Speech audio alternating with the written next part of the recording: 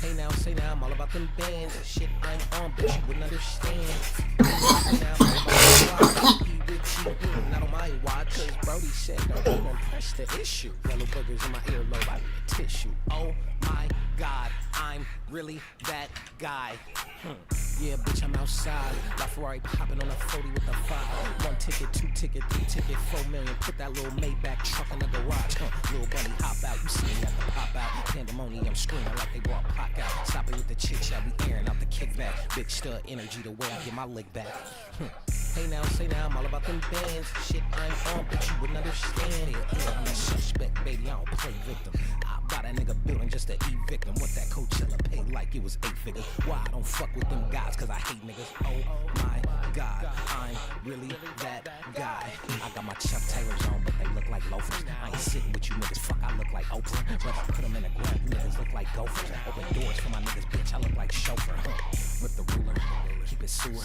Stack the Gouda, mind your business, eat the cooter.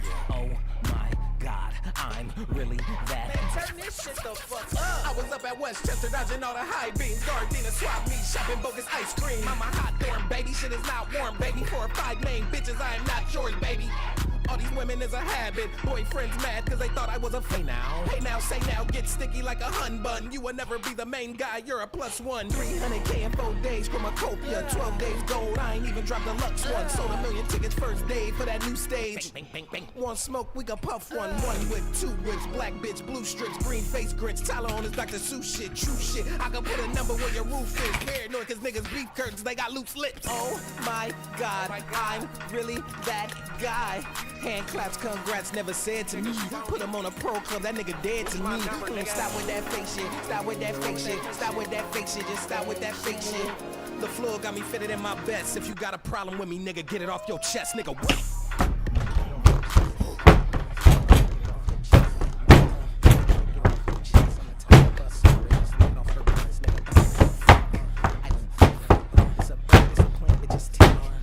niggas off. Want the rope? I come get it. You don't love me, you love the optics that come with it.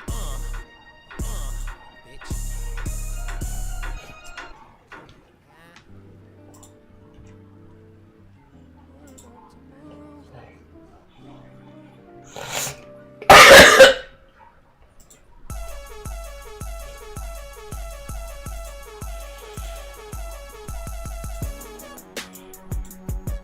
Gotta find my joint up on this bitch. Miss. Yeah. Sticking to the code, all these hoes for the street. I put it in her nose, it's gonna make her pussy leak. Pussy niggas told ain't gonna wake up out they sleep. You can't hear that switch, but you can hear them niggas scream. All my hoes do shrooms, nigga, all my hoes do coke. 20-carat ring, I put my fingers down her throat. If I lose a carat, she might choke. I know she gon' swallow, she'll go. Free band nigga bring the rats in. Got the shooters in the corner like a pack-in. She think cause she's out of bitch, she attract me. That's that shit that get you put up out the section. And the models still the same. Ball like a championship game. You know these hoes hungry, they gon' fuck for a name. I put her on the game, she get fucked for a chain. Got your girl in this bitch, she twirling on the dick. I got syrup in this bitch, turn up in this bitch. And we bout the irks in this bitch, get murked in this bitch. All these pointers on me, baby, you know it's game time. Sprinkle sand, bitch, we fuck them at the same time. I'm a different nigga, no, we not the same kind. You can have that look, shit, you ain't mine. Young dope dealer selling dope, is you like that? Kicking doors, kicking in doors, is you like that? Young throw nigga selling lows, is you like that? All 24, you won't go, is you like that? Niggas from the bottom really like that. Stepping ambulances if you like it. Pop another bottle if you like it. These niggas talking out of their neck. Don't put no coughing out of your mouth. I'm way too paranoid for a threat. Hey, let's get it, bro. DOT, the money, power, respect. The last one is better. Say yes, a lot of goofies with a check. I mean, I hold them sentiments symbolic. My temperament bipolar, I choose violence. Okay, let's get it up. It's time for him to prove that he's a problem. Niggas cooking up. One cannot be legit. Dog night. With me, fuck sneak this and first person shooter. I hope they came with 3 switches. I crash out like fuck rap. This metal yell if I had to. Got 2 T's with me. I'm snatching chains and burning tattoos. It's up. Lost too many soldiers, not to play it safe. Think I'm gonna drop the location. I still got PTSD. Motherfuck the big 3. Nigga, it's just big me. I'm really like that. And your best work is a light pack, nigga. For all your dogs getting buried. That's Every morning. Lord have mercy, it's already every fucking morning.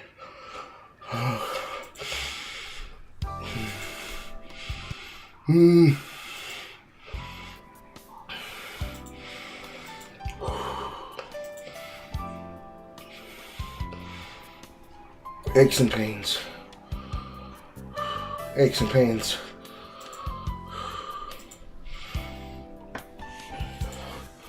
Okay.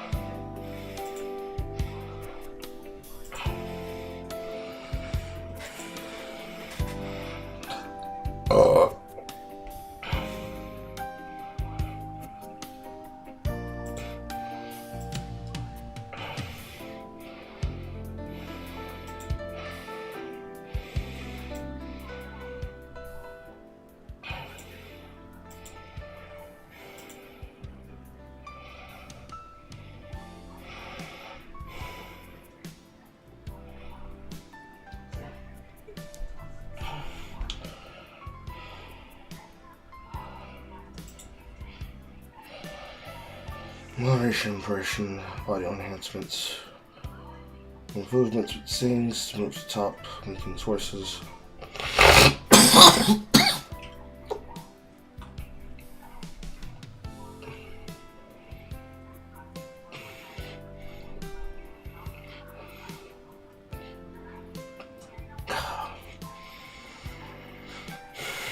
gonna have to phone my phone, I think. Because it's not gonna let me log in naturally.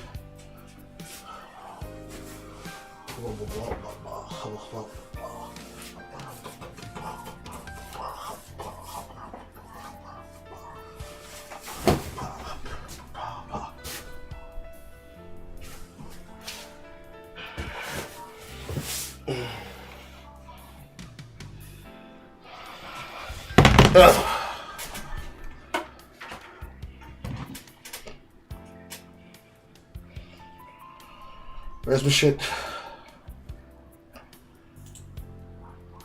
YouTube Studio. Where's my heat?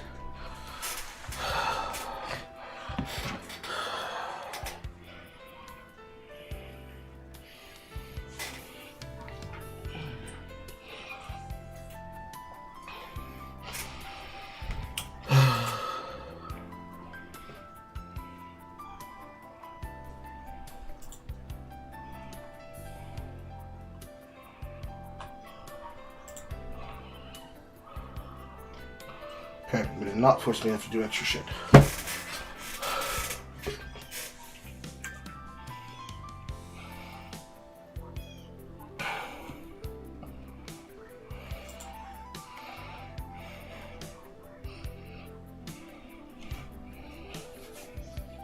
Ah, my eyes hurt.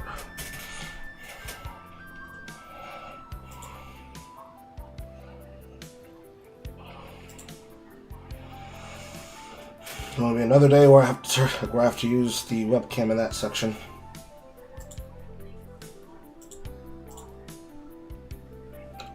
Devilishly abysmal.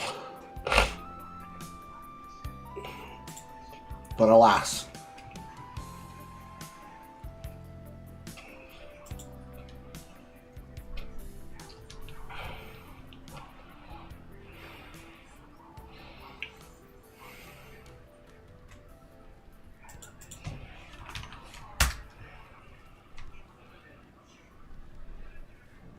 Okay, that's still working.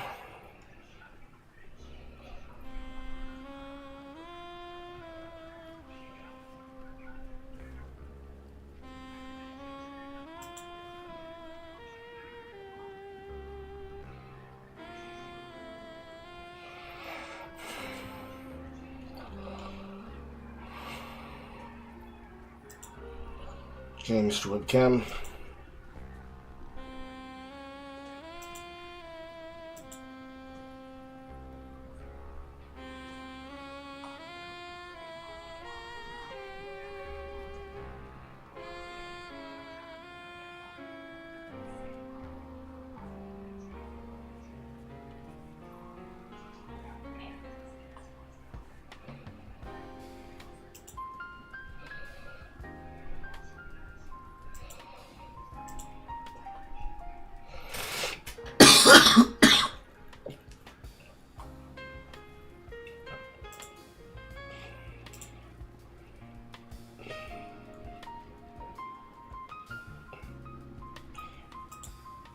Still can't use virtual.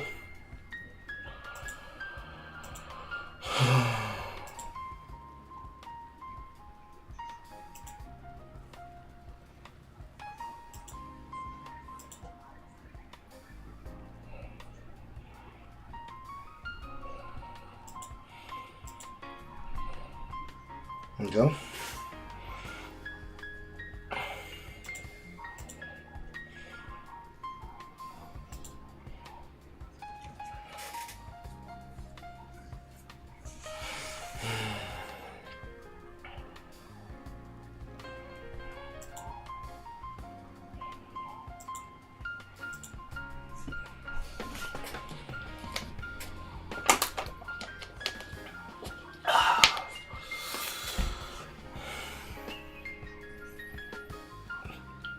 Not able to do anything about landscape portrait.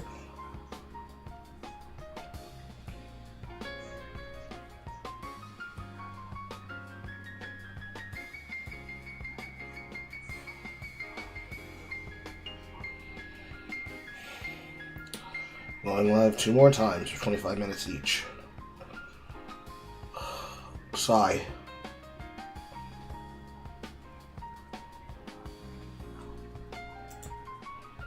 Why can't I just import this view?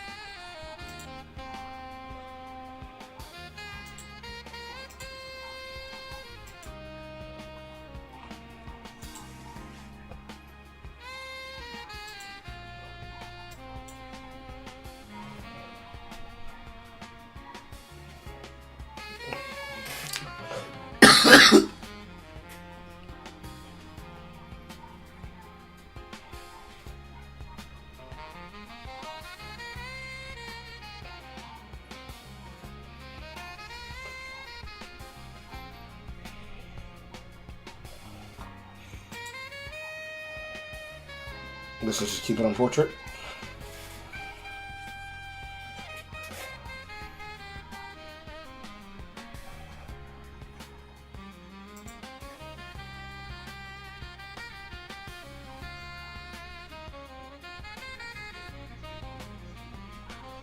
Okay, it's there, not there, not there, not there.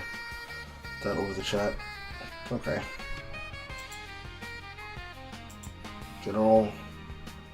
And then gaming.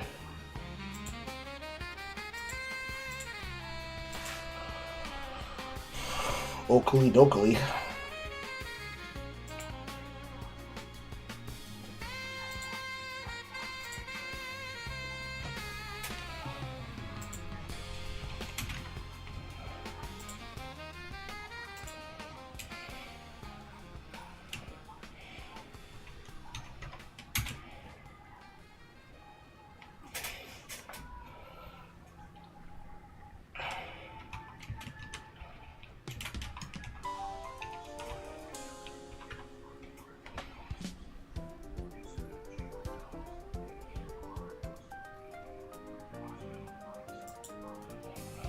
Cover for Gaming Live must be auto-generated. Wow.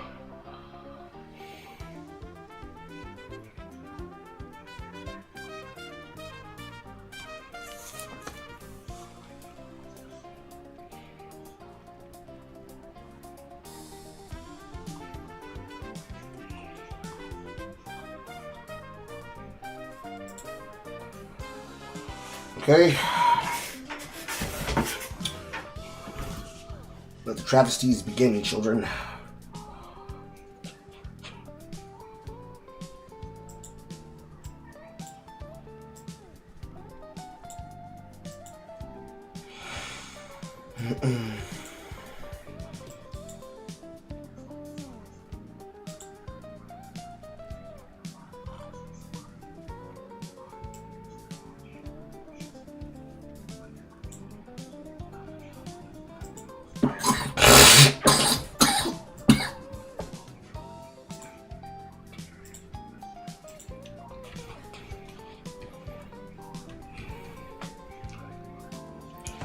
Fix my map. That's about right.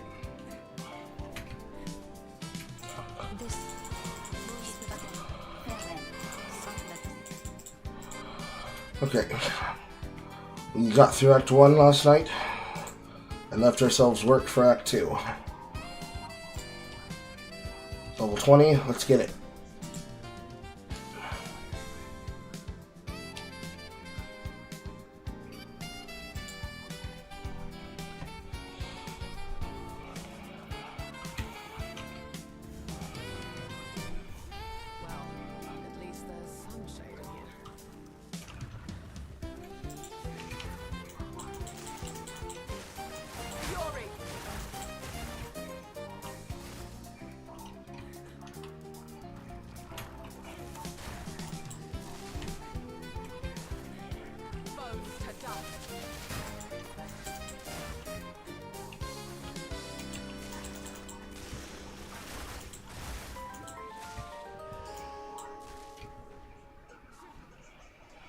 Dum dum dum dum dum dum bum ba la la bum bum bum bum ba la la ba ba ba ba ba ba ba ba.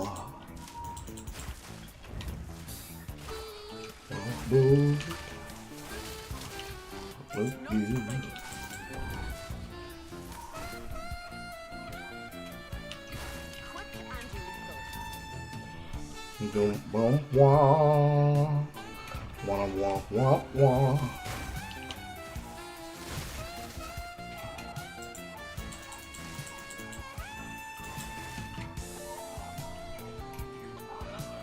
Nice swing around the Rosie Carl.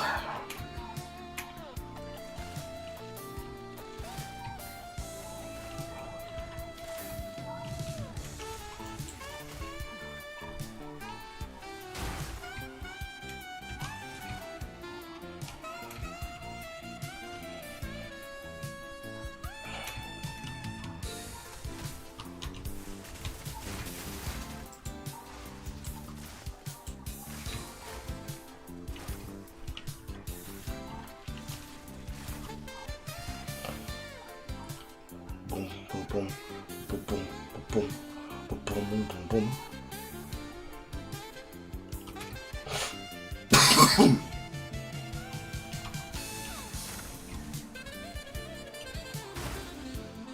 Yes, sir. That's the kind of pops we like to see.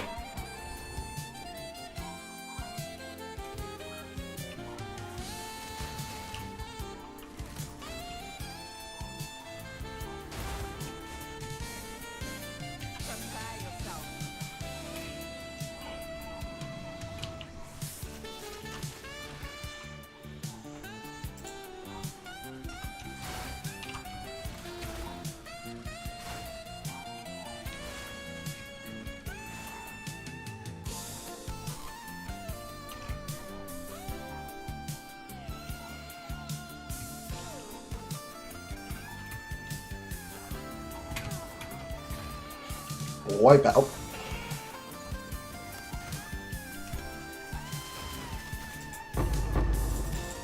Ooh, two of them.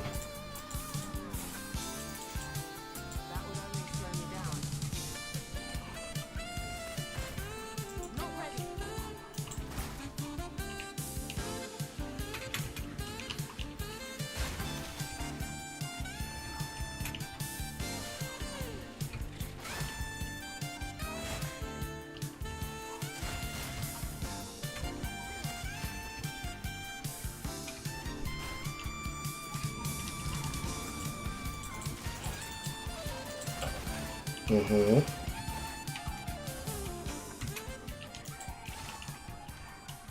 Hop. We've at least gotten to the point where the pops are satisfying.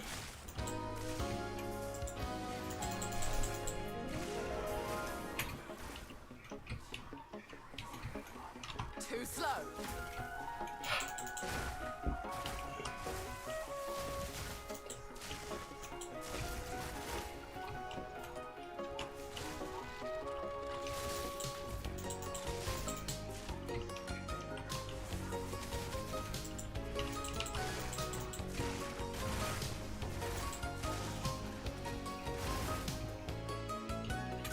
Not that way.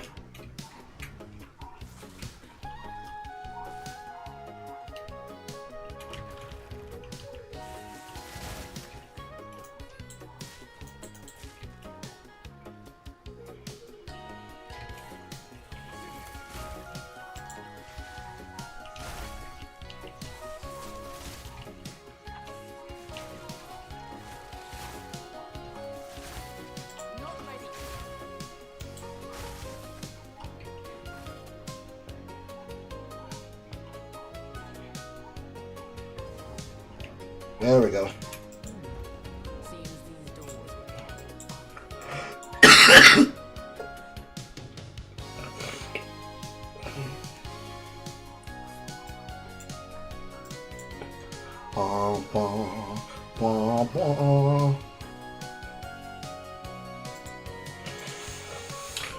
I think we're going down to Eris Pierce, and then we're going over to Sniper.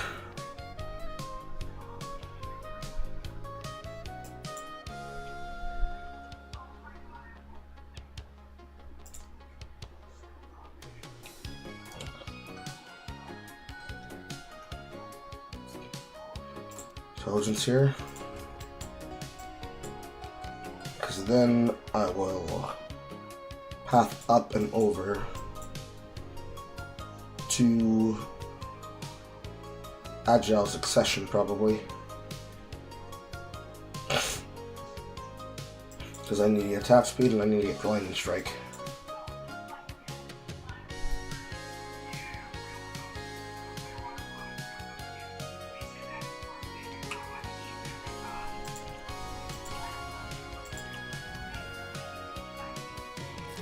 Oh, Gene Yak, I brewed myself.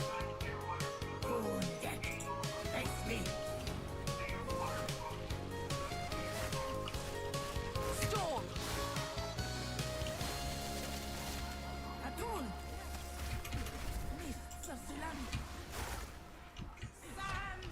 Need more time.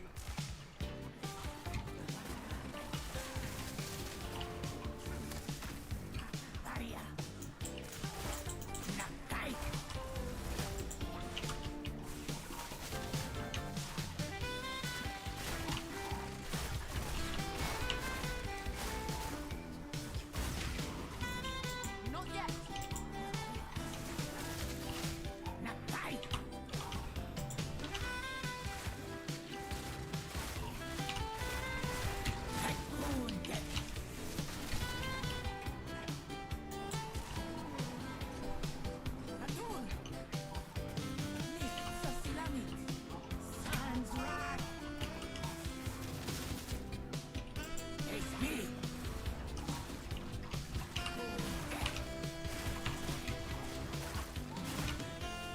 Need more time.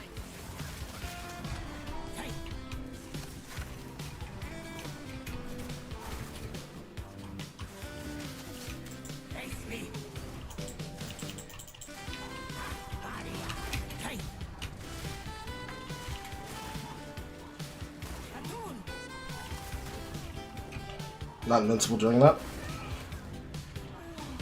Good enough. So that's a murder attempt and an old corner. Yep, sounds about right.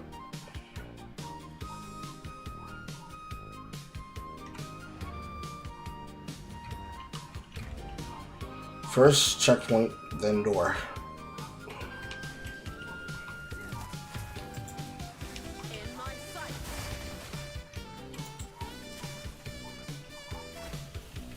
Fury.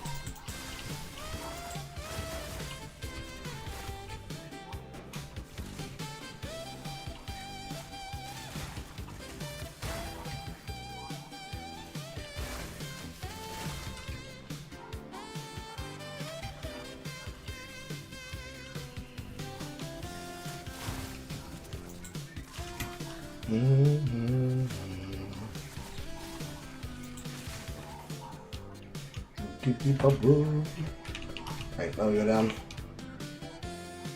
My instincts are right, that is the door.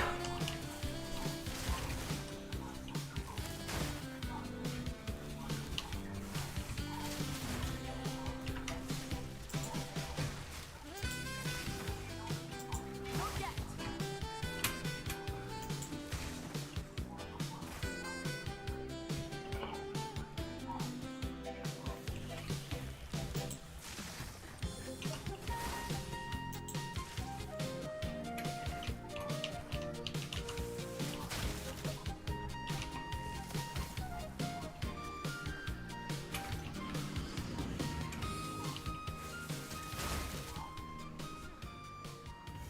And my instincts were in fact correct.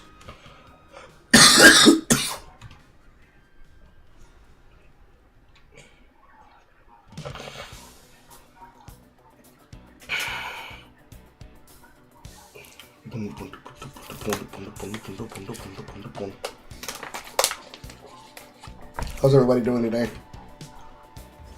Everybody all right? There's a faint scent on the air. The beast is near.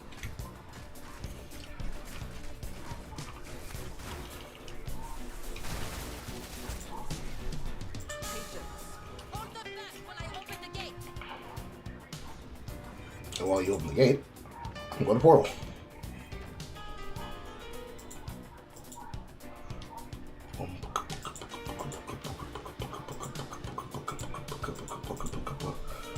1, 2, 3, 4, 5. Young Reaper into the setup. That is dog. That is also dog. I will tell your tale. Extremely levels of dog.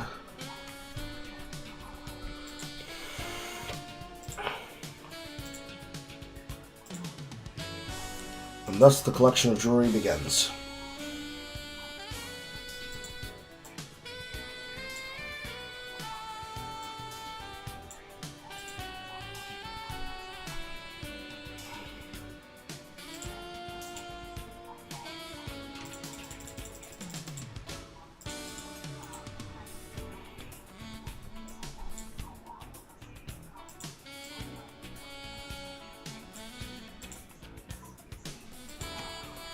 Alright.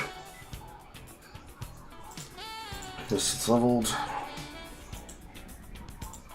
This is leveled.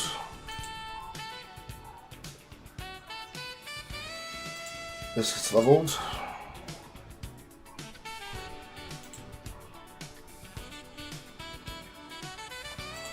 This gets leveled.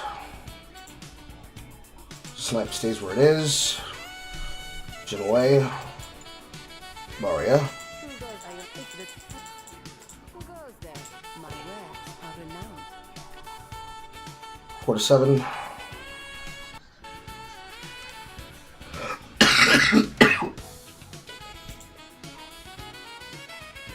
Body armor, no. Boots, no. This should be a good start.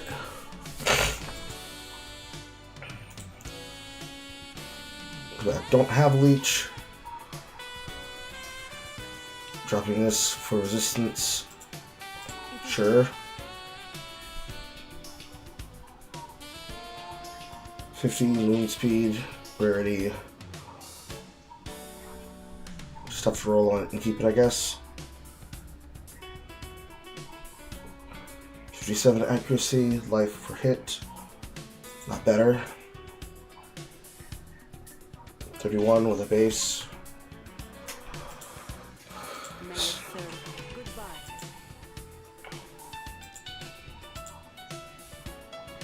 31 with a base. I have none to transform it.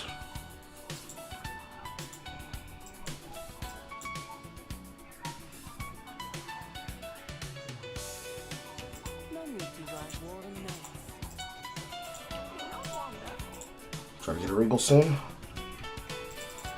Carry that with us into the vault. Gonna be looking for a lot of vaulting. Nice to hear it, Pip. Nice try. Also, you weren't. I don't think you were here when I said it, so I'll say it while you're here. I appreciate that when I was unconscious, when the award show got really boring, that you made sure that I knew what happened. I found that was extremely funny. I posted that to Twitter because I found it that funny.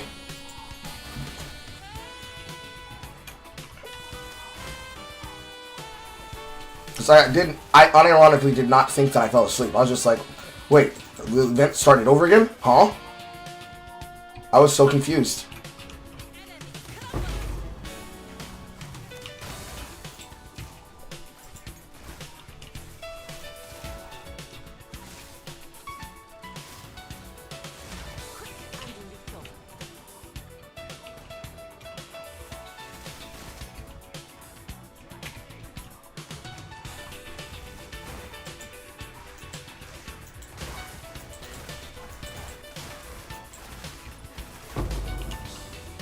That's exalted.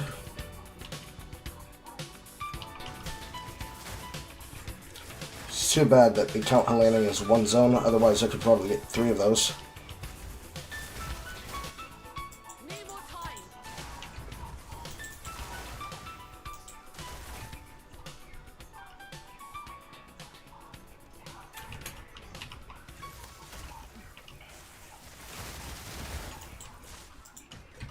Nice. And boom. Where was my earth-shattering kaboom?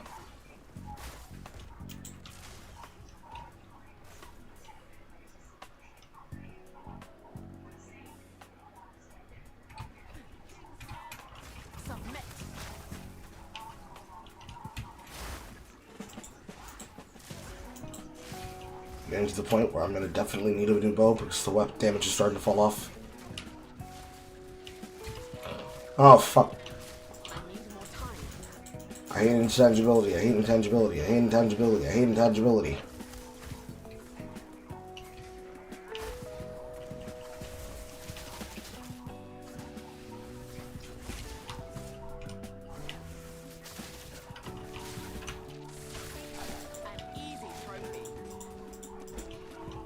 Screw your trophy, give me a bow. That is not a bow game.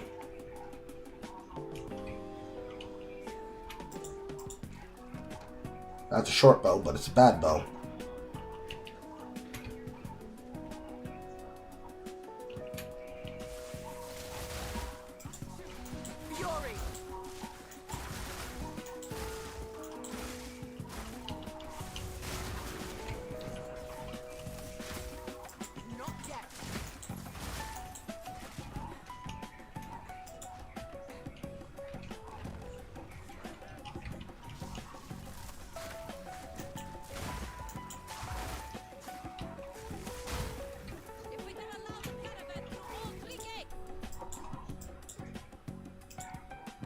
Strength.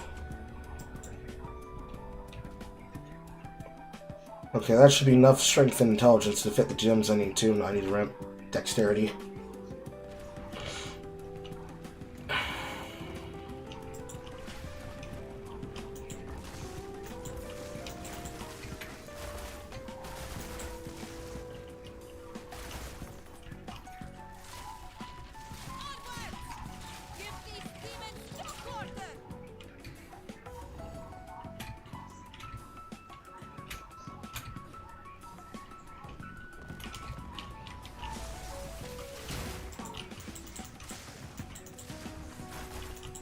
Nice topaz.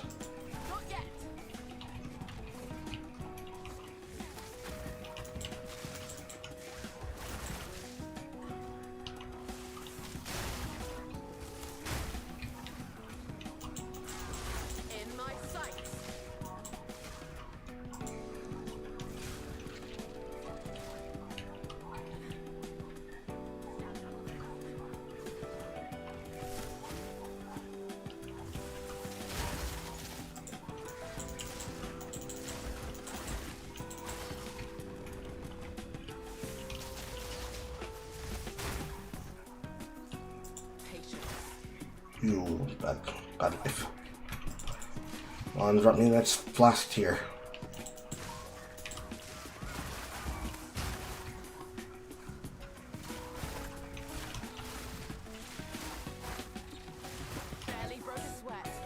Barely even gotta break him. I'm gonna need some freeze duration for sure, but I really need to find a cheap and dirty way to increase my freeze duration without having to sacrifice a lot. The easiest way to deal with it would be upping attack speed. But I wanted to go the route of having movement speed first, which means I'm not on the side that has all that. I also chose to go stat line first instead of baseline. And I can definitely feel the missing early attack speed.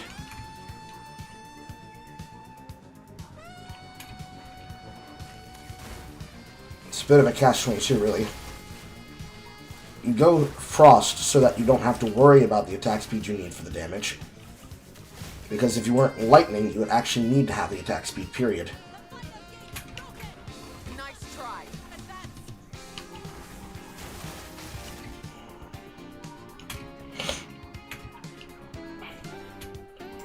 It's such a weird catch-22.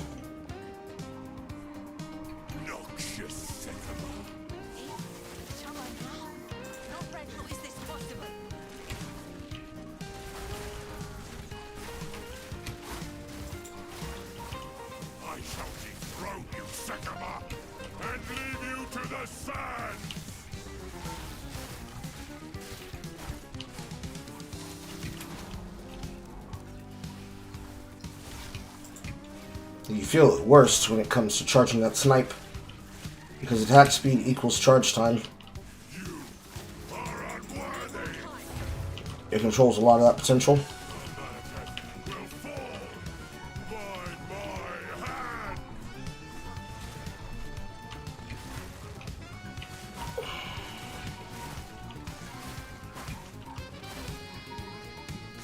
SSF will fall by my hand.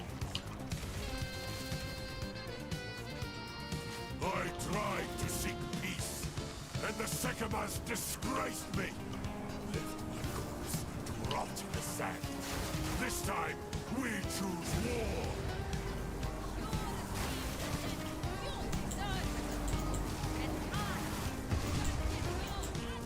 We shall finish this.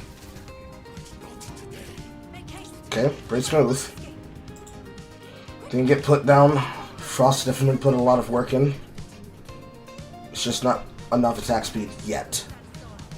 We must battle sorcery with sorcery.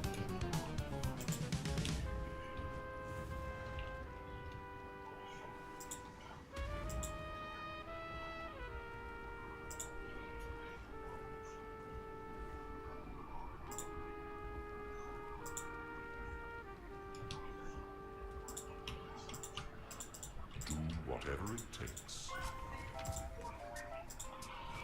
Okay. That's bad. That's clean. We're gonna gamble, and if it sucks, it sucks.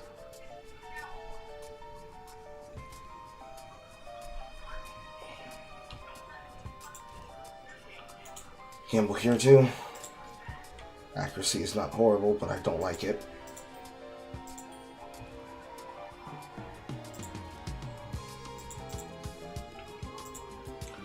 And so begins Carl's collection of rings that are not that good.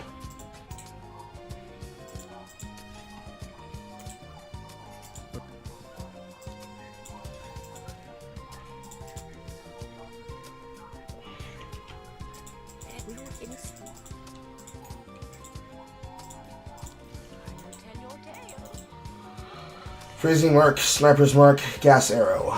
We care about having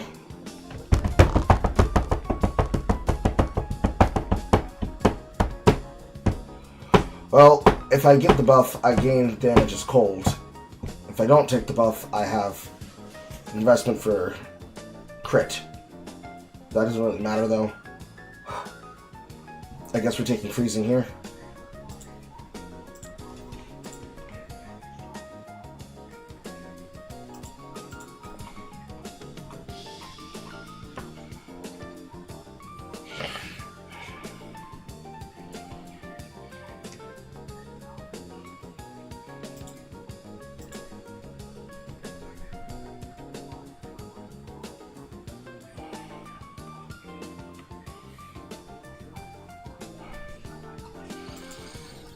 And we gamble. Evasion. Cold resistance. Honestly, not that bad. I'm going to make a mistake if I gamble on this with my Orb of Alchemy, but I should at least try. I need to hit something that has, at minimum, added and possibly physical. The whammy. Hey, that's pretty good, man.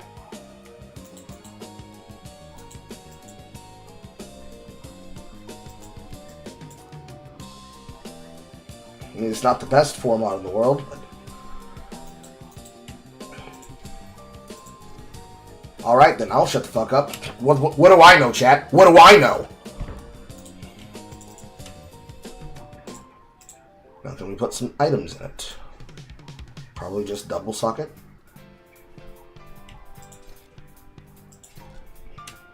That'll do.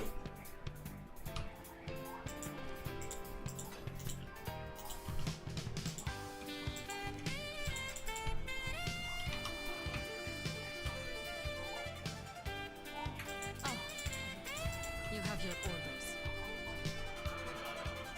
Alright, first things first, to the trial. I don't know why they inversed the map. This is so confusing. No, I know why.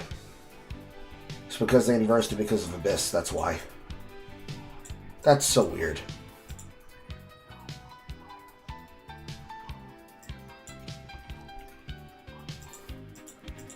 Well, we got attack speed. Damage attack speed.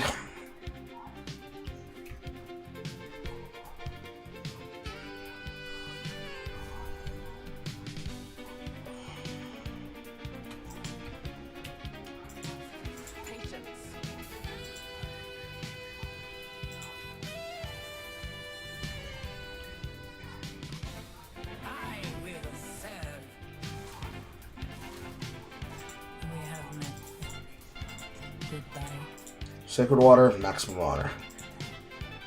Garbo.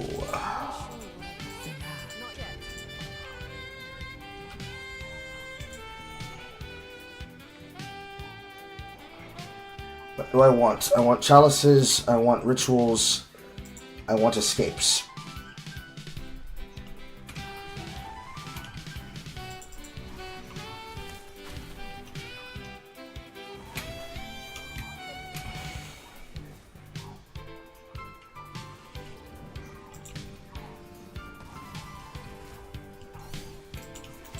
Nowhere to run. Patience.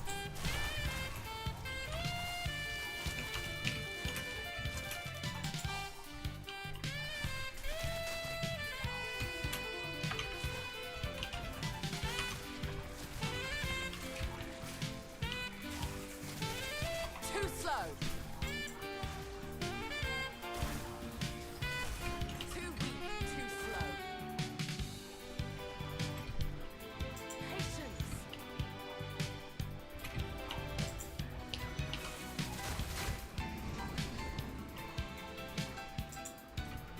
Impressive endurance. Ritual, ritual, chalice, no evasion, no armor, less honor, water, ritual, escape.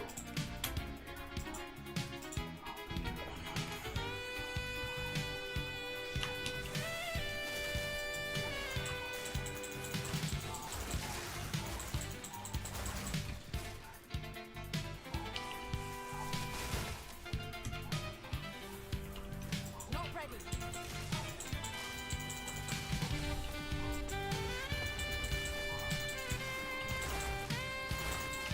10 seconds of gain extra is cold, huh? Yeah, it's sustainable.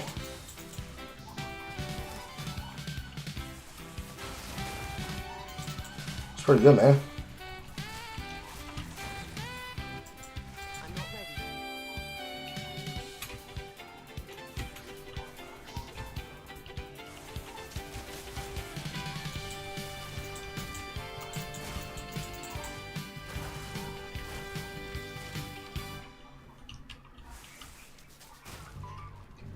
The ritual has been disrupted.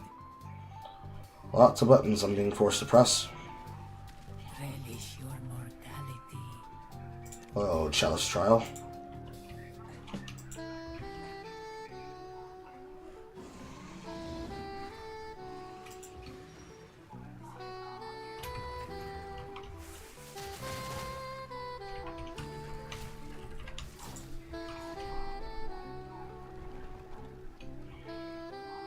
I see chests.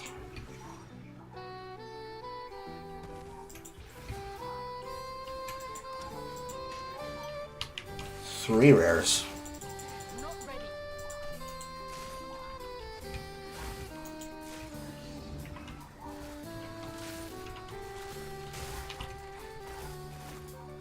Not yet. Impressive endurance.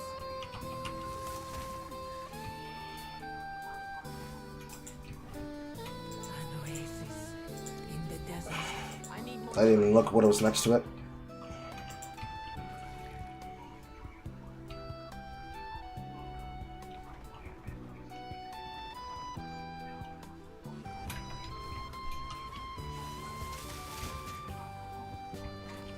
Freeze.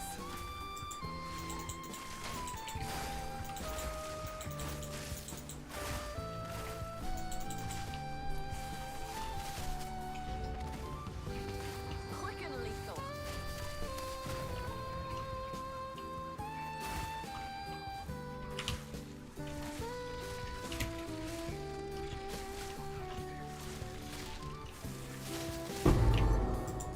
Very nice.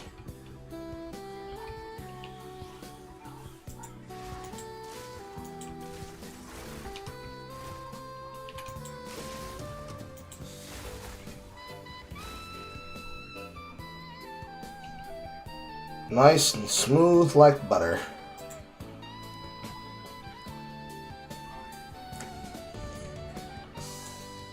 Sacred water found kind of sucks. And a forced gauntlet.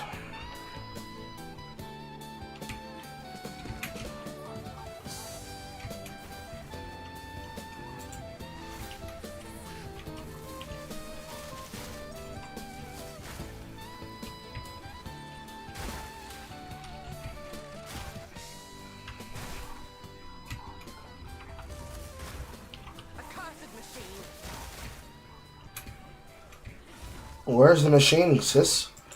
These are monsters. These are not machinations.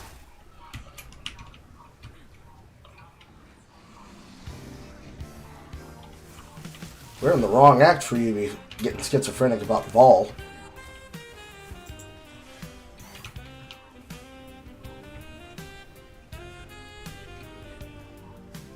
I'm not ready.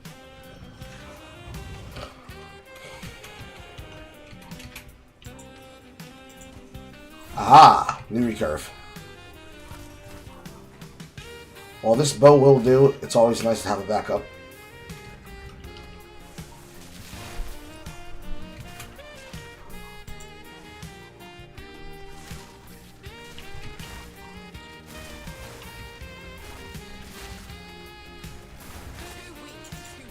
More rares.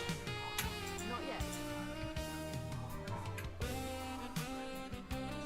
Okay, so I need to read this. Mark a target, make them susceptible to being frozen.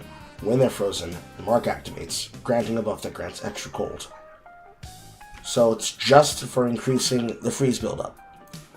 And then, when they become frozen, when they are hit, when they are primed for freeze, it is when the normal enemy has at least 40 freeze buildup, and the magic has 50, the rare has 60, and the unique has 70. So it's only going to be important for ensuring they get frozen faster, because they took away the damage nova.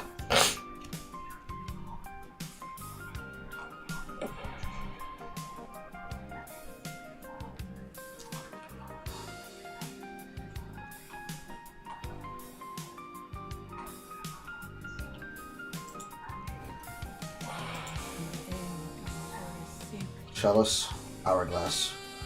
Ugh. I hate when they do that. So I can either take the ritual and then escape, or I can get butt, or by this going into an hourglass that takes my damage. That's always fun. Ritual it is.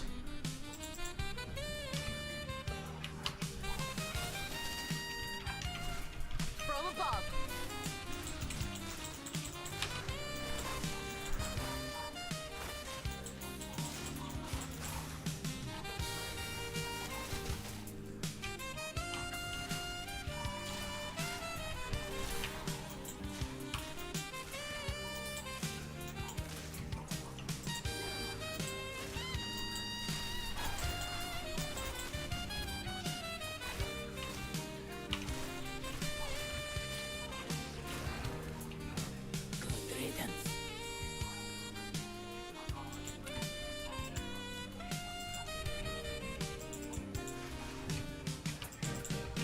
Could be worse.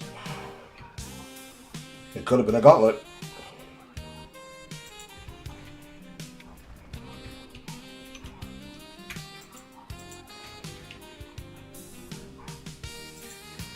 Not ready.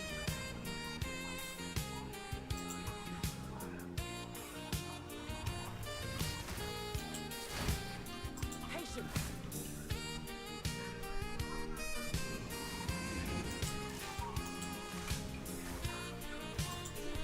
Not ready.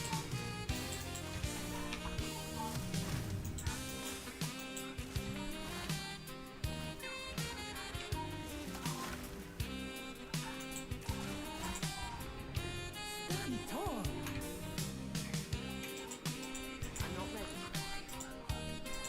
And rattle should not be a problem. Drop the mark, then let loose. A monstrosity born of earth and stone.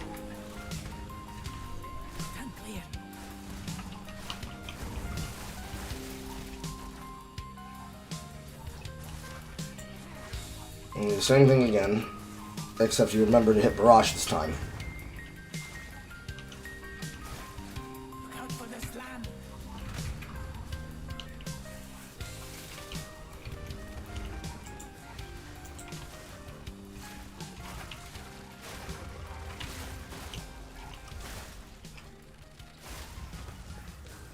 I did not hit the fucking barrage button.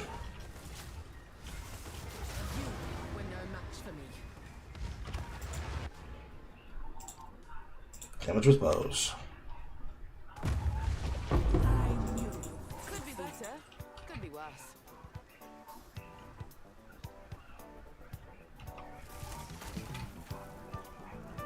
I need more time. Decision. Alright. Which way do we want to go?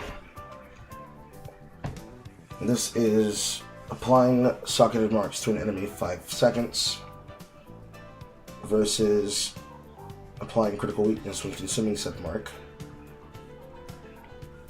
Specializing in fire shot or point blank, and then firing additional projectile eventually. Gaining tailwind on skill use versus losing all tailwind on skill use. Do I want to increase attack speed, skill speed? Actually, no, it doesn't even do that anymore. Movement speed, skill speed, evasion rating, and preventing damage from deflection on stacks. But only deflected hits. Versus Mirage Deadeye. Creating Mirage that uses my socketed range attacks for duration. Then vanishes. Mirage deals 50% less damage. When I gain a frenzy charge, gain an additional frenzy charge. Benefits from consuming has a 50% chance to be doubled. This will be definitely 0.2, but I think 0.1 should probably go towards mark effects, so that I don't have to keep up the automation of freezing mark. And then this is 2, and then this is 3, and then this is 4. Because alternatively it'd be 1, and then 2, then 3, then 4. Because I don't care about Tailwind. I think people overvalue Tailwind because it's like, well, I'm never gonna get hit. And it's like, you will get hit.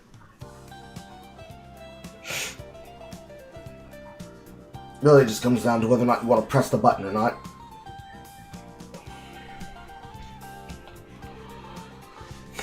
I don't need critical weakness.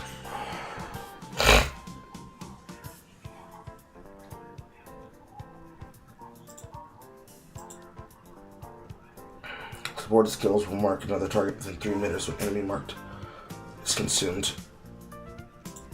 It's probably called shots.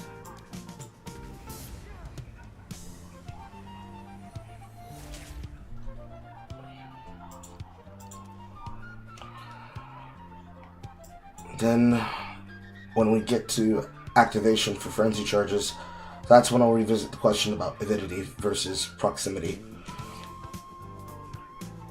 Ironically enough, this character was probably going to want to be shotgun point range as point blank. But we'll see. Because there's no world where you never have endless munitions. That's just extra damage. It's just down to whether or not you want to try and force yourself to get additional benefits from consuming frenzy charges. Because ironically, you're going to probably go towards Spiral, and Spiral will give you more power as well.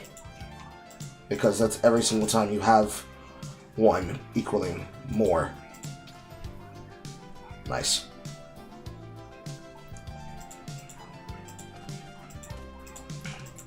Now is when I start holding items. It's just really a question of how much value do you put into your equipment, and do you respect the value of said equipment versus what it probably will not do for you very well. Battern, battern.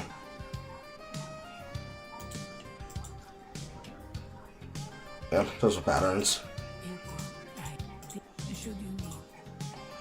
Please have good. Okay, that's good.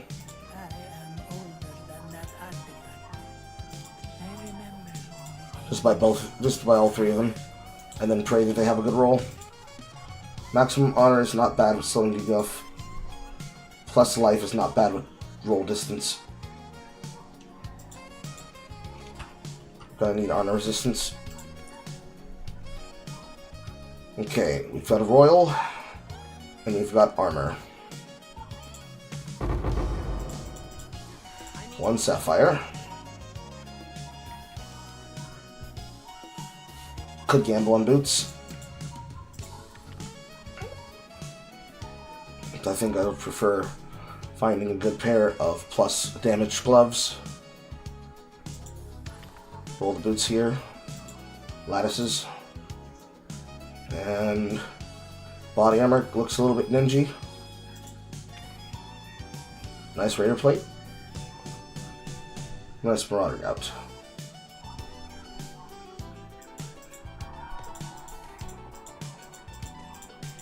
And now for the inventory Tetris.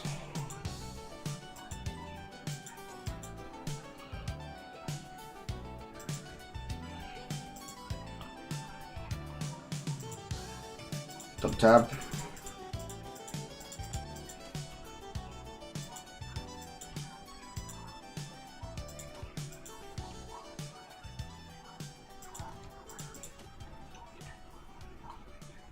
And we're out.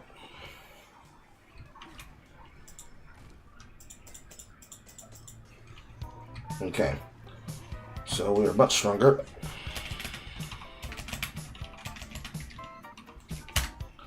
At minimum, there is no way where I do not take the mark, because having automated mark is important, because it's going to literally be there in the background where I don't have to think about it.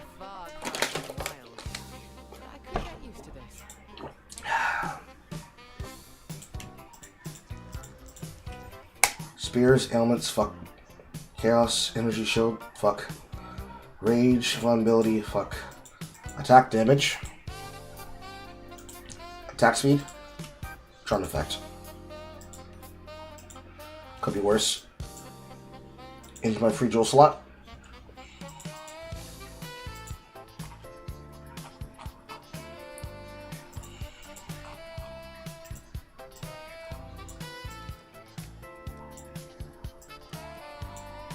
Why isn't my jewel tap named?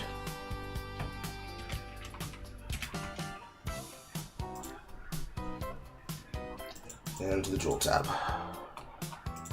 Objects, quarter staves, crossbow and arrows, staves and shields, jewelry, jewel.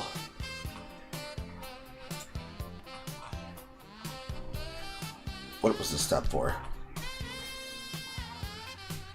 Hand me down.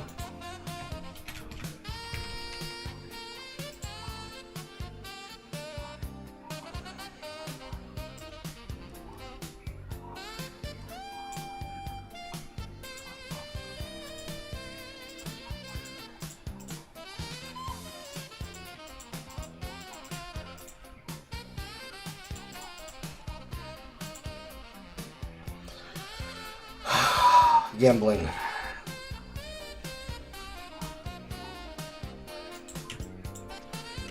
Crit chance. Plus physical damage. Is it much better than elemental with attacks? Not necessarily. That's honestly a gamble stat to start with, but it could be a good backup. Assuming that I can find a method of plus.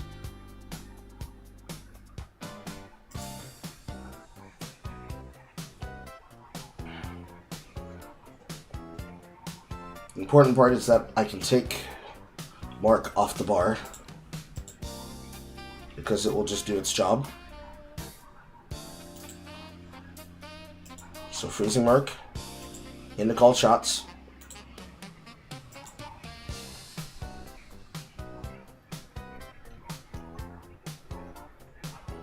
Let's freeze up a slot. And I still have to use a couple of things until I can get to lightning arrow to get off so I can replace with ice shot. To the Badlands.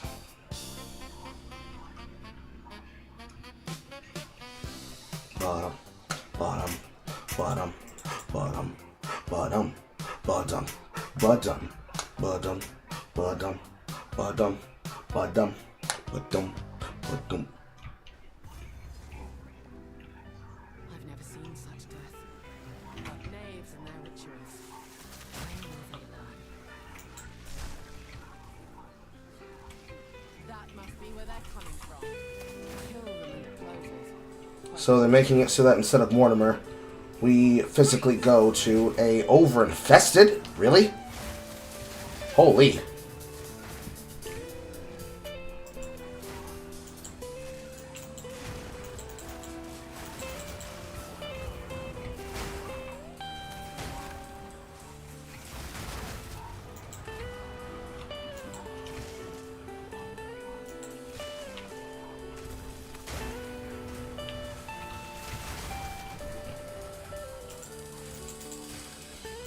Some of my enemies are showing up as invisible.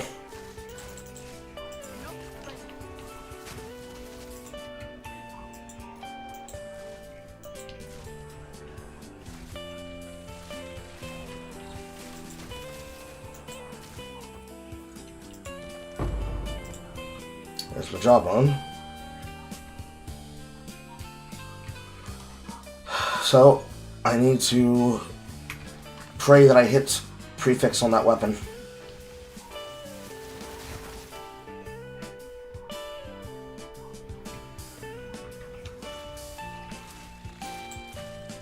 No mercy.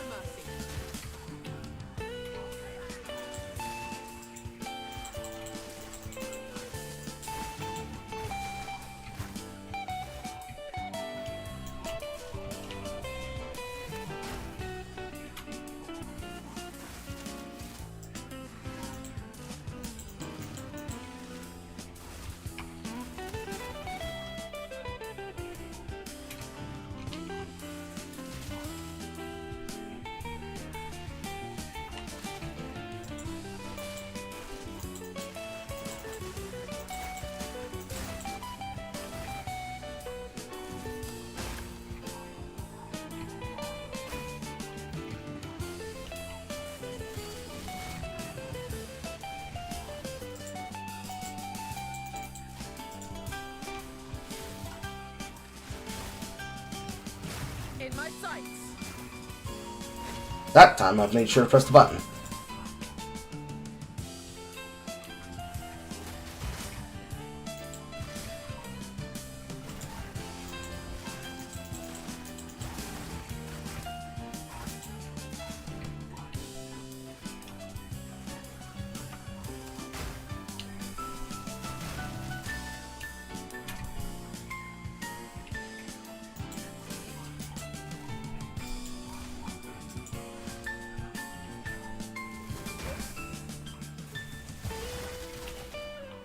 The important thing to note is that it does use my mana every time it uses called shots, so it's not free.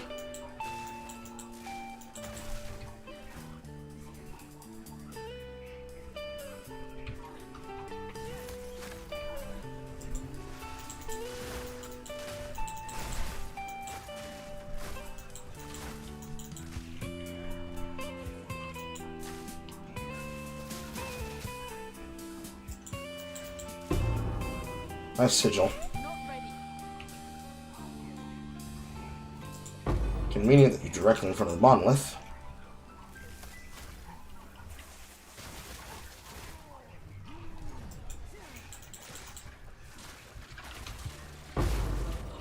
Patience.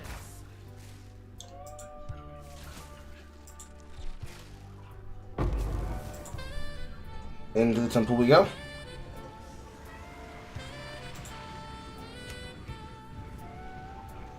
Man, that splash looks so sick. Okay.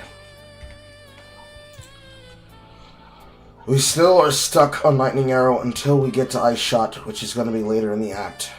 Probably when we get to Act 3. That means there's no other item we really take here. And we're kind of stuck with it until then.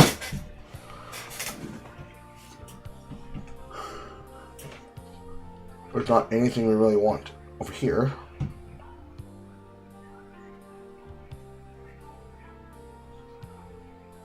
do not think we care about Tornado Shot.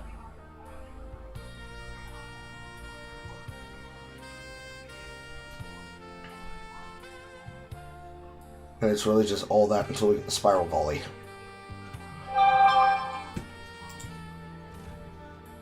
Aw. Okay, workshop.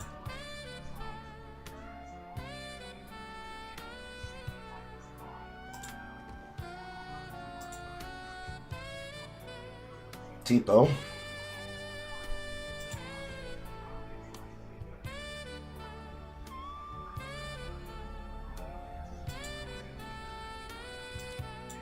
Upgrade.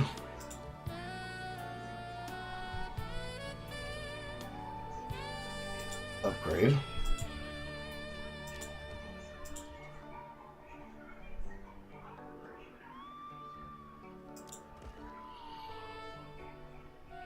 I guess I have to directly connect to the Architect's Chamber with a path.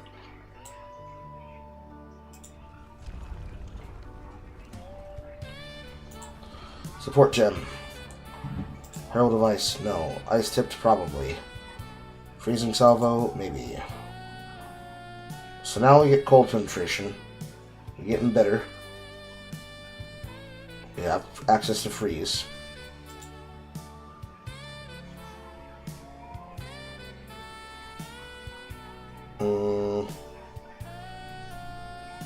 Frost Nexus, create frozen ground. Probably. Yes. It helps that escape shot with Ice Bite can get you a little bit extra damage, but once you have access to Freezing Mark, I don't see the value in it. But I do see the value in having chilled ground.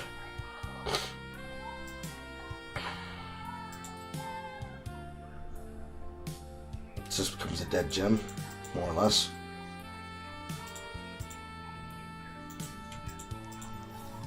This holds great. And now we pray we get some upgrades. No two tricks are the same in this place.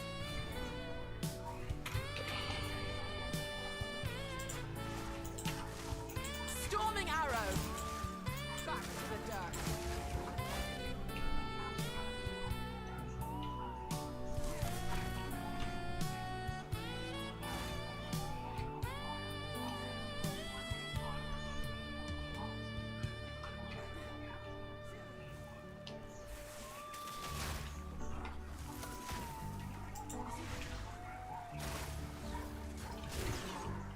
Not ready.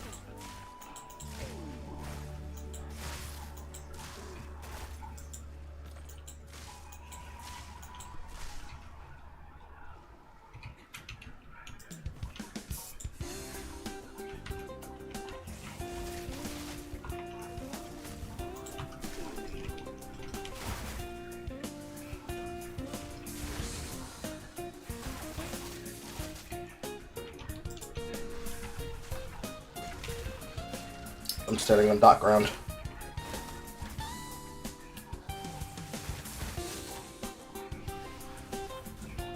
An easy trophy.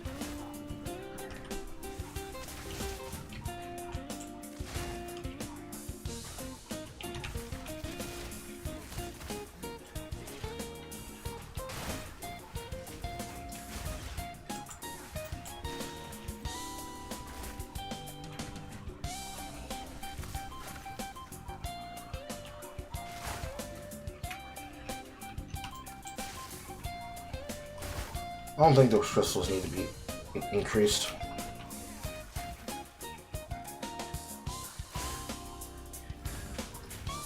Ow.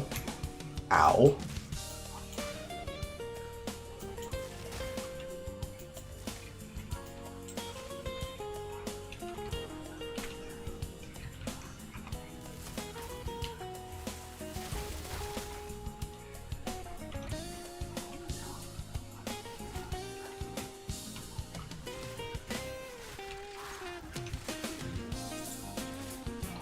Magic to rare.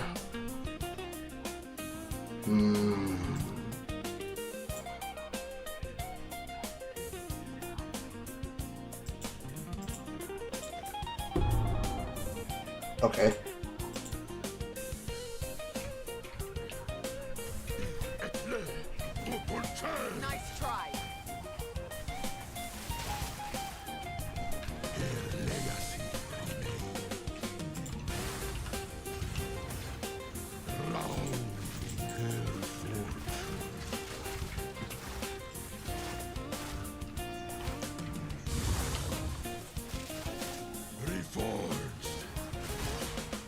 Ow.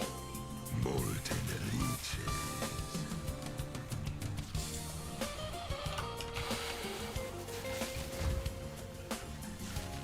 Drown in their fortune. Like the Mirage and hit means I can't use anything that mirages. I'm not ready.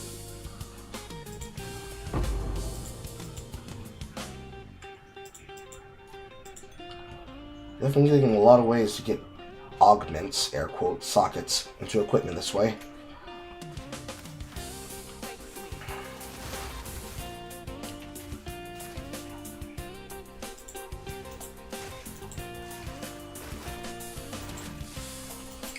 More than likely, once I'm done with Lightning Arrow, I can probably drop Ice Tipped.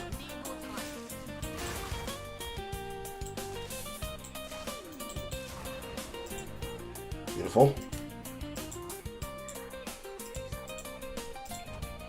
Attack speed, attack speed, attack speed, damage, pierce.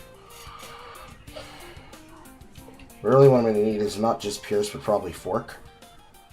And then we'll really see some combinations. Because I would like for the hits to chain on their own.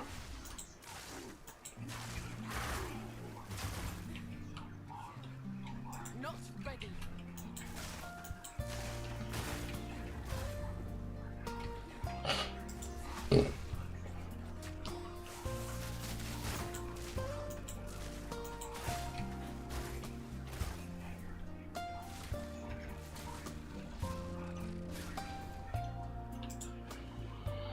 Magic to rare.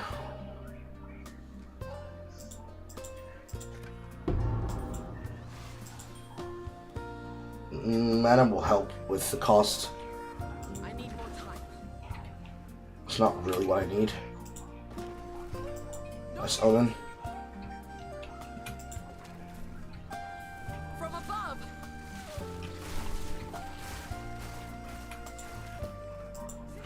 Patience.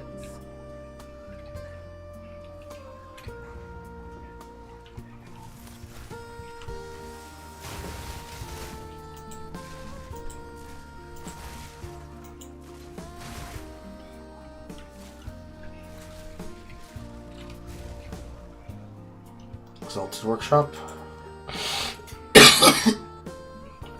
Augment with new random modifier. Suffixes are filled.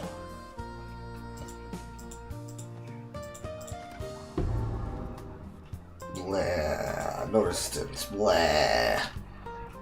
My resistance is dog shit. Blah.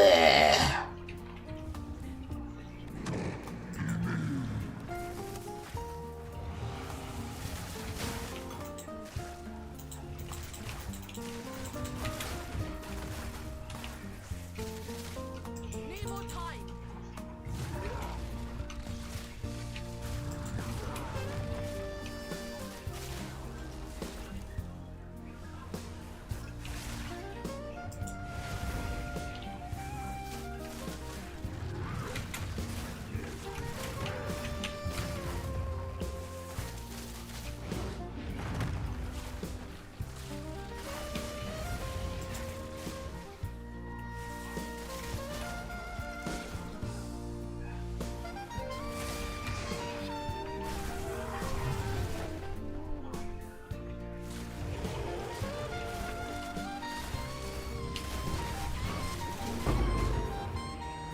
Maybe don't stand in shotgun range of the attack that you know is going to throw out multiple projectiles, Carl. I deserve to die there. Return to the earth. That is a big area of chilled ground.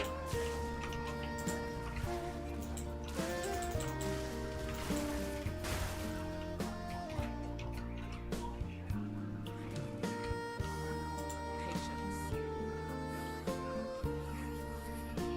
I don't even have anything.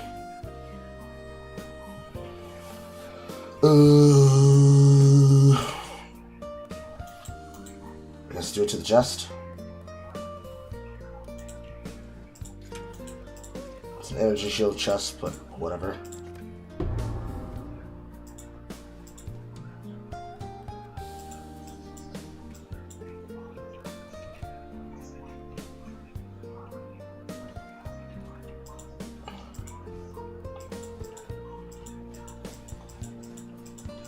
More life versus less coverage.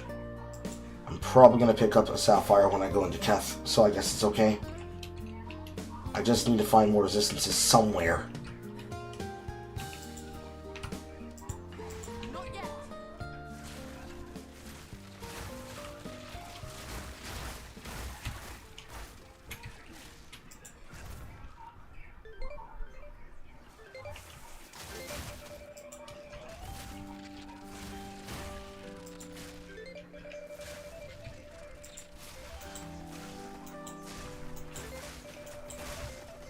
Too slow.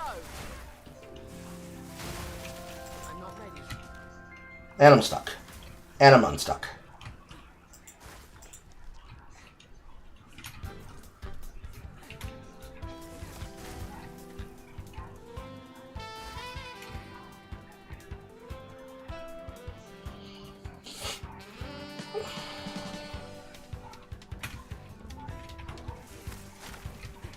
That really is a big area. Patience.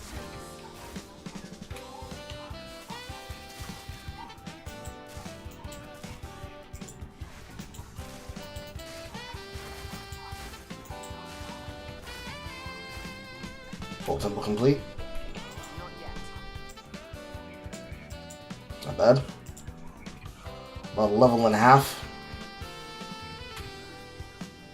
Maybe one of the benefits of this is that because they made the temple into its own zone that basically is going up with level with you, that this solves the problem of people feeling underleveled by the time that they hit the back half of Act 4.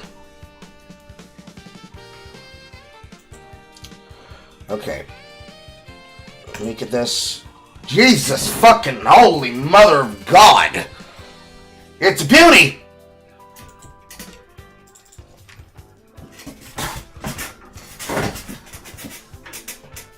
Only thing to do from here is nod. Lord have mercy. What a fucking item, bro.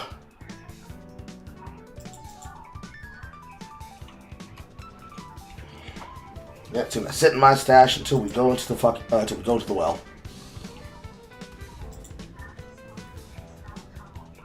The game giveth, the game taketh away, chat. The game giveth, the game taketh away.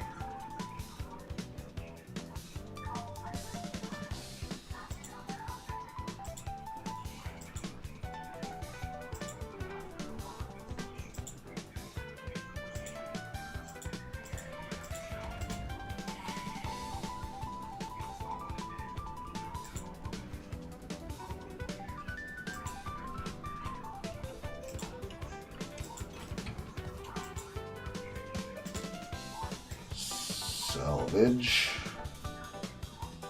I can't do that here. Minions deal increased talisman, physical lightning. That's actually just a good hand-me-down. Carl, we talked about this. We said we're not going to store everything that you find.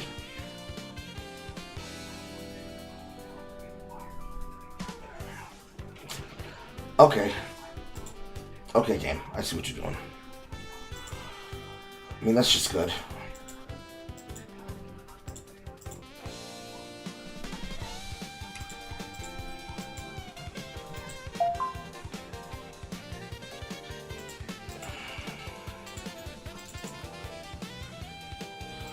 That one goes away. That's okay. Yeah. That could be for something.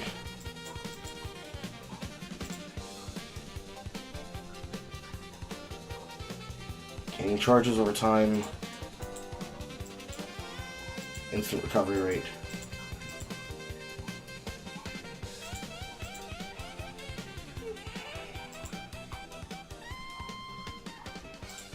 Jewel it.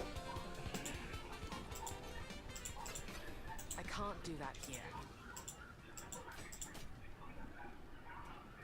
I will tell your tale.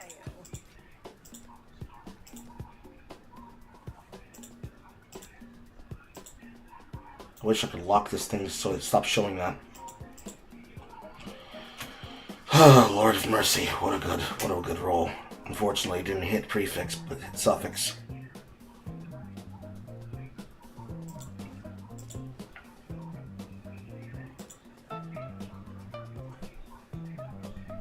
I only got intelligence, mana, and fire resistance.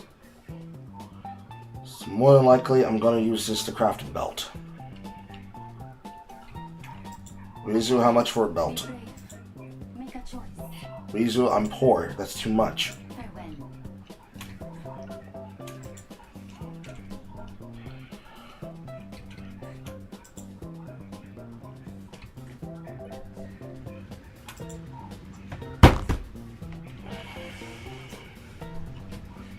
That is so expensive. Cut you down. Thunderous shot.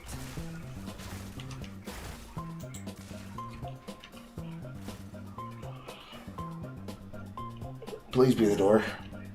Yeah! Yes, sir. This looks freshly dug. And the abyssal rot is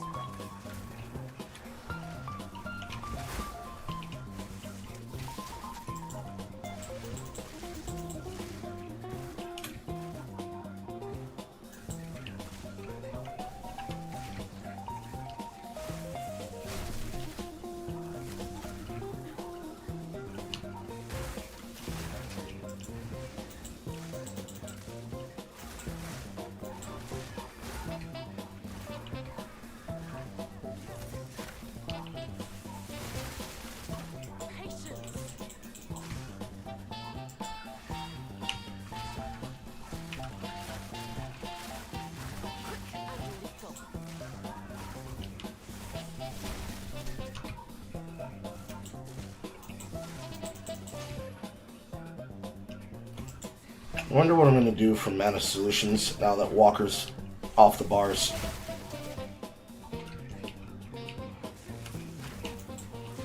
Because they moved it to a gem, but I don't know what that gem type is. And no, they did not fix the problem with the puddles. The abyssal puddles are still here. Wipe out. The abyssal puddles are still here, and they still do an ungodly amount of DPS.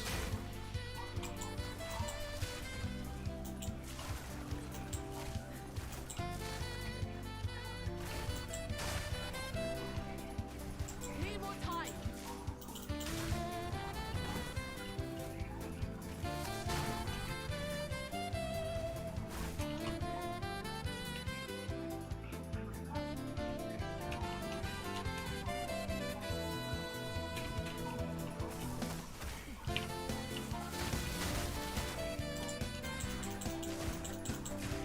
Yes, sir. Yes, sir.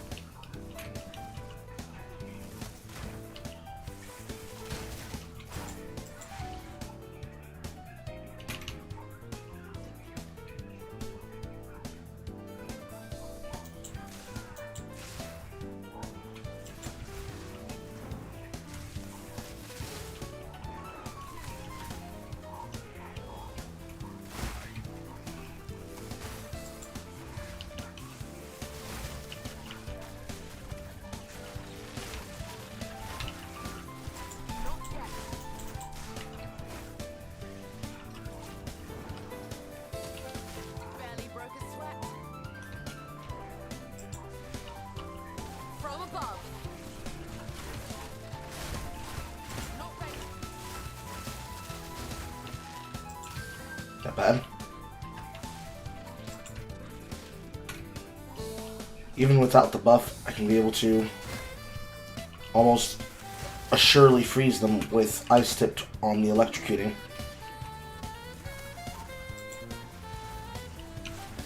Like so.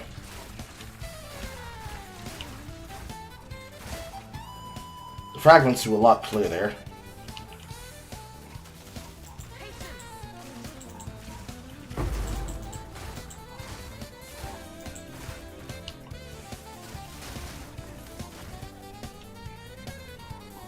Okay, it's just Shroud.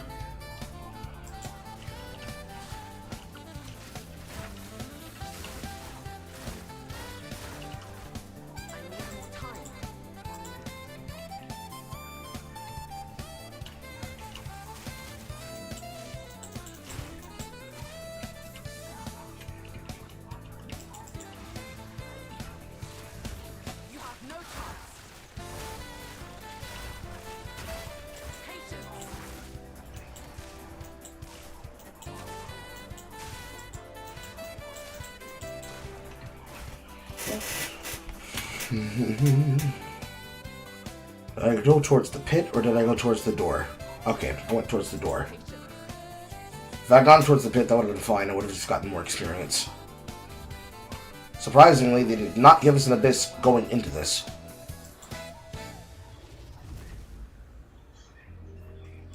So the aim, Do you understand? in a time that I can boast. Wah, wah, wah, wah, wah. What did you just do? You now possess. He gave you the Diddy touch. That's what he did. Tread carefully, Kulanok. The Alliance. I must go. Serves.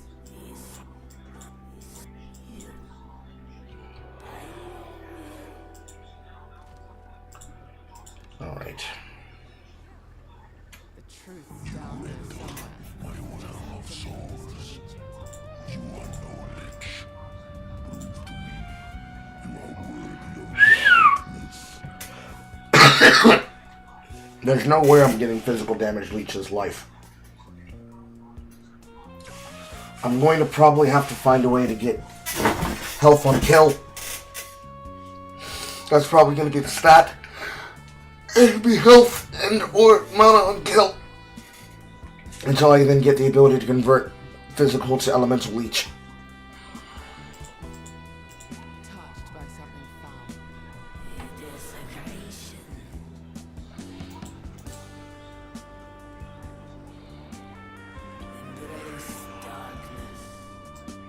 Straight up level. See, it's unfortunate because this one does have mana per enemy killed. So I'm going to have to find a replacement for it.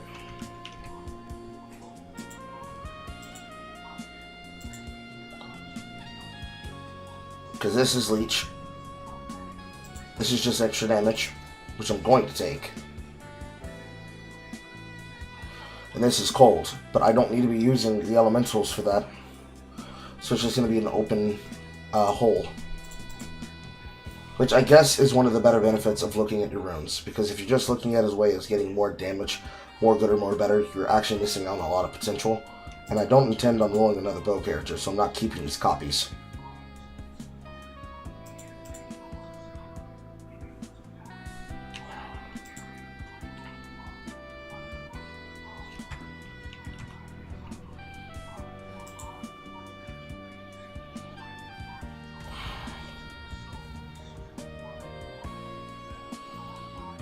Rationally, what I should do is keep the copies, but I'm not playing cross-class.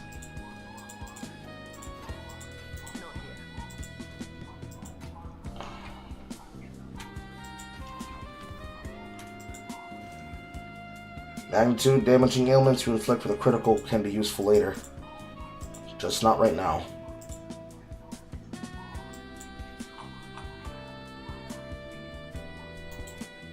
Also, these names are too long.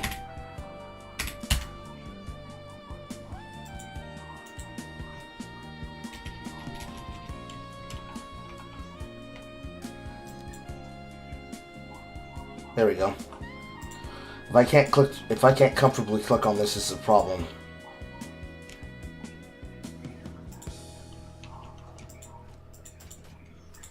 Stay inside. We have a decent backbone. We have one lesser jewel. You are getting used on... I actually don't know. I suppose one tool will be Barrage. Don't want to use it on Stormcaller.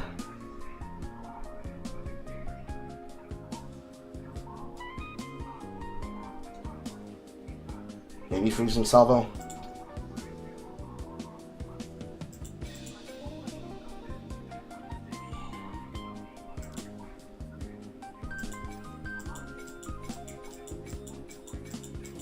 I don't have that much fire. So it's just a straight upgrade. And this way, Ice Bite can get used to add more damage. Meanwhile, multi-shot, don't see a point. Lightning is useless. Chain doesn't have a lot of viability since it's going to get replaced soon. Or does it?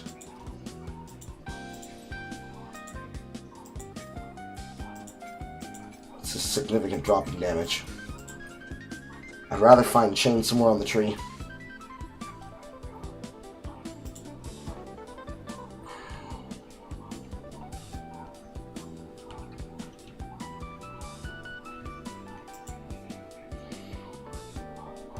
Mastodon, reset the zone. Metaphorically speaking, this should give me another opportunity to stack a crystal for Lear of All. If it doesn't, I'm sat on the inside. Yes, it does. As if though literally answering the question, it appears in front of me. Divine creature. It doesn't give me a jewel, but it does stack it.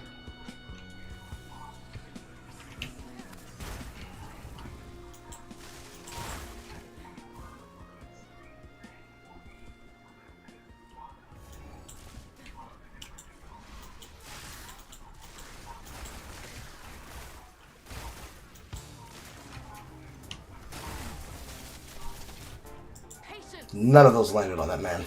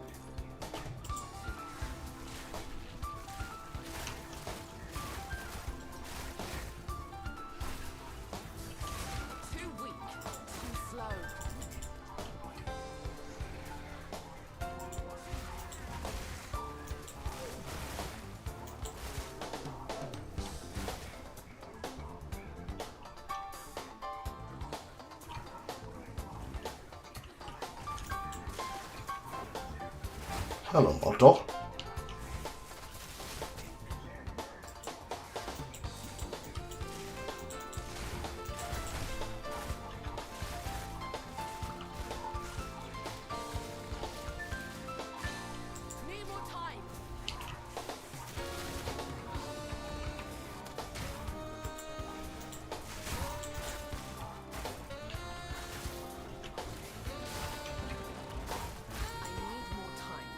And looks good.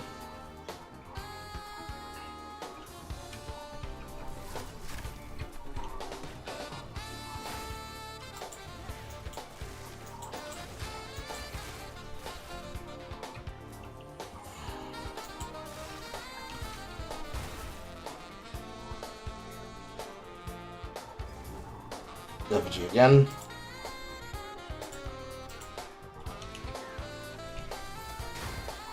Beautiful.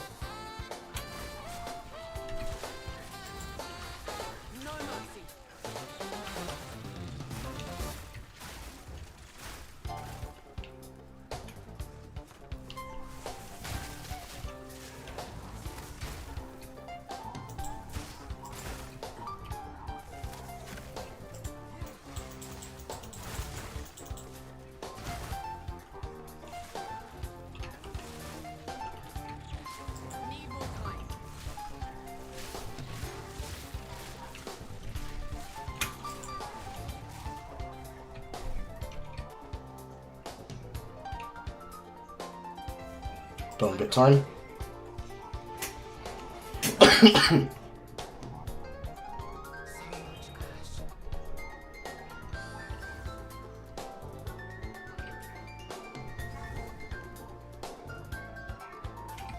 So he's put the circle somewhere good. Storming arrow.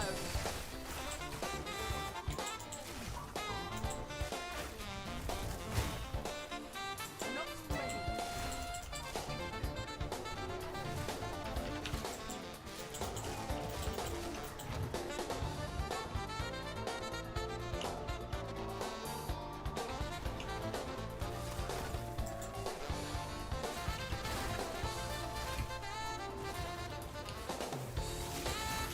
Need more time. Too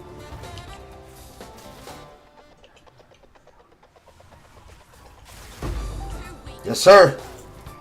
That's our first snapshot. Was 100% death.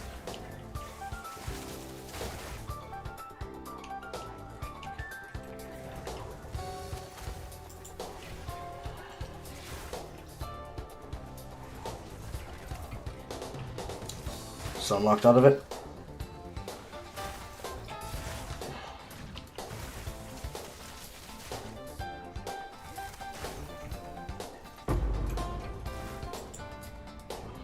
So they geared it specifically to give you upgrades throughout the movement, but not for resetting. That's definitely a leveling choice.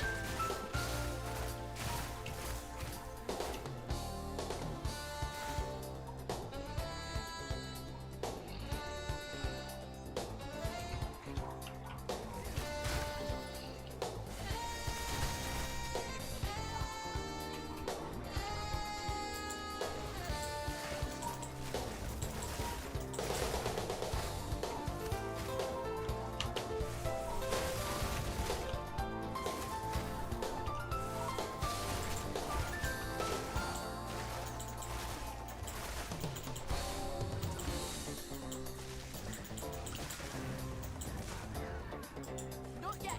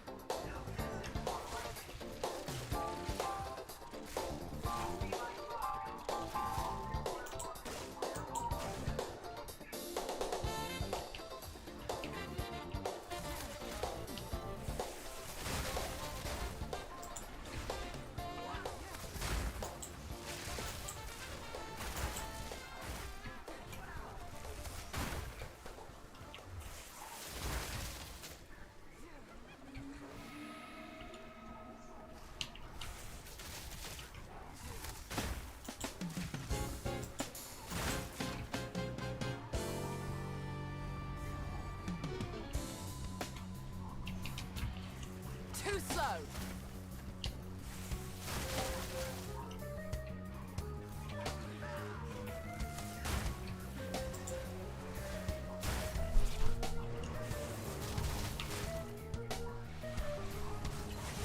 Fuck, I missed.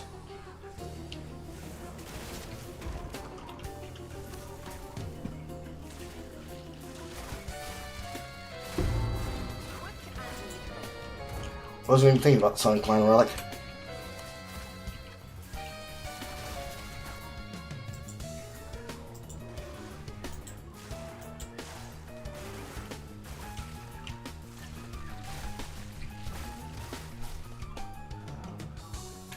Meet your end.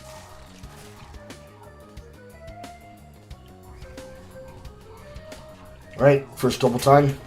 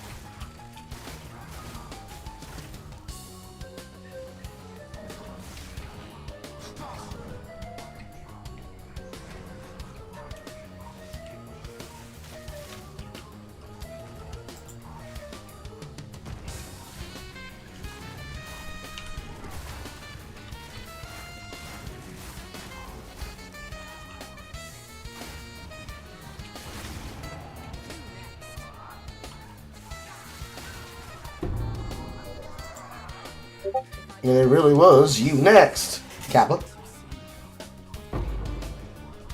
Baria. That's not getting used.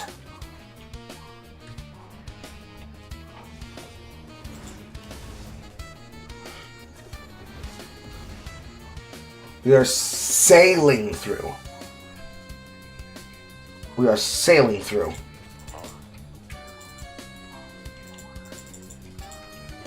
Butter smooth. Butter smooth. Okay. Armor break is not going to work because it's not physical damage. Ice tipped. Frozen spite. Upon getting frozen enemies, the damage will then fragment into something that is 10% of the maximum life of the enemy as freeze. I don't know. You don't have anything to do with barrage yet because you don't have charges yet. Stormcaller is whatever. Volt is probably not a move that matters. It's just gaining extra lightning damage because he took away the chaining.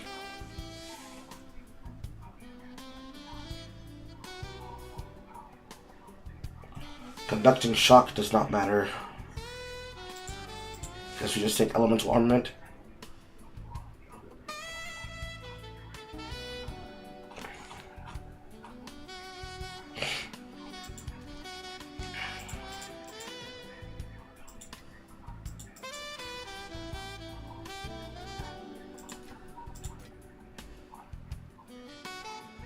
Garbage, garbage, garbage. Into the deck you go.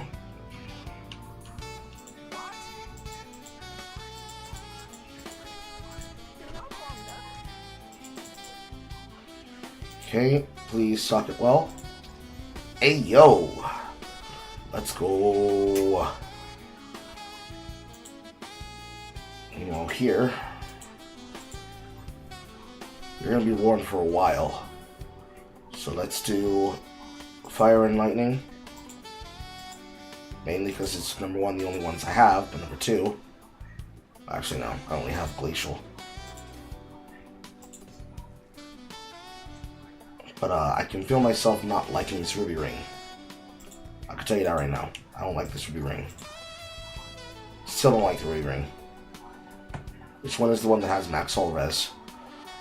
We have to find some prefix lines that are worth a damn, which more than likely means whatever is my weakest is going to have to be covered by my charm. Technically that's cold, but if I'm going to be swapping to a cold, it's probably going to be fire. Because that's a lot of resistance to lose. We'll just have to see. Not a lot of the equipment has a lot of stats on it. So we're going to be stuck to fight it on our amulet. It's going to be boots, gloves, amulet rings for resistance recovery.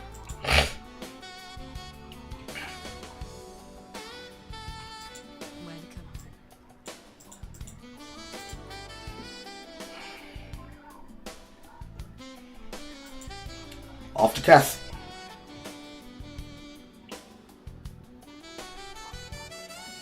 And if you have any questions about what I'm doing, please do feel free to ask questions.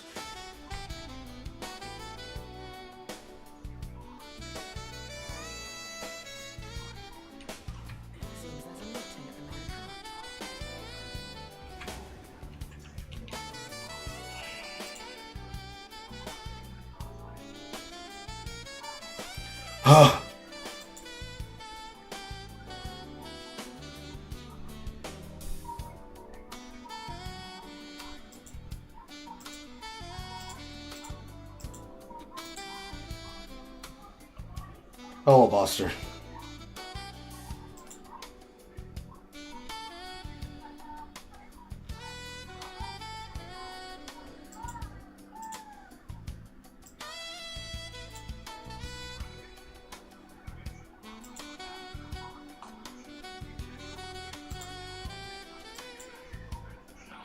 I find it interesting that I literally only discovered it now, an hour and 30 minutes later, on the TikTok VOD that was using a non-functional mic output, which would explain why nobody could hear me over there.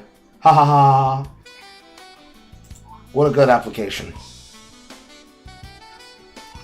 What a wonderful application that doesn't have any problems whatsoever at all. Smile. Yes. The entire point yesterday that we were trying to stall and fill for time so that we could get to the so we could get to the stream today and draw all the other content. Mind you, that doesn't just mean I'm only doing this and not paying attention to the world. It's just that I am currently trying to make up for the time that I lost because I chose to be a normal person and sleep.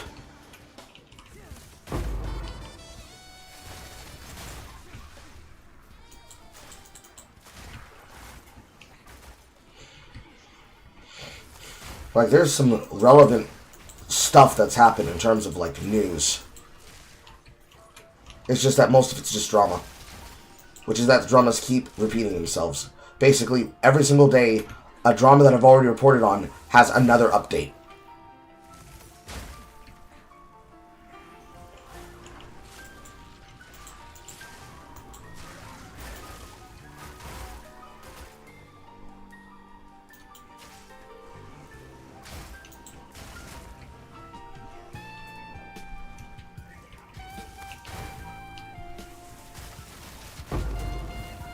Ooh, now we're getting gen cutters. Let me get like 15 more of those, please. I wonder if they're hard-coded to give a specific object at a certain time, or if they only, like, pick through a weight, and whatever you get on that roll is what you get on that roll for that playthrough.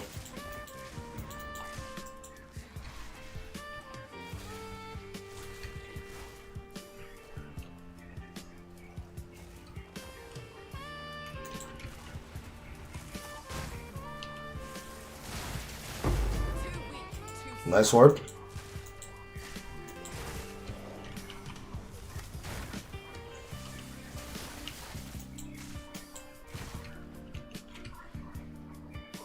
Let me get some Kabbalah pits, please. We love some Kabbalah. Kabbalah, Kabbalah, Kabbalah, Kabbalah.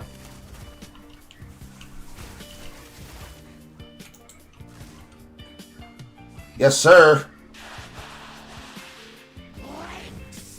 Kabbalah finna awaken to this lightning arrow, I can tell you that right now.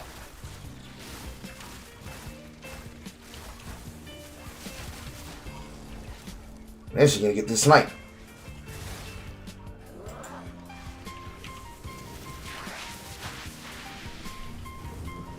That's right, trespasser.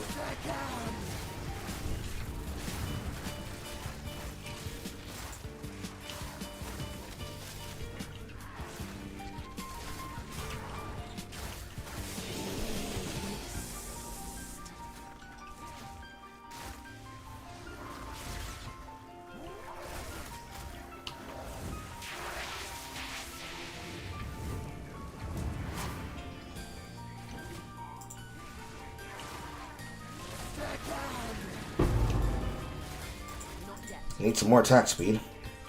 That's our first quiver upgrade in forever. Physical, cold, bow skills, projectile. Fire, cold, bow skills, projectile, critical damage bonus, life gained. Life gained is now a side mod. It's a little bit damage loss, but I'll take it.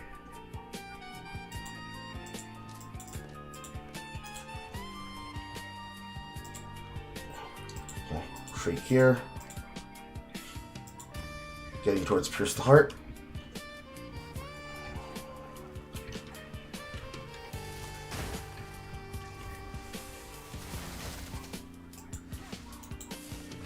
Storming arrow.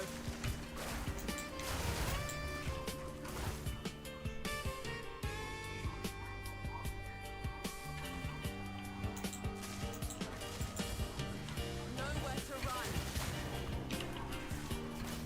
Who is bleeding the fuck out of me? Not ready.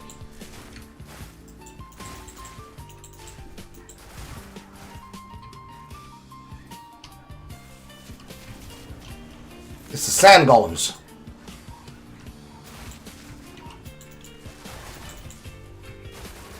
First iron ring. Ironic. I found elemental rings before I found iron rings. That's so backwards.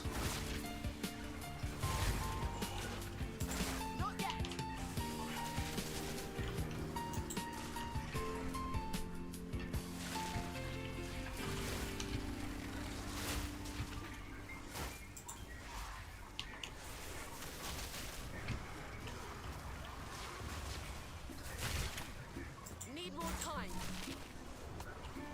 Too weak. And another Barrier.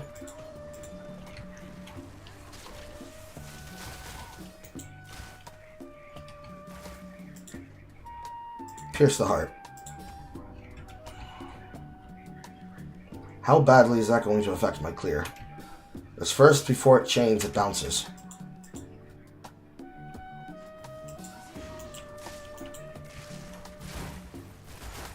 Patience. Apparently not by that much. Oh, Amber Amulet.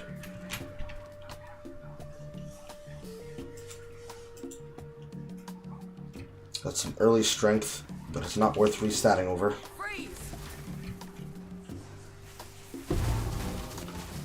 Hello, first composite bow. Too bad I don't have anything to use that with yet. They've been incredibly stingy with chance shards.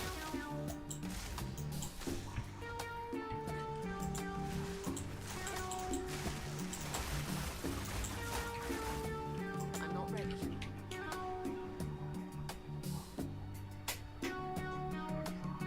Easy path finding Keth.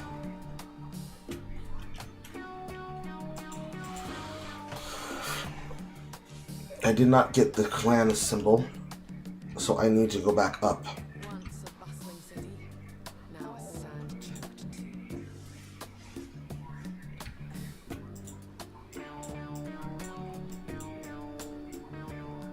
Where could it be? Certainly it's going to drop off a certain mod after a certain point.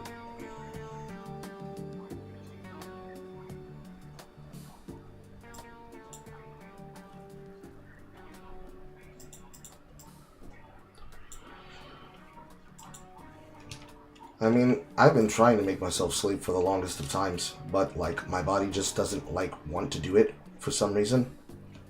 Probably because I feel like I don't have enough time in the day to get all of my work done. Work, Carl says, as he air quotes, which can't be seen on YouTube. Work, Carl says.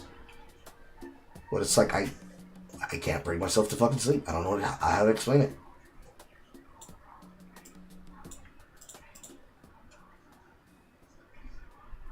Like, I just literally cannot bring myself to stop doing stuff sometimes. And when I do what we've been doing, like what? The last average, literally for the last 4 streams have been 5 hours. Certain stream lengths going into the 7-hour mark. Last stream yesterday, while recapping the Game Awards, literally including the time I played, was 12. Almost nearly on the dot, which I prevented and stopped because I needed to stop to eat. Like, this is not an uncommon thing. It continues to be the norm because it's like I spend this time live.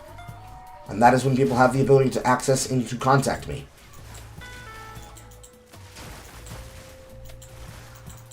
Now, and this is completely in the context of like understanding the context of things.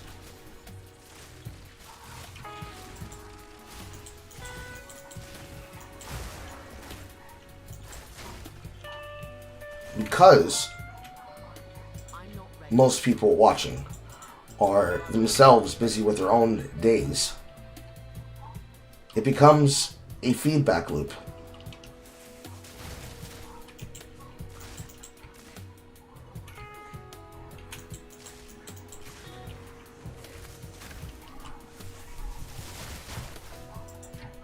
Where because I am live, that is where most people will be able to interact and engage with whatever it is I'm doing, while at the same time, because I spend so much time live, that can be seen as the reason why I don't sleep enough.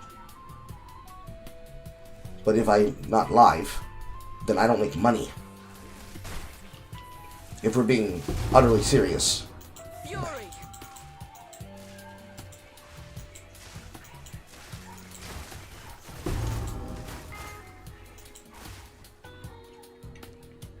So it's like, I don't really have the option to not broadcast, because then I don't eat.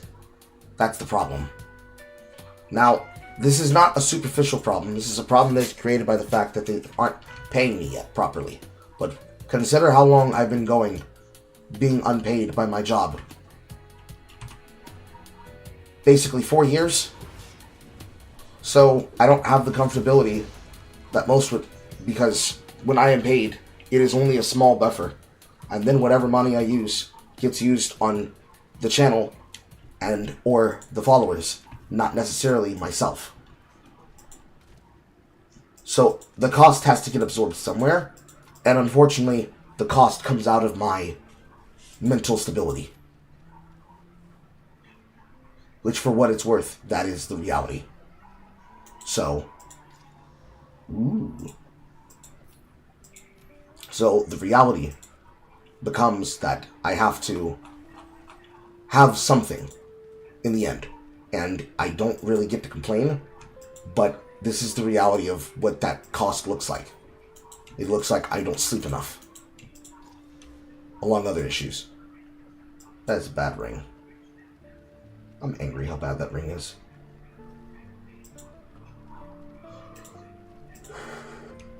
It's not just as easy as like, lol, get a job, because this literally is a job. It pays well. It just doesn't pay enough and has not been paying recently. We're gonna hold this. So there's not really much I can do about it.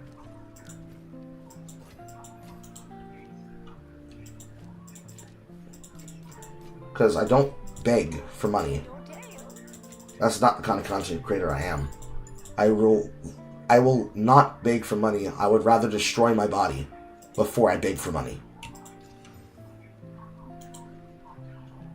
My helmet needs an upgrade. Here for a story. Ah, you read must be.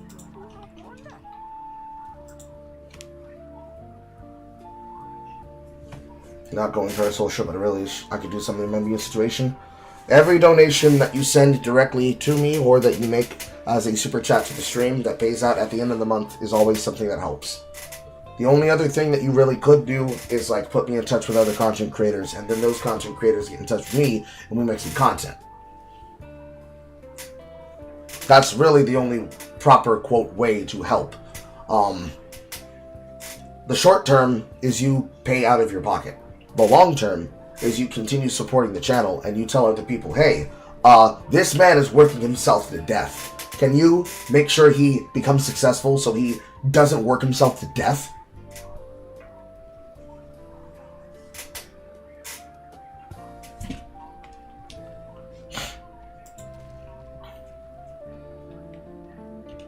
I hear you. Take your time. Composite. See, I wish. Fuck. No.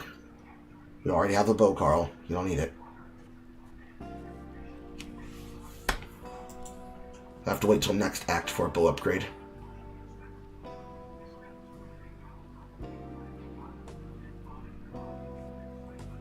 I could do with movement speed and resistance, though. Speak and you shall be given, Carl. Adorn and survive.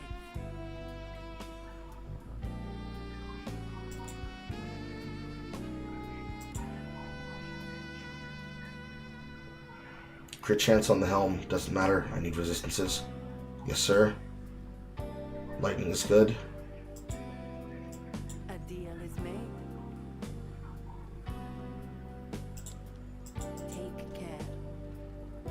I should not have socketed that before I looked.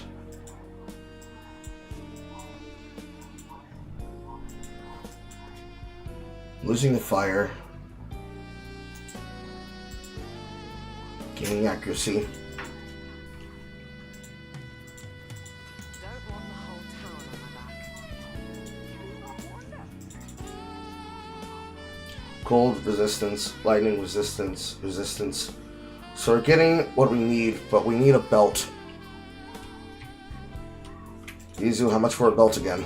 I can read. All my money? That holds power. And then you hand me a fucking rare, so I can't even do the thing I wanted to do?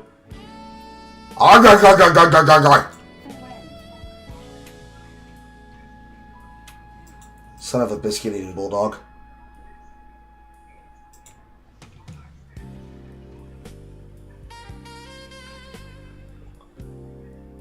Well, it's not like you have to rub shoulders with entertainers and tell them, like, suck my dick or something. It's literally just word of mouth. That's always been the problem. So, just like that conversation between myself and Horror the other day, the reality of the problem is like this. Content creation is not just a thing that one does in of itself and then you magically produce money for doing it. Most value is going to come from me working with and being noticed and also growing off of other people. Since it is effectively a popularity contest, that means in order for me to grow, other people have to come to my content and become a part of what I'm doing. So I grow by mention and knowledge and size. The reason why I don't do lolcow shit to great attention is that it does not actually build audiences. The audience isn't there to be a part of what you're doing. They're there to see whatever dumbass thing you're doing that's going to attract attention towards whatever it is they value most. For most people, that is garbage. And for most people in like that dialectic, they only exist inside their own circles, right? If I go asking them, it's going to be seen as desperation. And it's not about the desperation of, lol, bro can't make content, so he's got to get somebody else to help build it for him. It's the problem of, if I ask to collaborate with somebody, and they don't know who I am, they're not just going to say no. They're going to do the worst thing that a person could do, which is basically say that this person is a clout chaser trying to build without knowledge of themselves. So then, to stymie that loop, the way that that would then work out is that then somebody who is a follower of that content creator says, you need to check out the content from so-and-so and so-and-so. Because basically, it's like the way that VTubers notice content and consume content from other people. They hear about a piece of content from someone, and whether or not they remember or not they covered the material becomes the way that you grow. Mentis Wave, like that one guy that dresses kind of like, what is his name? Remnant, something. It's Remnant and a bunch of letters behind his name. He basically dresses in a full armor outfit, somewhat like Gregory Fleur did during the Skeptic days.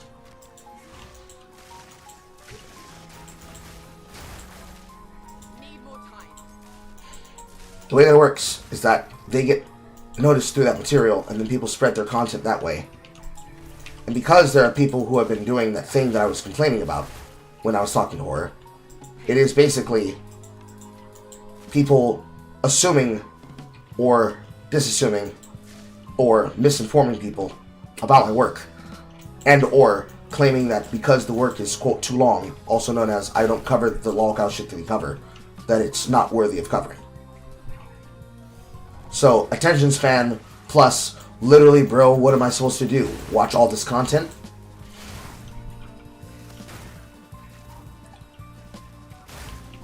So what would happen if people say, hey, there's a content creator that you should follow or you should pay attention to that's talking about stuff, and it would help if you cover their content because they're trying to not be poor.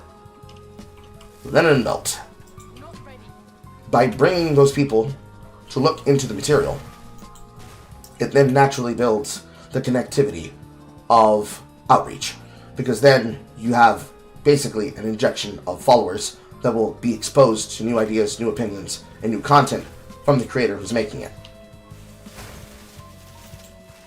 Storming arrow.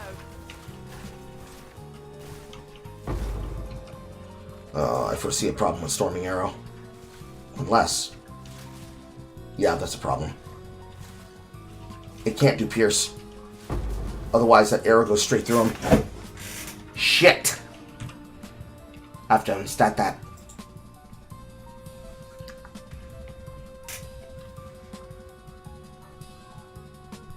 But yeah, they have to connect to the content and then eventually meet with me personally, and then the connection is established, right?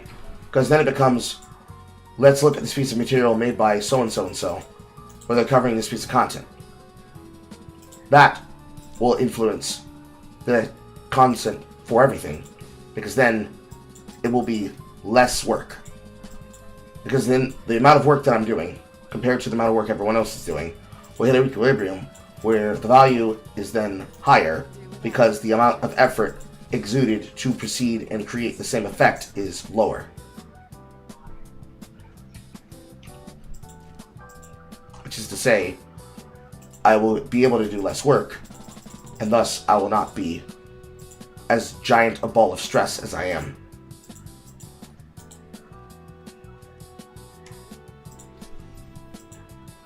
Quick and dirty.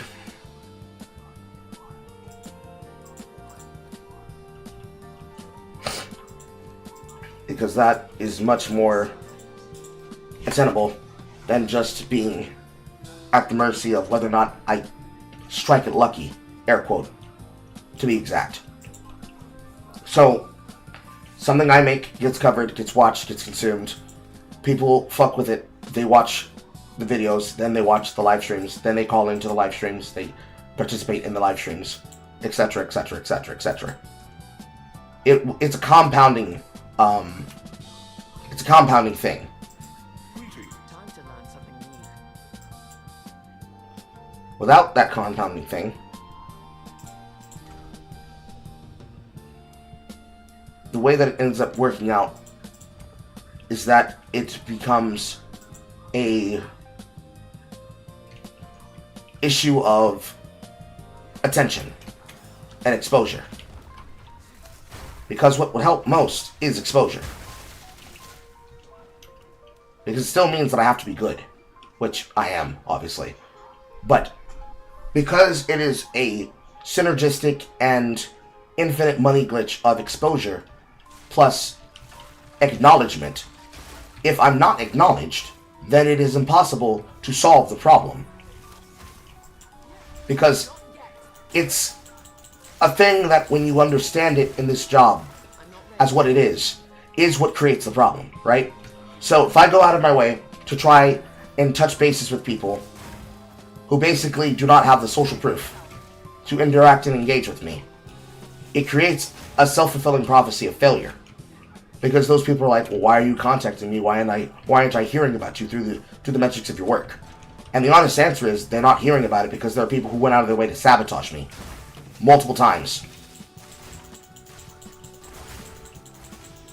So through word of mouth, I get the ability to then reach that connection where I can then have my work speak for myself rather than needing somebody to advocate for me. Because the other side of this problem is that a lot of the people who I already know, basically, they don't get the ability to meet up with each other very often.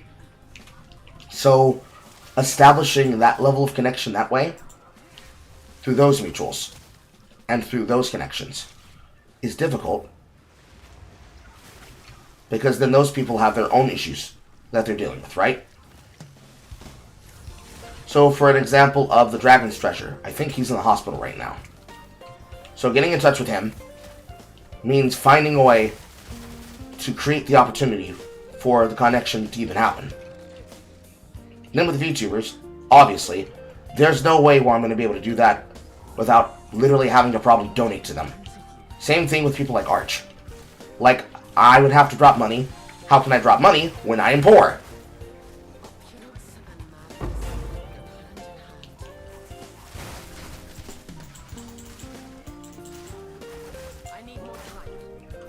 Then,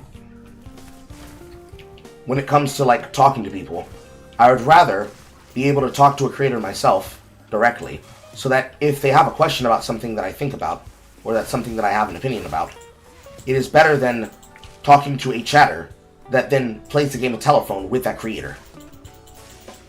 So it's like better for me to just talk directly to them than somebody by proxy do whatever, right? That's really the issue there. Air quote issue. But that's the issue there. Because this job involves reputation, there are so many more things that become a problem because of the reputational damage that has been done thus far that has made me have to do extra work and extra time. Now, a lot of it is my own fault because of who I'm associated to, plus what work and what shit I cover. But we're not talking about like normies trying to get in touch with me, right? I'm just talking about people who are already in the same business that I do. Sniper time. It just creates its own feedback loop of stuff that becomes a concern for anybody.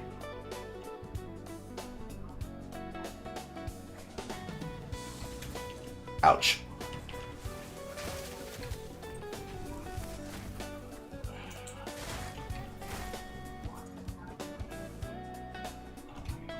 I wish it was simpler to describe, but it's like literally the fucking nature of high school politics and opinion of people that like to get into trouble literally is half the reason why I'm in this mess. Because since I won't fuck people over and backstab certain types of people, but at the same time I'm not willing to play keeper to most of these people and their issues, it puts me in this position where this is what I gotta deal with.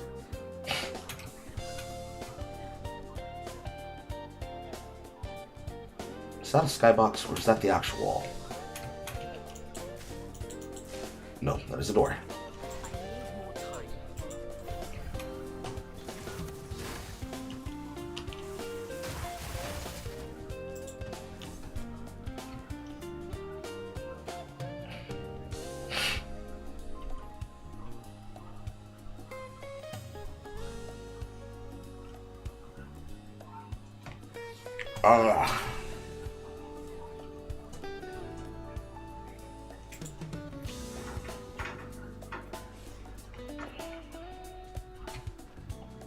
Point. Yes, my fans have to put in work by being advertisers for me for my existence to become widespread, basically. Yes. And like, it's not like we're asking for people or content creators in general, because this is how all content creation works. It's not like content creators are asking for people in general to like basically become managers for them for interesting opportunities and attention with people that they're interacting with. It is just that this is how content works. Because obviously, if I'm doing something on my channel, the same way that somebody like Jay could be doing something on hers, the only way people are going to become aware of what it is we're doing is either by seeing the notifications or being told, hey, there's this funny thing that's going on, or there's this thing that's going on, or this creator that's talking about this issue, and you need to like get in touch with them and talk to them.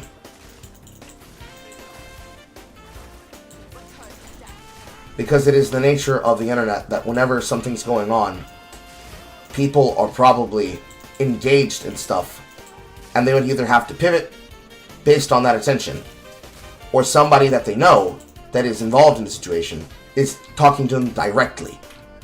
Because all of the methods of like normal building of an audience, the aggregation systems as designed, have been actively sabotaged just over the years of normal building.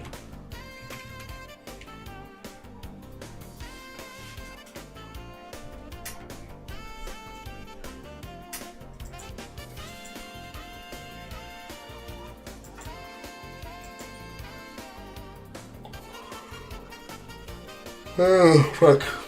Now I can't take cold. I have to take fire. Ooh. Is that coming with a desert rune for free? That's based. That's a nice upgrade. We heard you wanted to have fire resistance, so we put fire resistance on your fire resistance.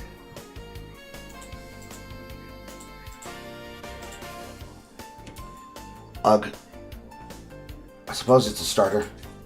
This is coming with me to Lyra. But it's like, we have to have our audiences do our ability to, like, make attention for us, because the algorithms have been fucked into the ass. Like, that's just the natural consequence of the internet being controlled by the left wing for as long as it was. For the people who built their audiences and built their parallel societies that allowed themselves to build into this, it is literally by word of mouth that our content spreads. Because it's not going to spread because of YouTube, because YouTube keeps fucking us in the ass. This shit recently with ads and with AI has only exacerbated the problem. It's never been solved. And because of how drama works, because I am not somebody who's willing to add on to the anti-woke brigade, it has a lot of it to be controlled by those individuals. So you gotta build where you can with the people that are involved, right? So let's say, for example, for Saturday Night Hypnosis, I could ask to go on, right? But I shouldn't just ask blindly. I should talk to everybody who's on, and then, on a subject matter that I actually have experience with, I should then go on. Same thing with Every Frame Pause. So, through somebody like Jay, I would talk to people like Mahler. Then, through people like Cassie and Sheep, I would talk to Hypnotic. Did that motherfucker just come out of the ground?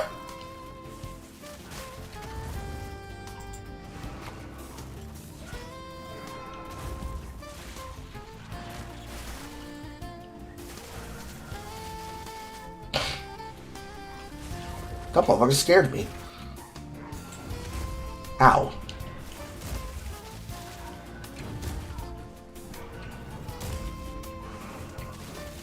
The man is smash happy.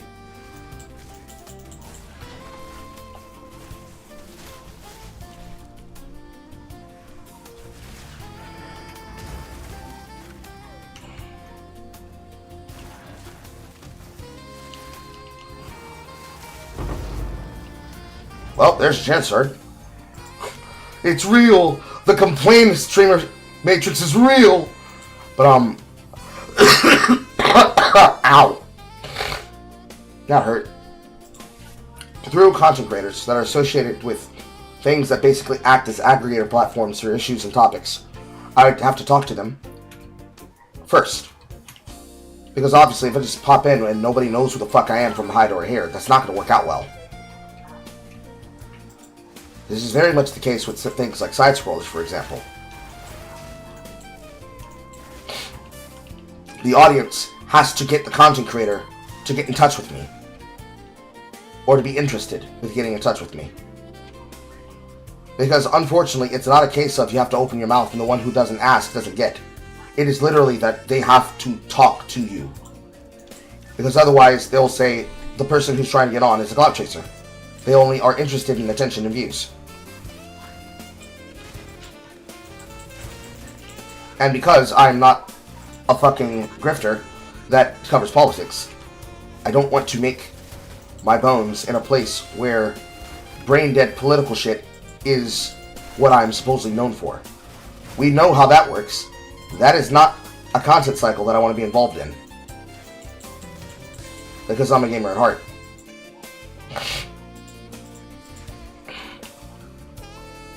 So, people that are in the Science of Spears that I'm in have to get in touch with those people to put them on to me so that those followers can then have another content creator to which they can get in touch with and know and experience the material of. Because the way that works is that you have talkers, you have researchers, you have yappers, and you have like spokespeople that basically represent different movements and parts of those movements. For people like, say, the anti-woke brigade, almost all of them are clout sharkers that only work in the sphere of like repeating opinions that you already have and feeding them back to you.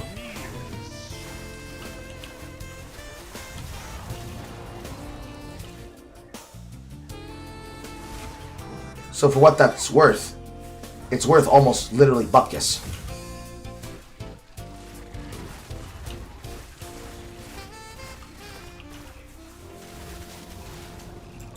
Out of mana. Ow. That mana issue is going to be a problem. Patience. From above.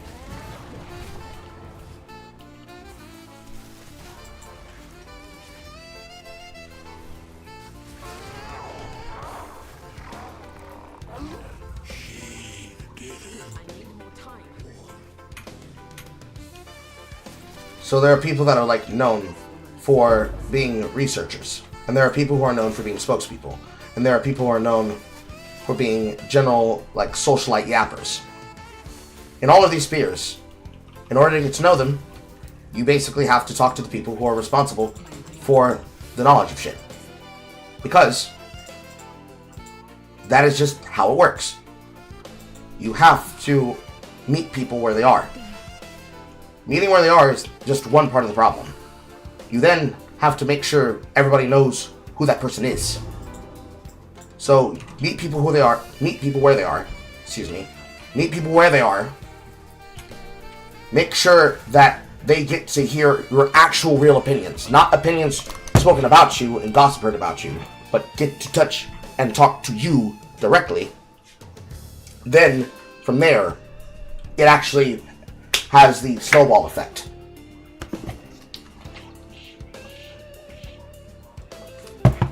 I don't know why it's so hard for me to find my words.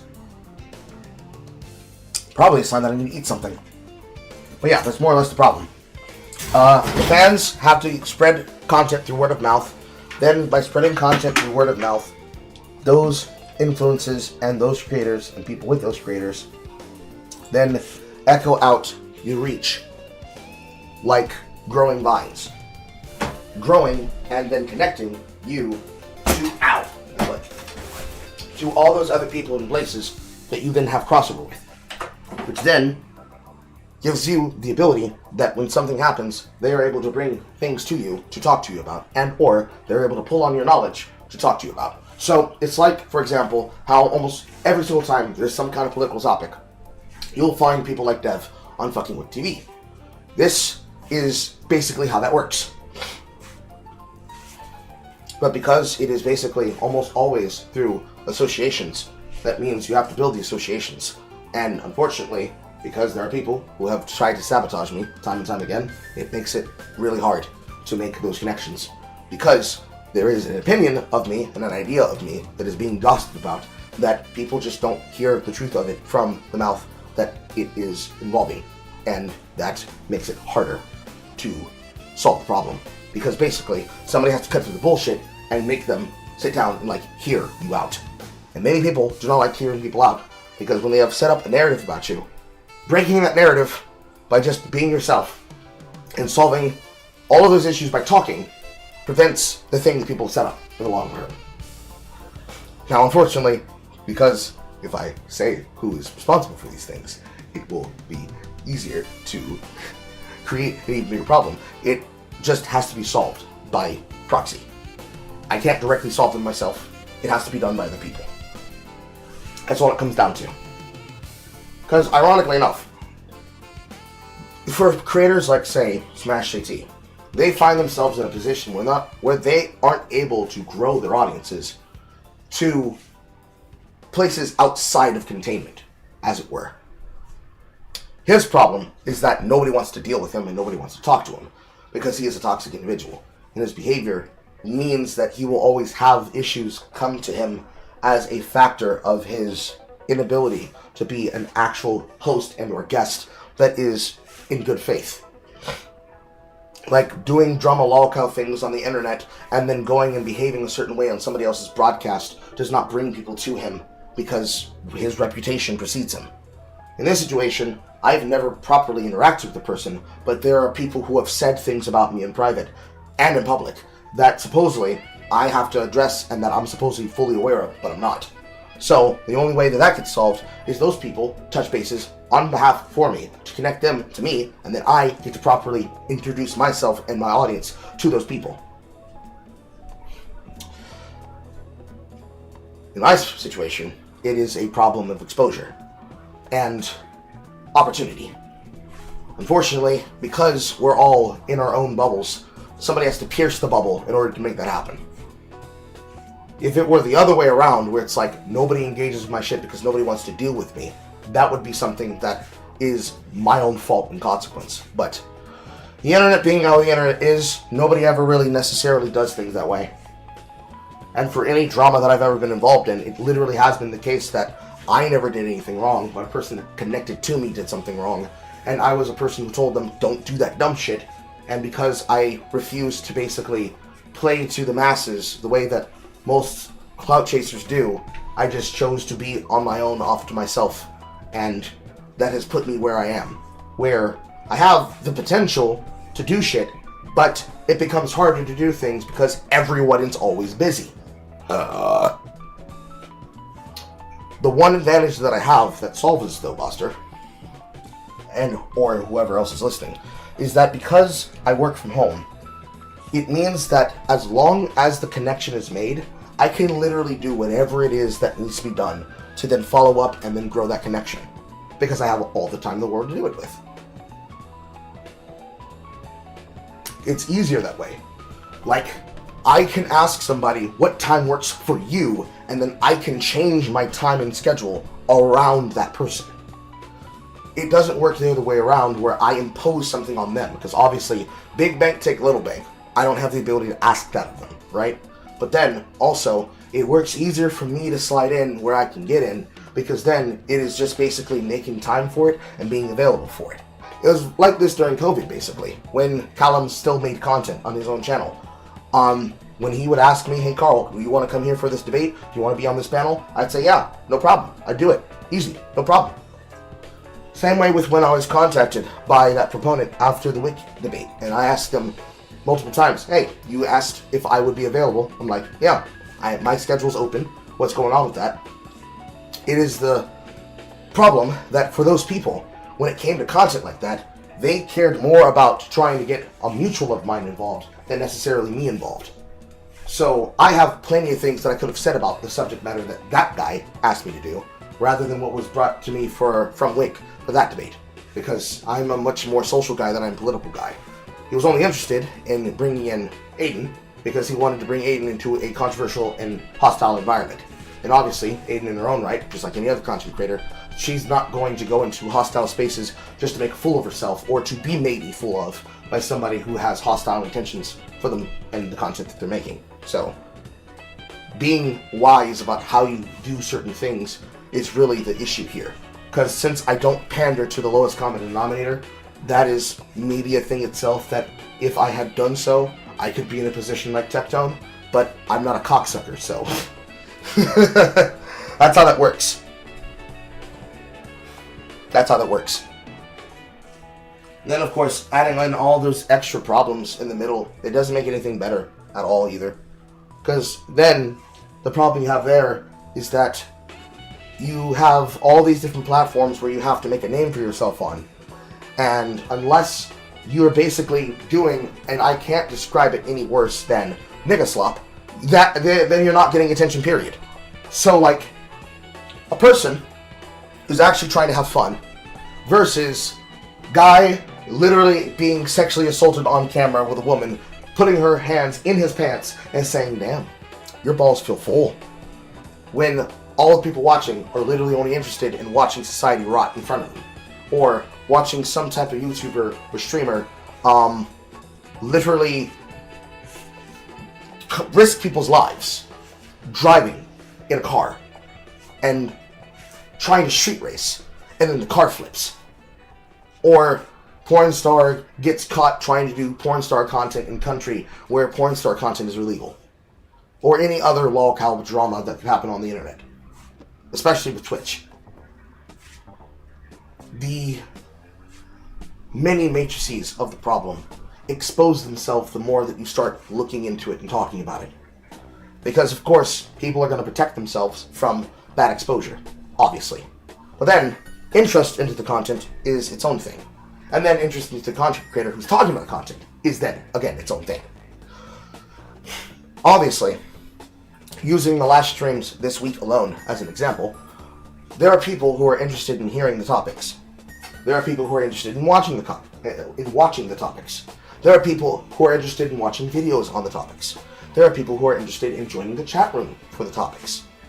But it's all literally just basically on recognition. So getting the recognition is the first step. Then building the audience is the second step. For what it's worth, crossover has helped with that. Because obviously I've gone from the number that I was before years back, when I was just doing my own thing and not actually interacting and engaging with people, to then entering into the spheres of influences that I have just by being myself and building from there.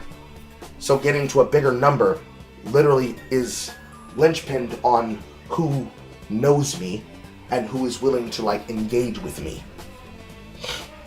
In terms of social shit, off camera, and the caveat here is off camera, more than enough people are willing to do that with whatever, right?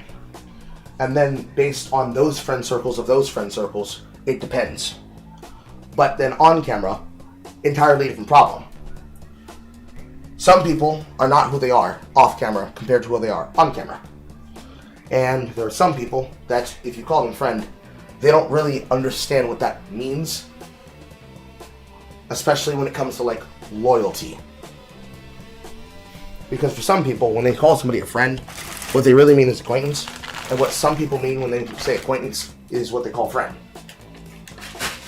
So if you go into a certain kind of place and you're hoping that a person will actually like put you on and help you in some capacity, like they say that they want a certain thing to happen, they want something to go down, they then act in a way that I'm going to describe in this moment as not fake, but insincere.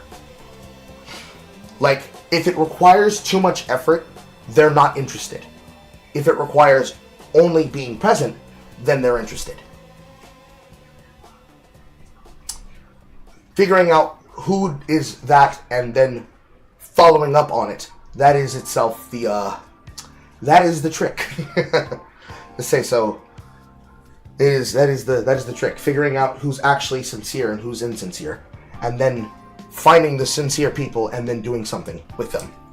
Because obviously everybody's got their own agenda and they have their own schedules. And by agenda, I don't mean political. I mean like some people have things they're looking forward to, like the new video games, or plans that they've already made ahead of time before you ask them about plans. So making time for that to work, and then finding the sincere people that are like sincere about doing some shit, that's basically the problem. Having that association by proxy to make that possible is very difficult. Since everyone is in their own hug box and is on their own shit, getting them to pick their head up and be aware of it and concerned with it is itself a problem. Because doing that is hard. One of the hardest things I've had to deal with basically this year is parsing through that and figuring out who is actually for doing stuff and who basically was, as I've been calling them, monitoring spirits that are only interested in hearing about what you're up to so that they may use that information to gossip about you to other people, sometimes with bad intentions. I'm going to the bathroom and then to the kitchen and then I'll be right back.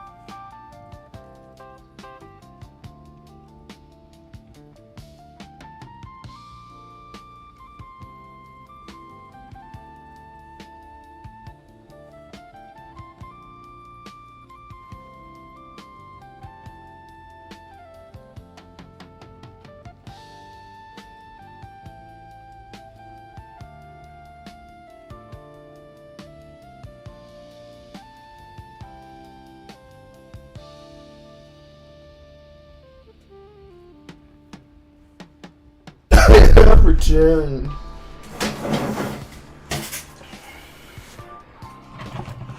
It's pretty insightful stuff, making me realize how mobile content creators on the net have an uphill battle.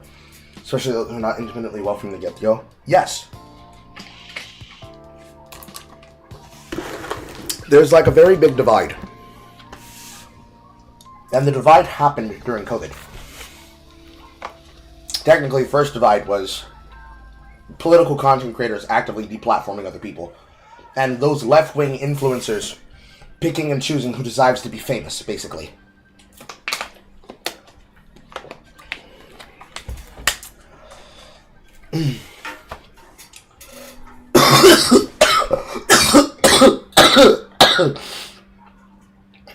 Certain left-wing figures certain people decided are to be made persona non grata.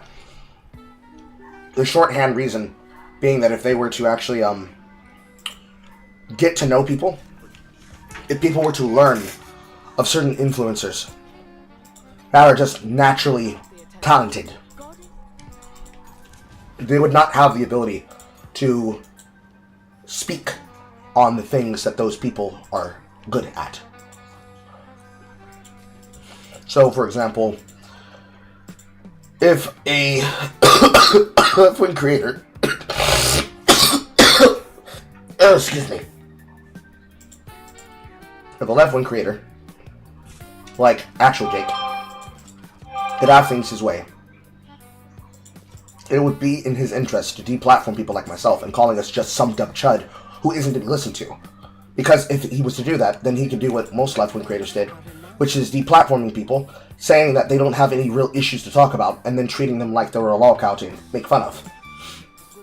Therefore, whenever you would see anything covering them on a platform, people would just say, well, we don't listen to that person, that guy's supposed to be so-and-so and so-and-so and so.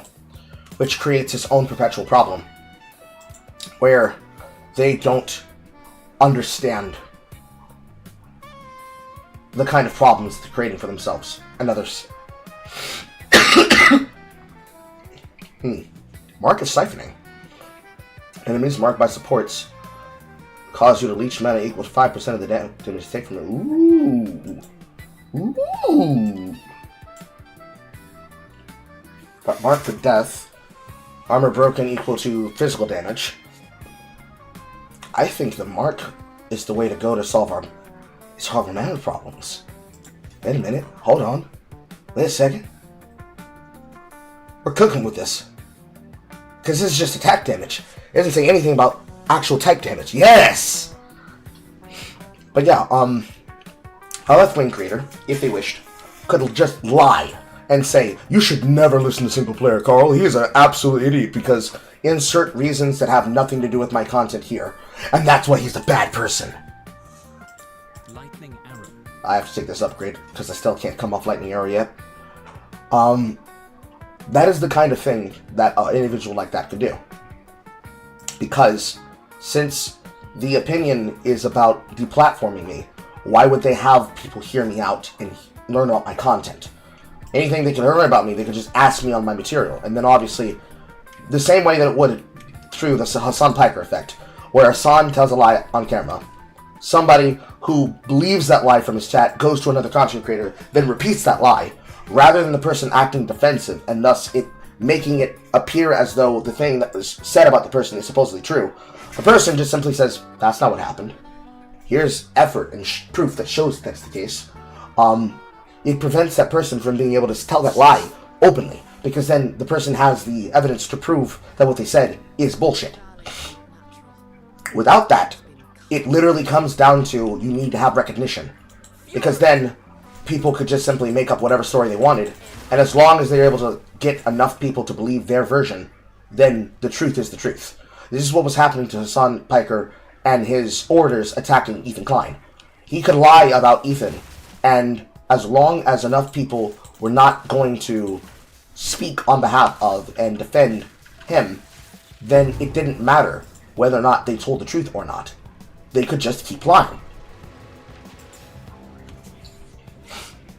Handling that as one should, also nice antidote charm, handling that as one should, that means a lot of your ability to address actual issues, some of your problems of addressing actual issues come down to understandings that you can't establish because of those people.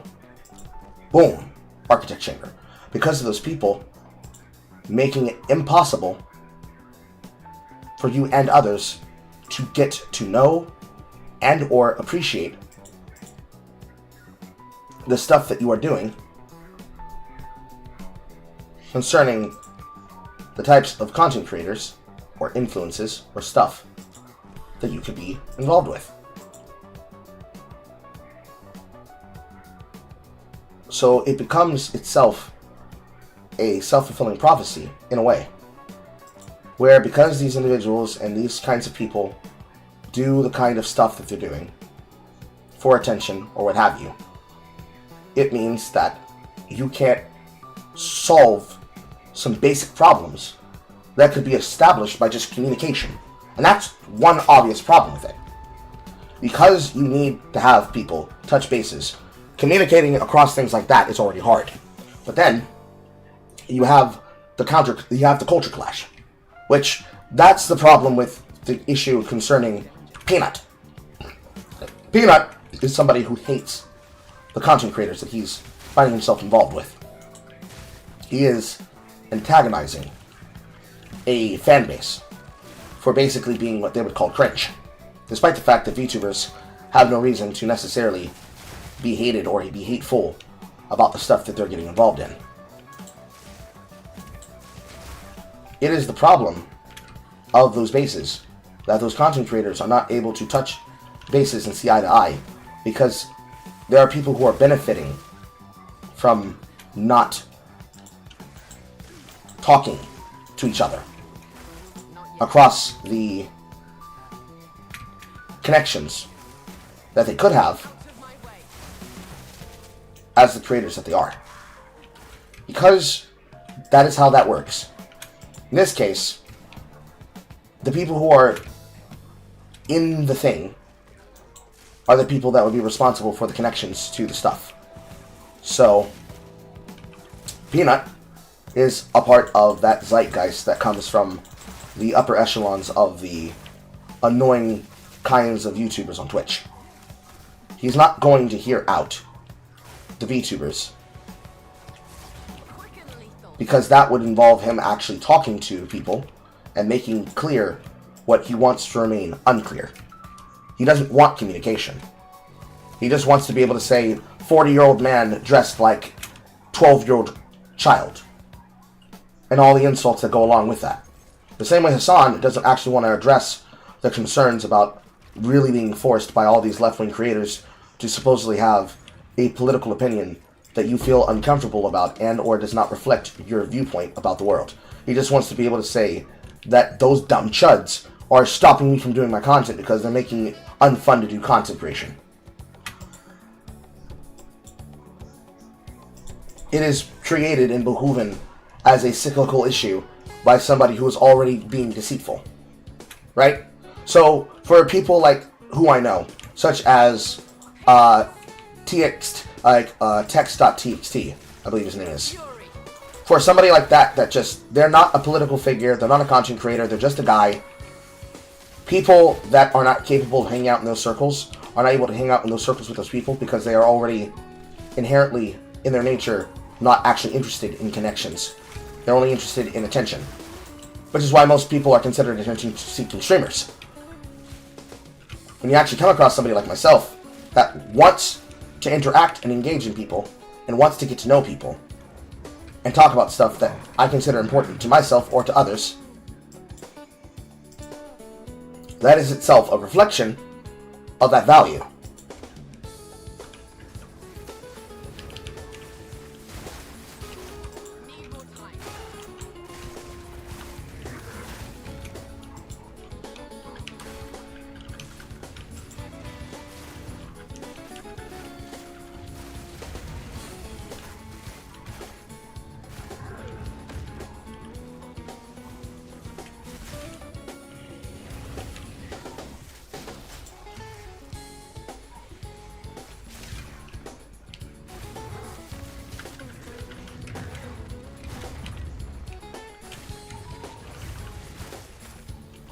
I have to actually think about this enemy.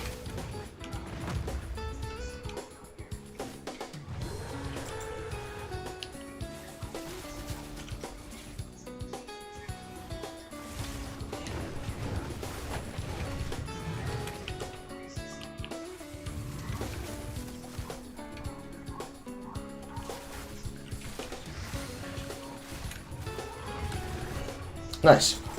So it is in the interest of people that are honest to try and talk to other people, because they would have no reason to be deceitful and to not be an honest person that would be interested with legitimate purposes for them to be reflectant with other people to discuss about.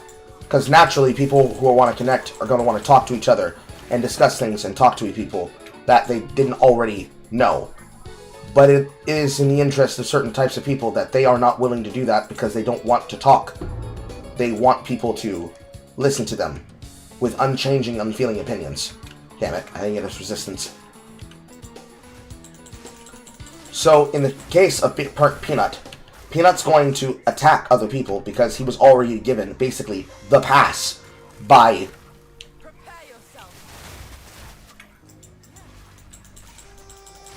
by Iron Mouse, right?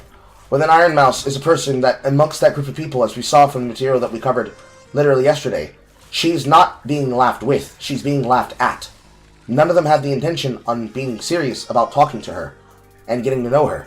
They only see her as a way to make money off of their attention and connection with her and using her as a point of legitimacy for their own material and content. She's basically no different than a all-seeing, all-dancing monkey.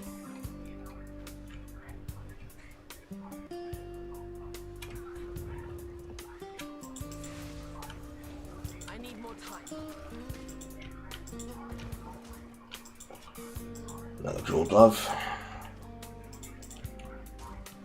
So really it all comes down to that interpersonal connection where you can finally get to know people for who they are and not how people have told you they are to be represented.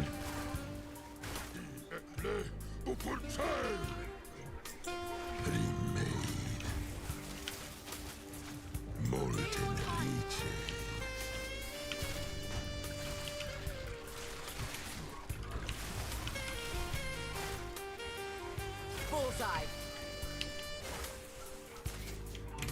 The round in her fortune, in her memory.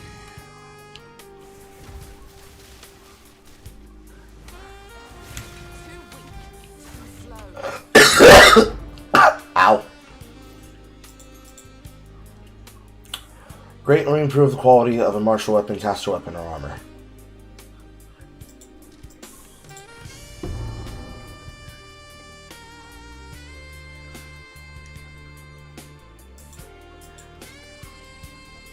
Give me quality.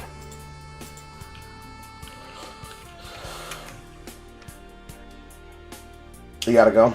Okay. No problem, Buster. Thanks for asking. Thanks for caring.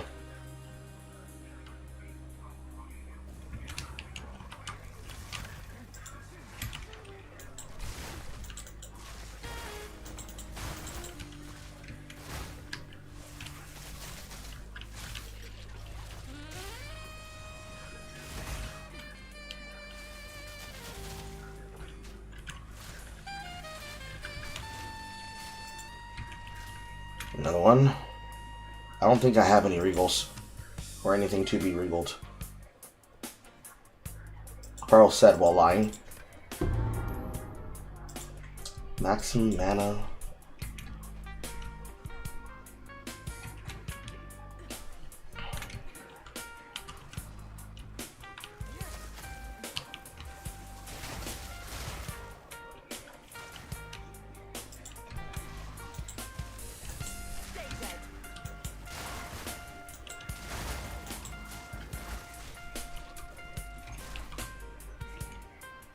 Not yet.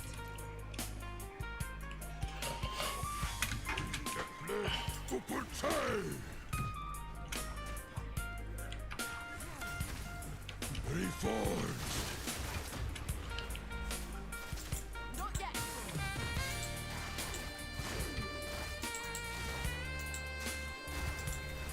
Scorn.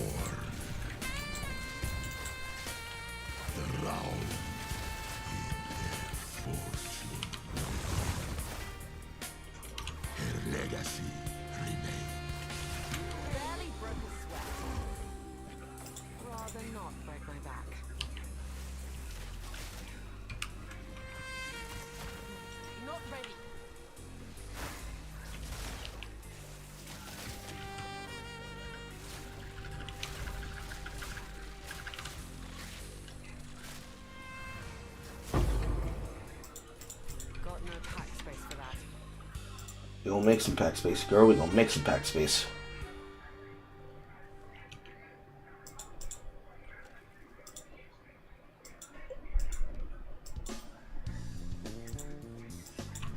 See? Told you to make it fit. I'm not ready. Quality, martial weapon, or armor.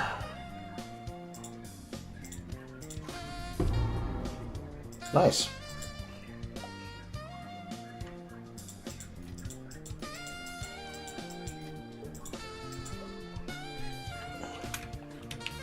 I'm also forgetful because I'm literally holding... I told myself, we are holding this ring to use on a Regal when we go to Lyra, and I did not fucking remember that it is in my inventory.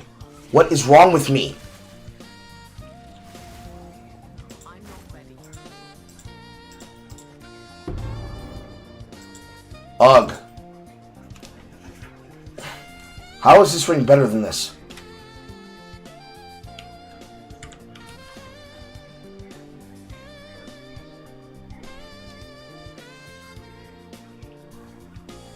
I shall overcome.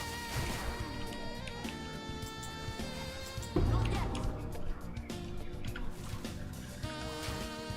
Not yet. I will give up that in favor for my socket hit when I go to make it.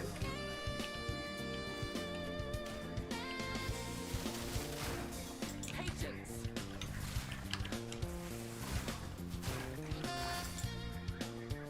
I still have to go to the altar.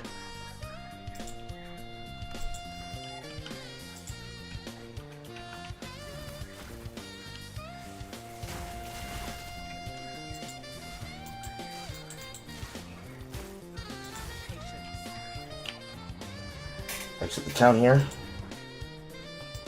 Well, when you say it like that, game, I'm not sure if I want to leave the area.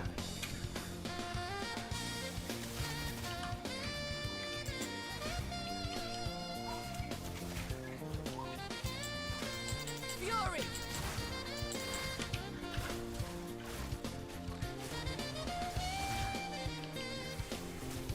Too weak. Too slow.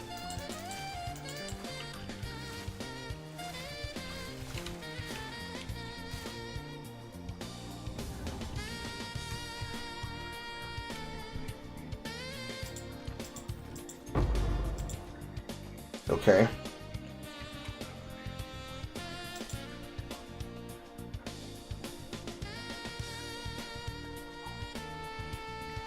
So we're connected to the chamber.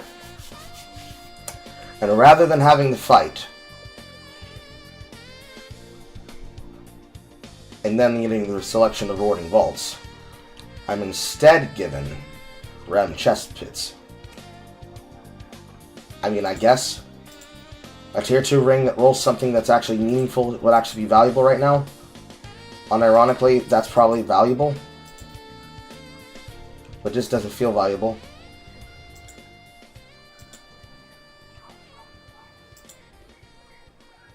I went here, I went here, I went here, I went here.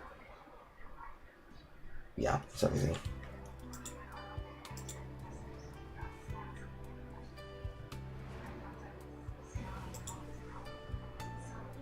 So portaling out there makes me leave the instance, and then I leave to go to town.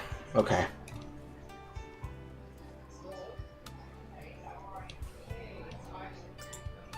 Infinite levels of worrisome.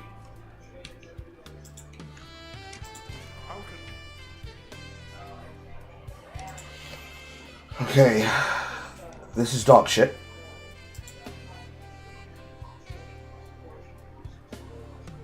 That'd be nice, but I have to put myself on int to wear it.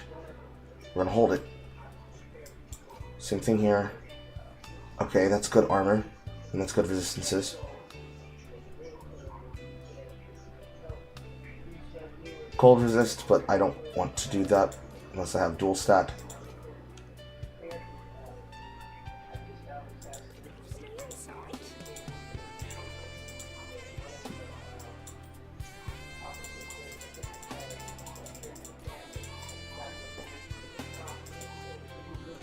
Our colleague's gift. Recover life equal to recovery amount and mana recovery amount.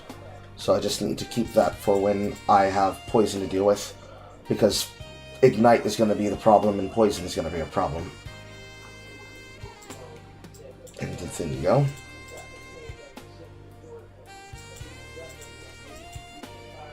Dual coverage. This can be viable because of the cold resistance, but intelligence means I have to put some points into it.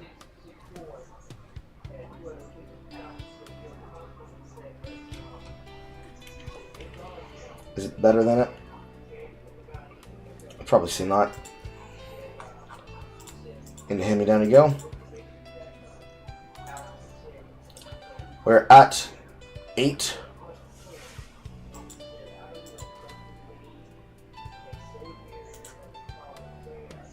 I don't have enough dexterity to upgrade.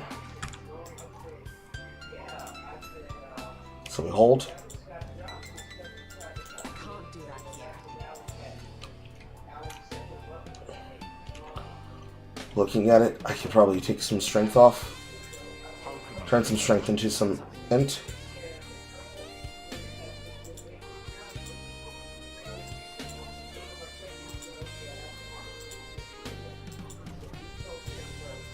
No, I don't have enough strength to wear an item.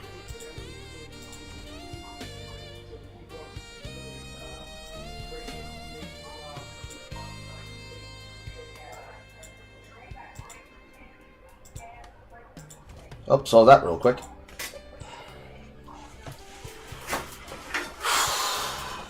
The strength amulet is giving me basically a ton of my stats, which means I need more levels.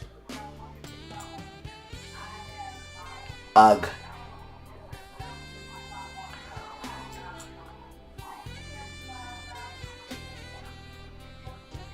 Probably pick up bow critical. And we'll stop at feathered fletching because accuracy rating does nothing for me.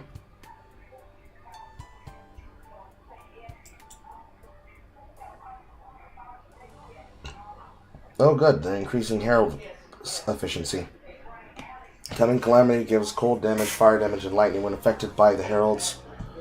And this is reservation efficiency. Chaos physical when affected by plague and blood. Honestly, it's probably one of the better choices, but you guys need to stop putting herald reservation in these sidebars. This is so dog shit.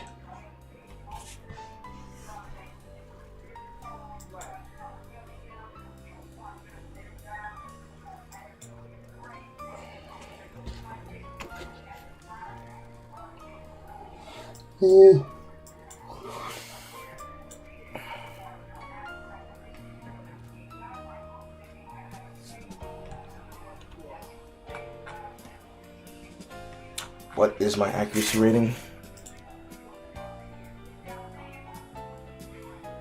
651. Not losing that much. While it will be in my interest to go to acceleration, I'll probably end up double dipping because we're going to be going into crits.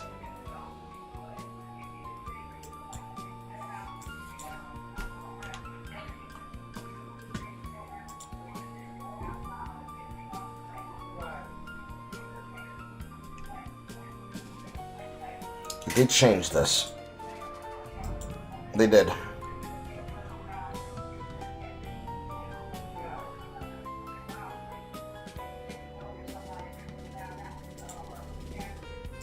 So it is not a guaranteed crit. So I'm just going to have to put on inevitable critical when I get access to more jewels. And I'm going to need a lot of stats.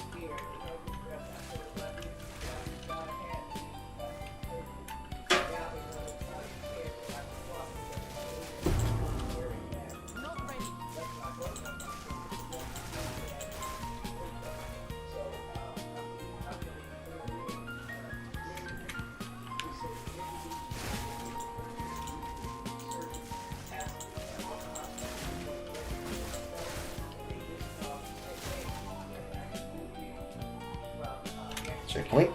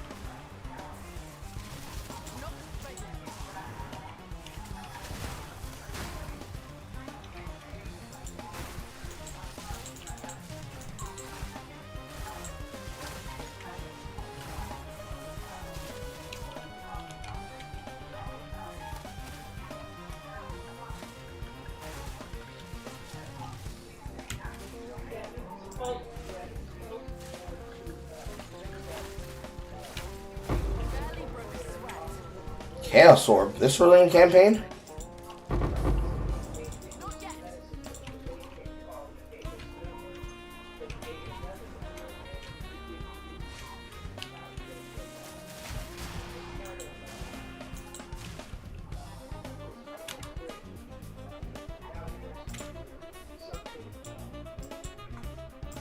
Okay, Feathered Fletching.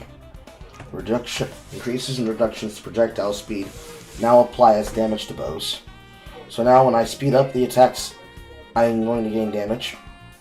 This can help with a couple of places where I can pick up projectile speed in general. And now I need to go to crit multi.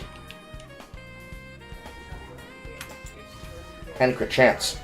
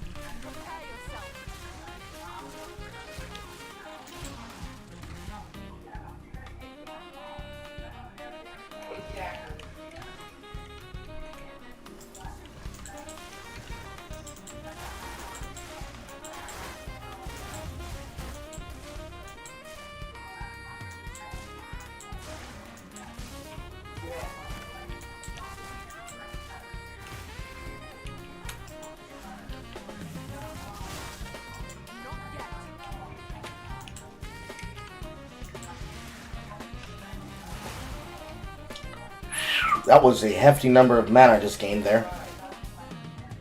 It is definitely the case of the Mark that I can get back my shit like this. Okay, I was very smart to go for Mark first. The recoup is starting to come in.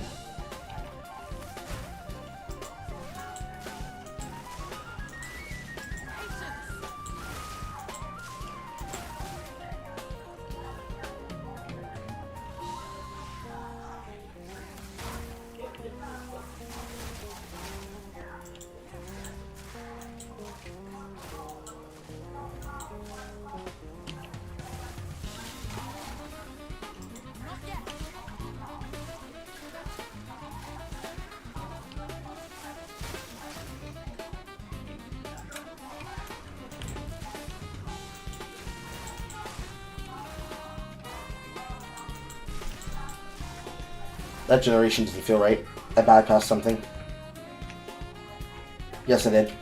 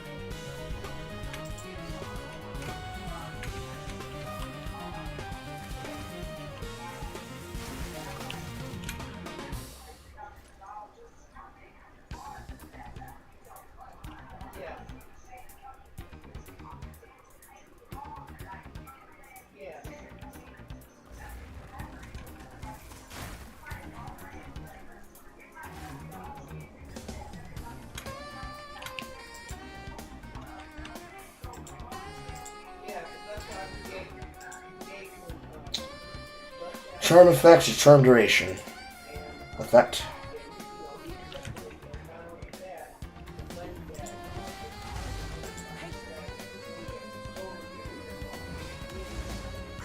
I need to pick up a freeze, but I can do with poison and bleed. I probably want to find a way to become immune to bleed if I can. Ignite will have to be solved by some type of leech, if I can figure out what leech will work. Into my pocket.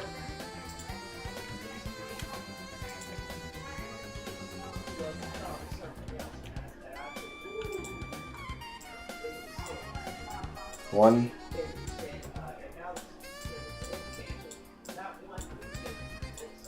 I have to hit another one somewhere. Two. It's in the bottom here.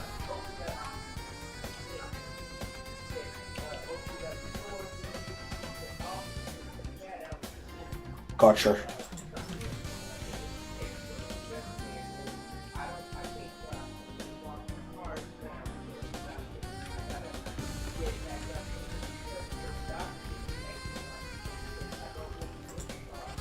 Now, this is gonna suck fighting the Titan, but I imagine it's not gonna be as fun as it would be on other builds that would have some type of echoing shockwave.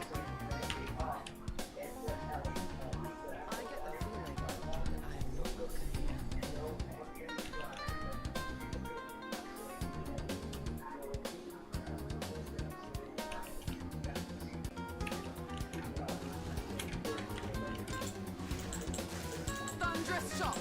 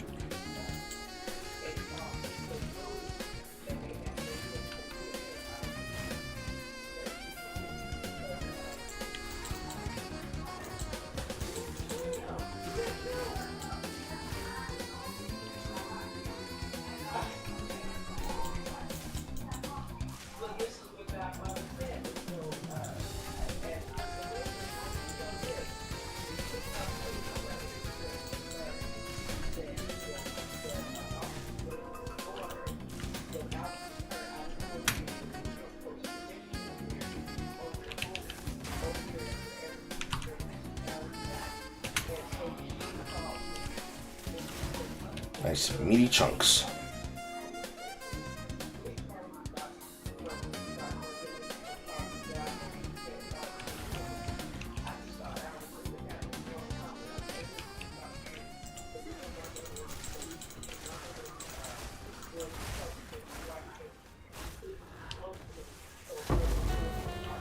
Now we're getting chance swords.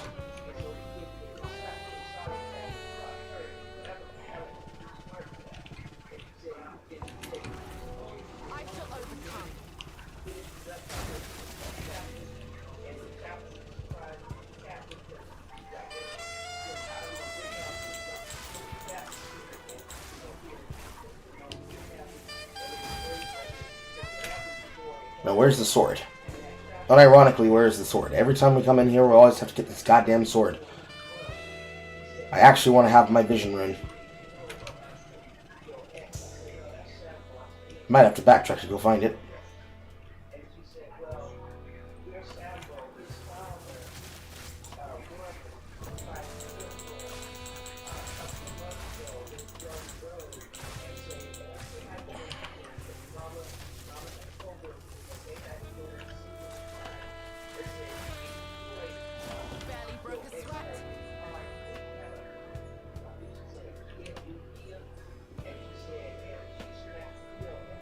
Yep, backtracking.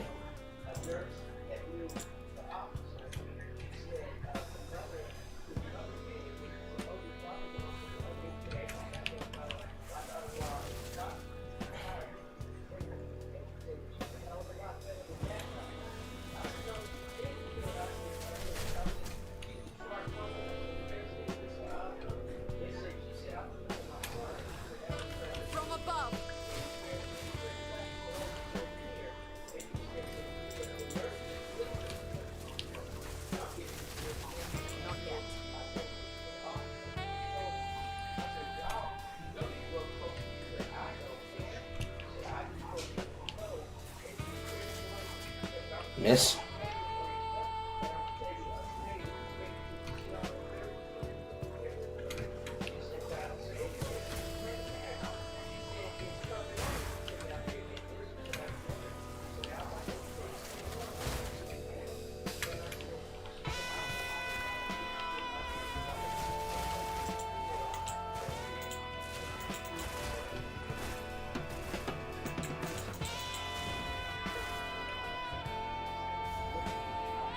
There we go. Fuck you, I want a division rune.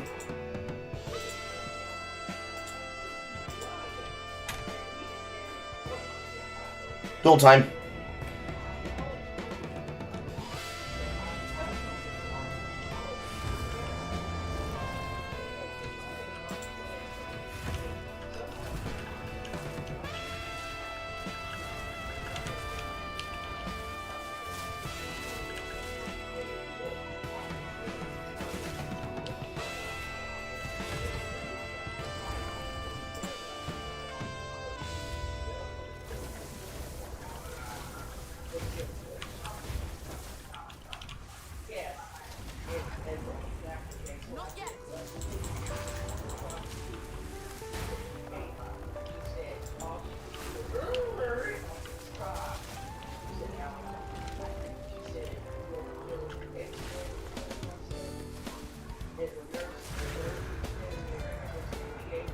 That went much smoother than I expected it to.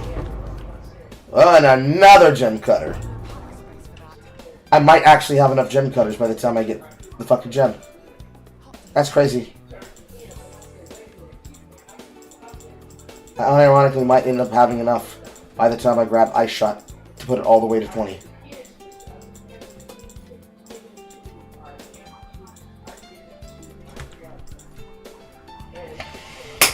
Oh yeah. Oh, can I get some ball gems? Some ball gems would be great. Oh, Bogdan.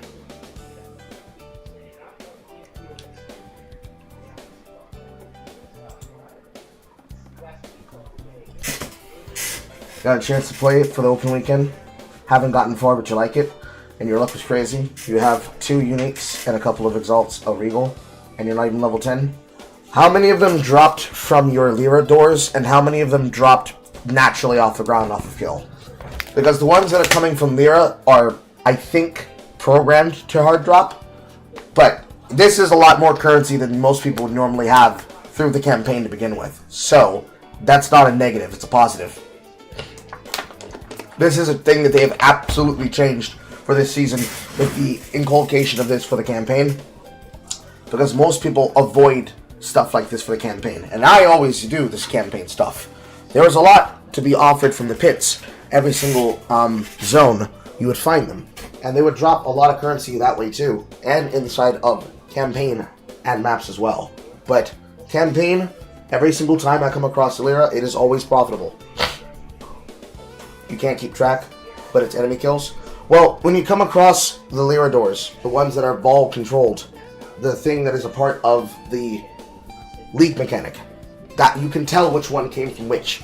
Because if it comes as soon as you walk up to the door and drops on the floor, when you energize the platform, you can tell. But if they're dropping naturally, that's also good too.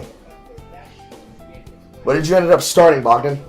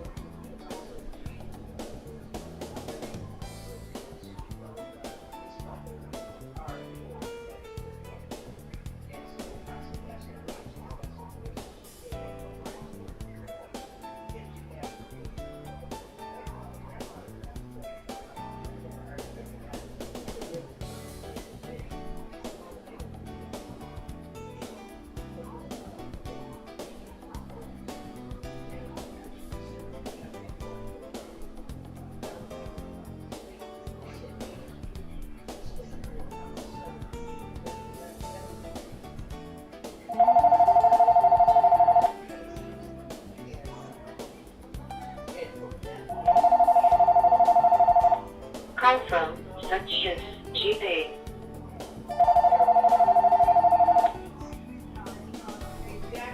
Hello, please leave a message after the tone. Hi.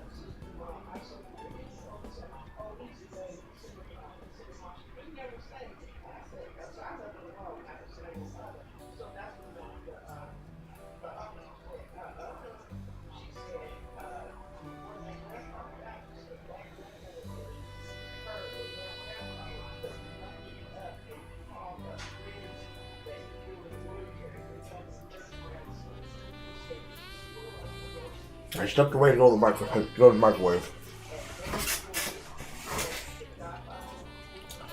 The stuns are cool. But it can be annoying for them to fall back when it's your prime time to push the advantage and finish them off. What do you mean by that? Oh, warrior? Okay.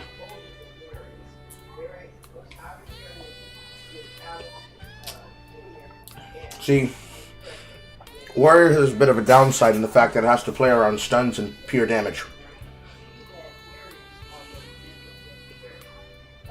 Assuming that you're using a one-hander and a shield.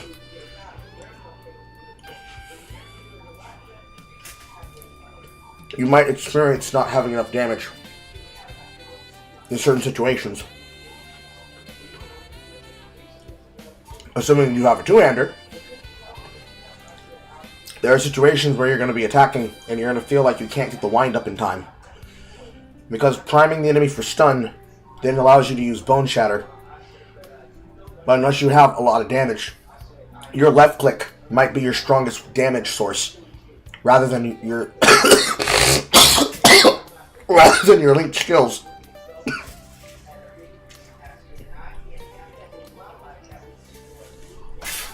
And with so many dumb effects happening on the ground, You have to rely on earthquake damage and probably also totems to help kill.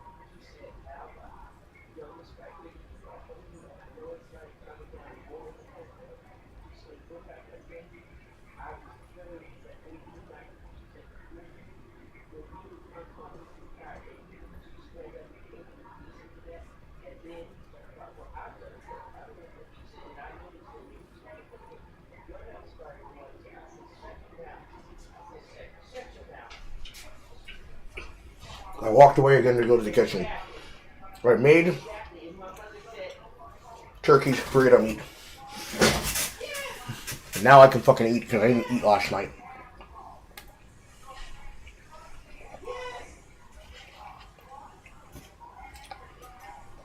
You heard that Warrior got nerfed, but you wouldn't know because you heard it from a review. And what you're saying sounds spot on to what I've been doing. Now if an earthquake and the normal attack kills everything before it goes off.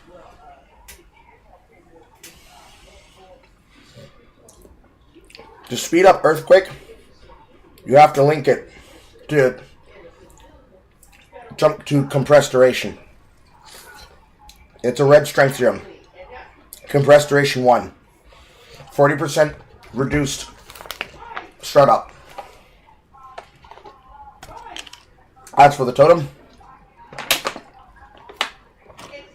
assuming that you've been using Rolling Slam and Bone Shatter, Shockwave will be so that when you drop the dragon round from Earthquake, the enemies will not be able to move out of the range in time. Otherwise, you use Earthquake to proc the stun to use Bone Shatter.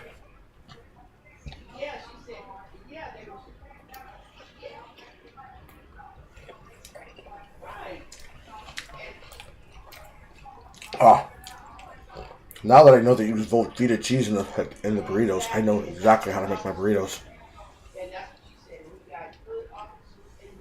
And then, especially if you're using a two-hander, you link the totem with the life siphon effect that will give you leech when it deals damage. So that, assuming that you don't want your earthquakes to go off quickly, by delinking them from compressed duration. The Earthquake Totem will slam your shockwaves, thus giving you extra free clear as you're moving through a zone.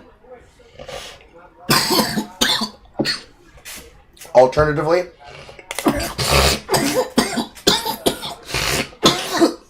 here comes the coughing. Alternatively, if you use Mercenary, you're going to be using a similar playstyle to what I'm currently doing with bows.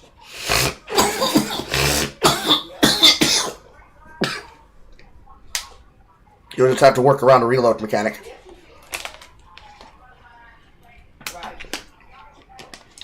It's intuitive, so it's not that hard to understand.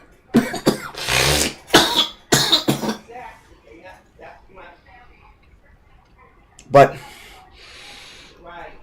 as far as clear goes, Warrior wasn't so much nerfed.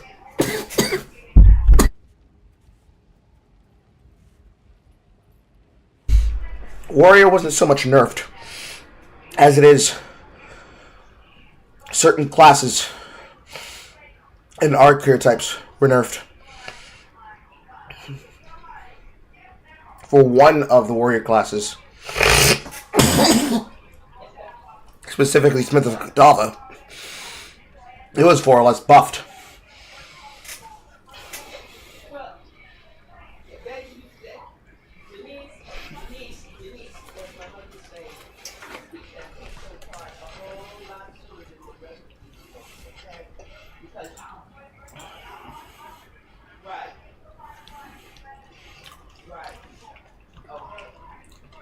I definitely suggest that if you haven't been using it, you should try using WADs. WADs is really great.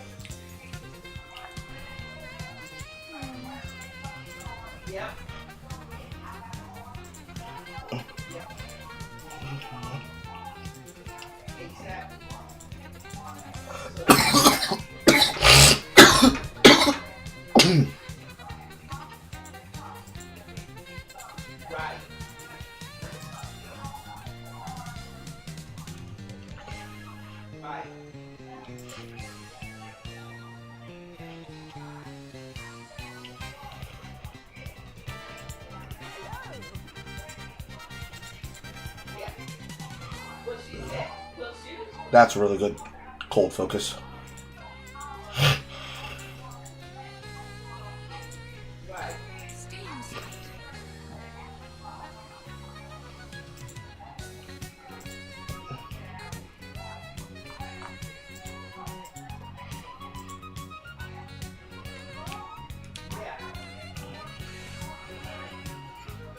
I mean, in general, WADs is really good for all classes, but especially for classes that are ranged.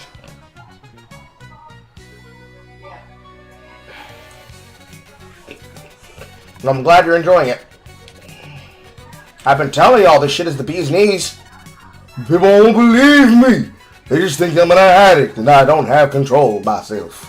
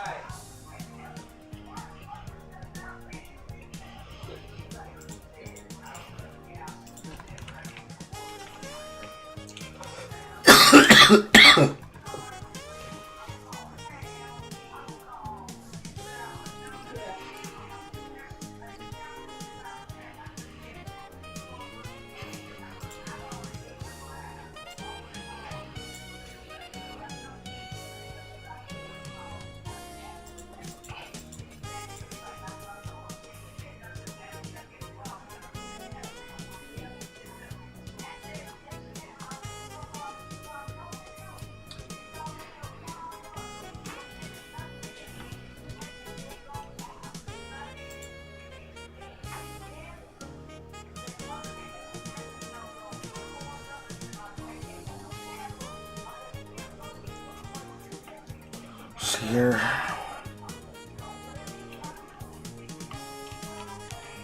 I shouldn't need any upgrades.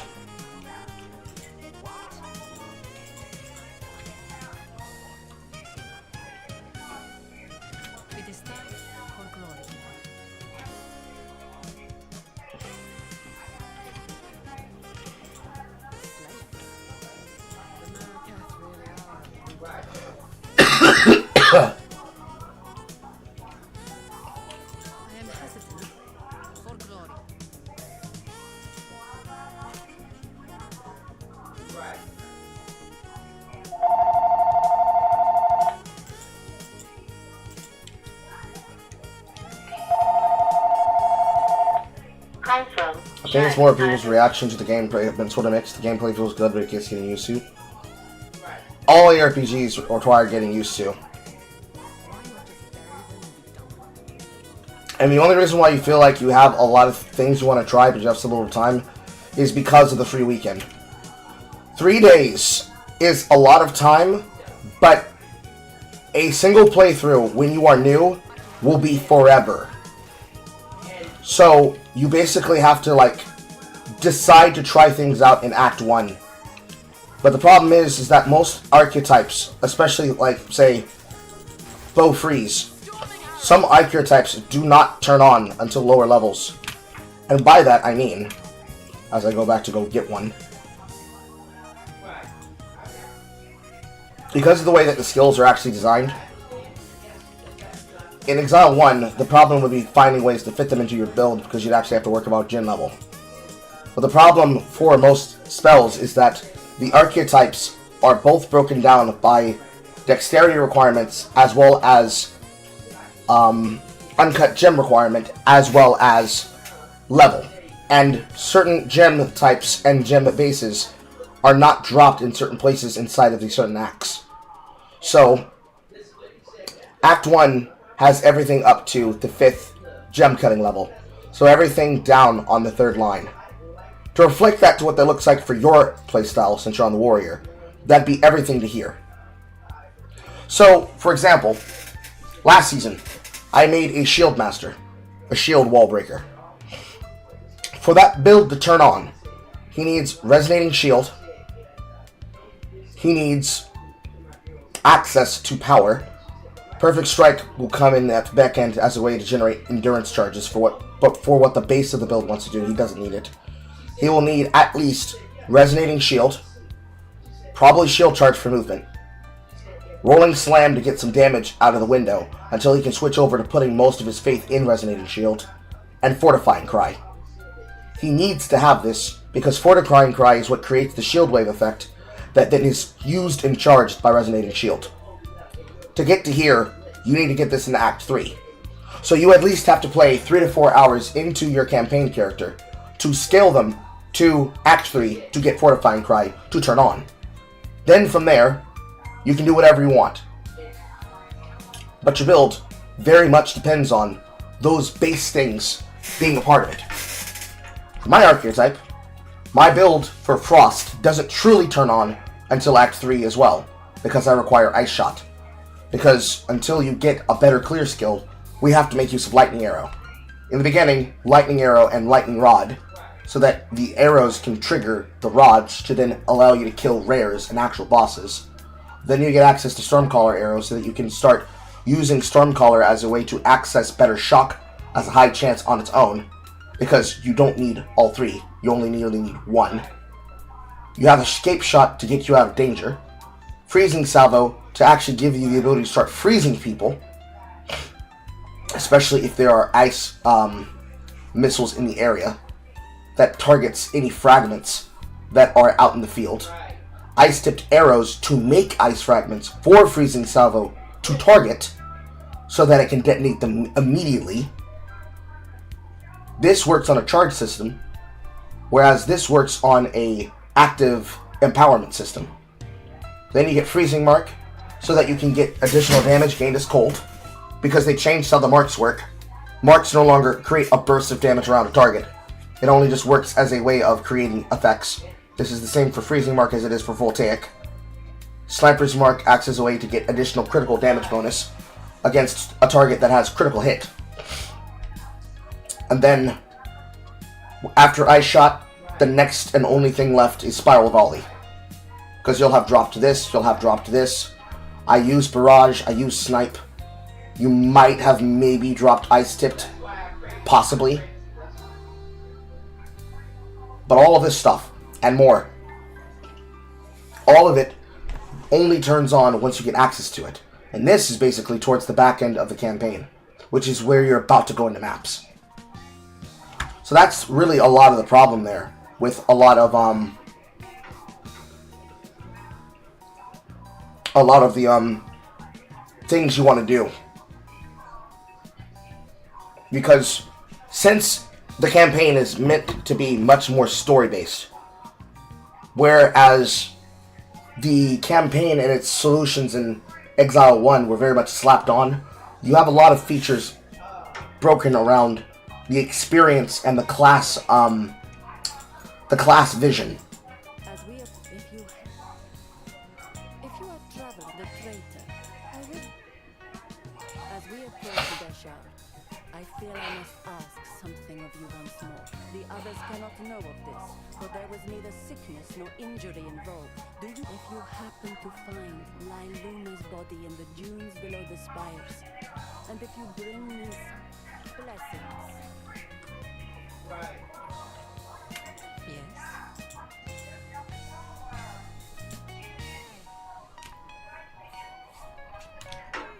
Ugh. You feel bad making other characters when you get to the hub of Act 1? Well, fortunately, you can bypass all the normal enemies on the way towards the Miller. You automatically go from level 1 to level 2, and you enter into the hub. And then leveling the characters to Geonor might take maybe like 45, well no, not 45 minutes to an hour. Maybe 2 hours tops. Act 2 in like 2 hours tops. Because your first time you're going to be going in to like see multiple things. That's like the entire thing that happens in Act 1. It's like Baldur's Gate. People spend a lot of time in Act 1.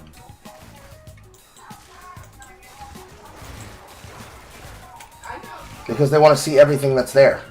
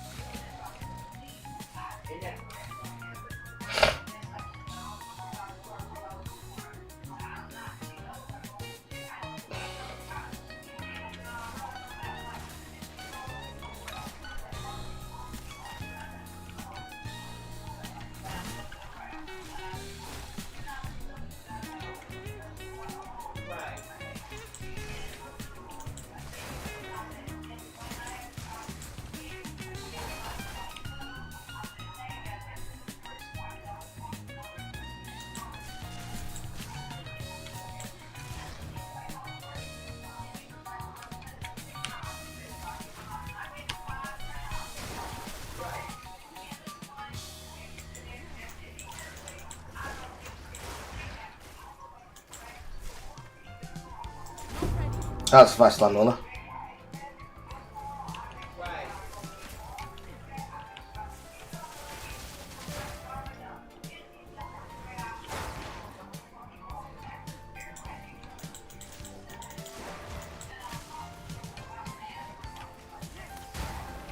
Survival isn't just a skill, it's an instinct.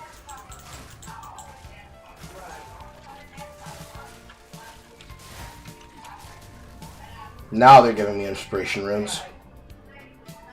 8 mana per enemy killed. Nah. I'm not gonna need that much.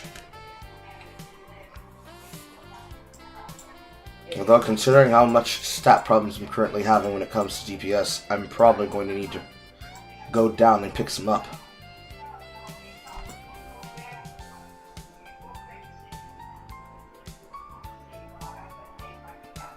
Do I need to come to pressure points?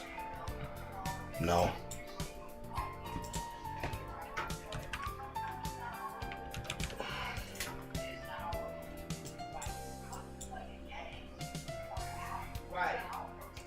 crit chance.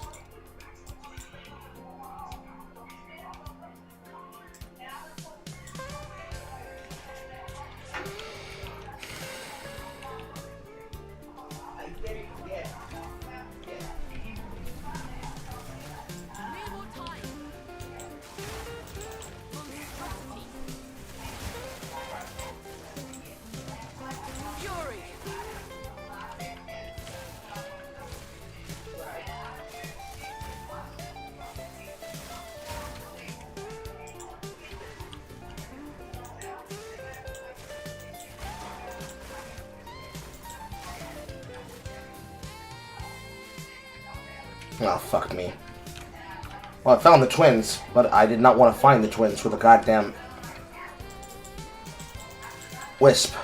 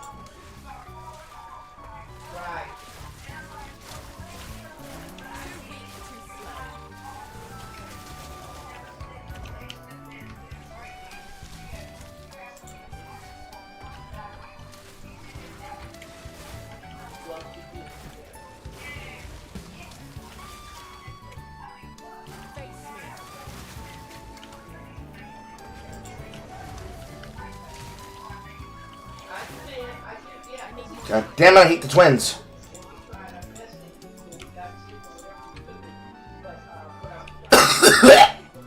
You even made worse with a goddamn remnant.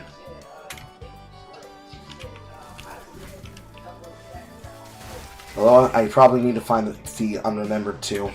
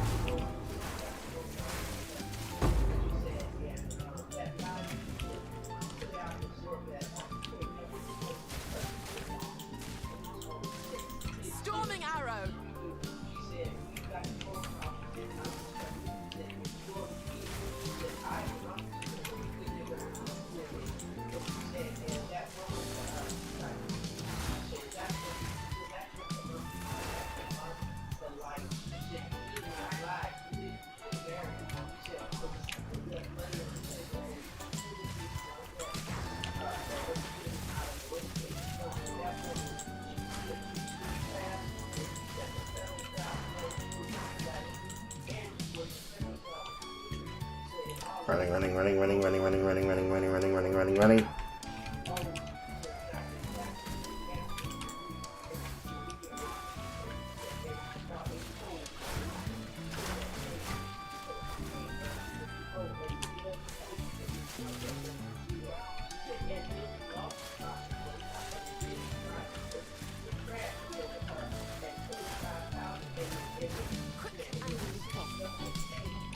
Oh, that before I even got the chance to rake him.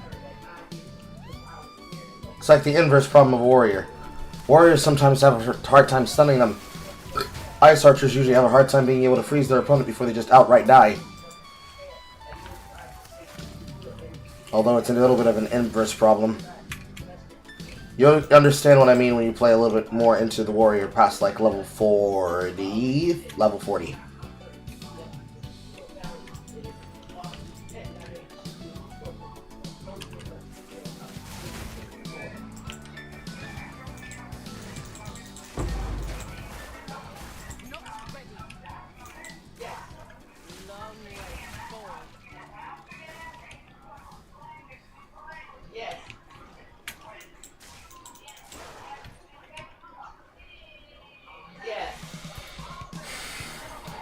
Where is the unremembered?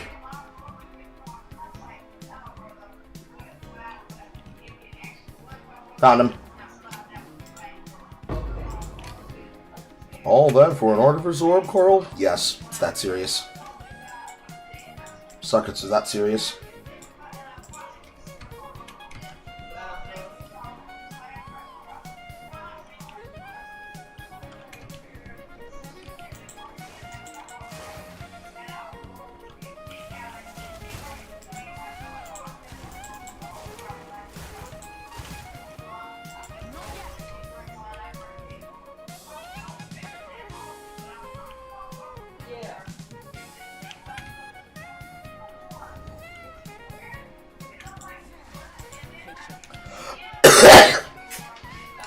You want to try Merc and Sorceress? Maybe Druid if you can. It's so funny that I find the game doesn't have skills for things like Axes and Daggers and freaking Swords. Yeah, it's funny simply because those classes that are going to use them as their archetype, as a starter, haven't been implemented into the game yet. I thought that the Druid was going to bring the Flail, but no, he is not bringing the Flail. Or at least the Flail archetype and the skills that go along with them haven't been worked on or are not done. Or as they would call them, feature complete.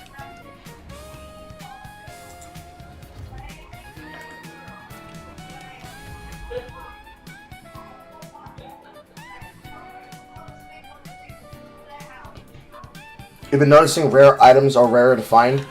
They're not rare, you just need a little bit of rarity. You need either a little bit of item rarity or you need to just come across some elites and kill some elites. And by that I mean rares.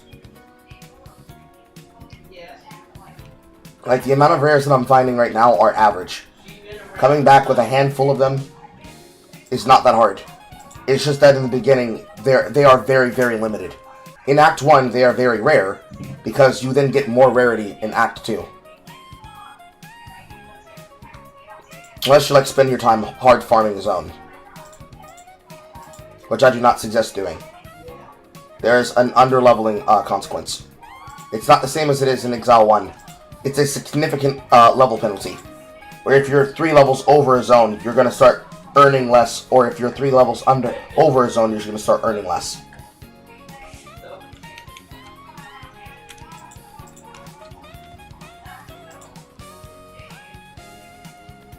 Now that is a nice crossbow. Unironically. That one's not as nice. It doesn't have increased attack speed and plus projectile like this does.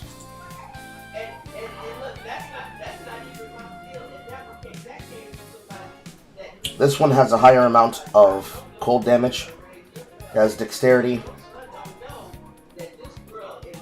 So while this might be better for overall damage base with the 19, with the proj level, I'm probably going to have to wear this Squall.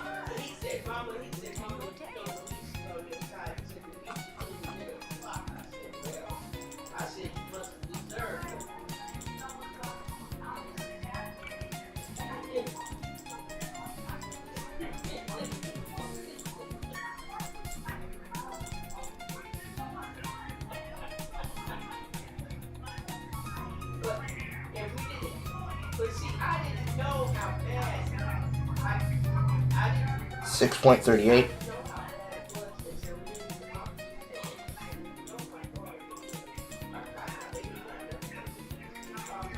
.6.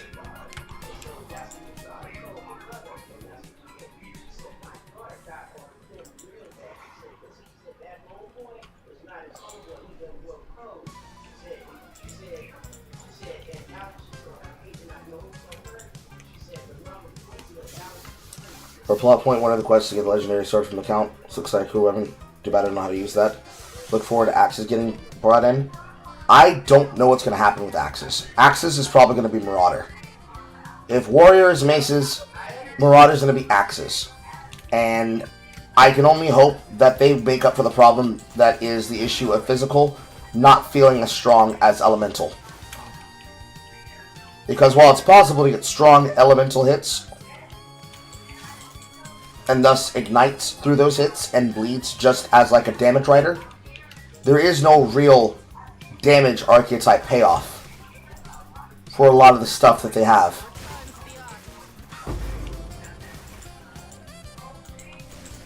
So my hope is that when they get Marauder, they're going to go the path of, like, extreme bleeds. Because the bleed support and physical being where it is embarrassing.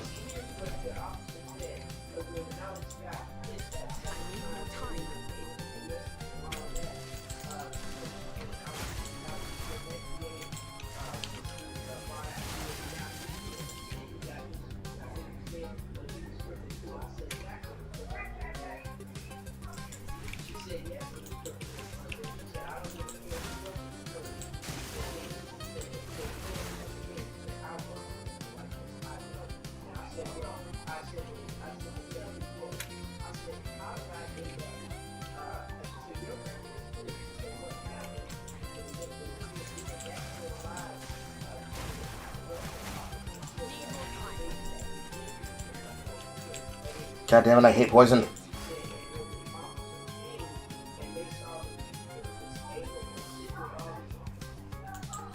The one thing I wish they had not fucking inspired and taken over from Diablo 2. Fucking poison mummies.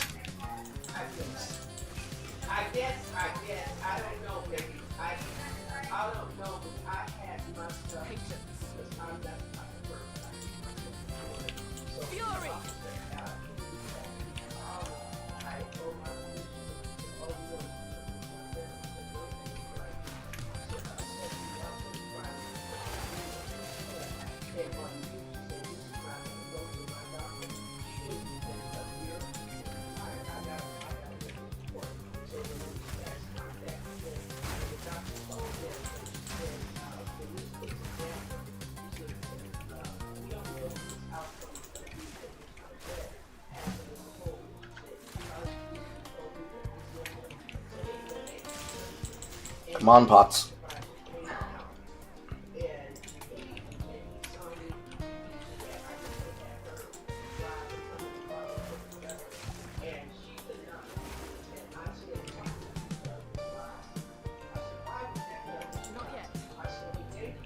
Come on, Pots.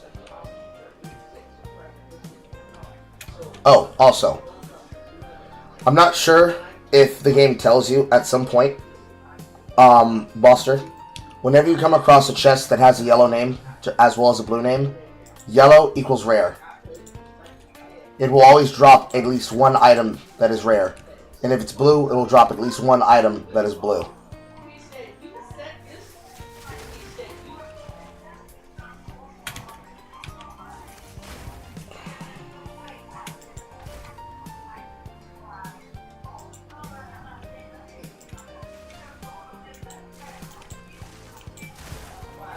Motherfucker.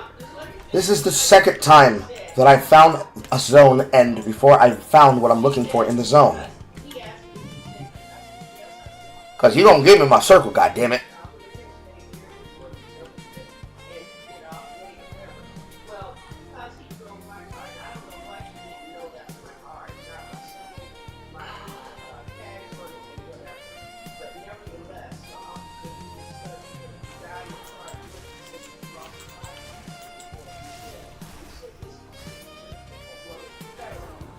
Ow.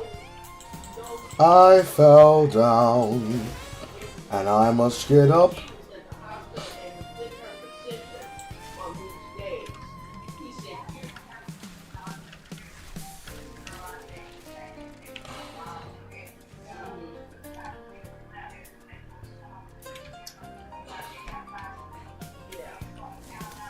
Ah. One of the few advantages of having an actual backflip leap. Use it across gaps. And I'm about to do it again!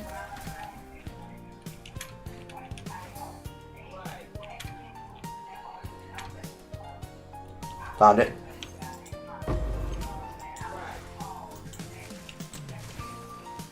Thunderous shot.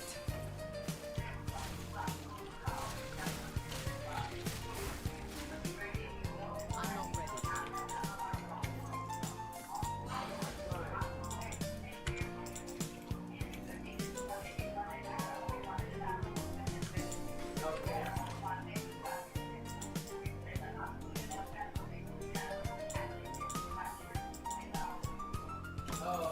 Damn it, I don't have enough space.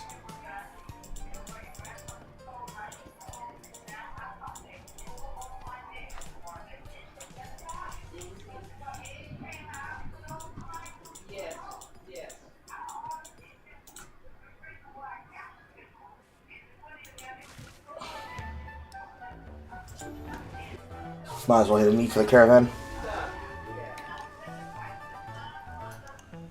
Yes, boss left for work, I think. The way that checkpoints work is that they are meant to help you get from place to place. The way that they work is that in certain zones, when you die, your zone completely resets, but you keep your checkpoints. Most of the time, when you run through a zone, like where I am right now. Wrong button. Remember, Carl, M is never map. When you're running through a zone, and you're in a zone like Path of Morning, while it might help to run through the zone again and get more experience, it is almost always in your interest inside of campaign to just go to the next zone. So as I described, the level cap punishment starts punishing you when you're above 3 levels or under 3 levels. Going to Path of Morning and getting to the Spires to Deshar will mean that I'll be able to level effectively until 33. Because when I get to Caravan, I will be about 33, 34, 35. Sometimes it doesn't really help all that much, because experience is the problem that you have, not necessarily loot. You can make it by with some base level shit off the ground, but most of the time, it's in your interest to just move to the next zone, unless you have to like backtrack. If you feel like you're underleveled, you can always do that too, but sometimes it doesn't really work out that well. This is a good crossbow too.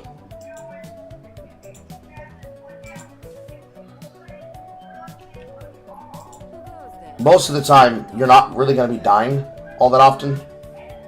If you are dying, that doesn't mean that you're necessarily doing something wrong. It just means the game is just deciding to put it up your ass specifically. Unless you take a wipeout because you got hit because you were trying to run through a zone. In which case, then you just got owned by the game.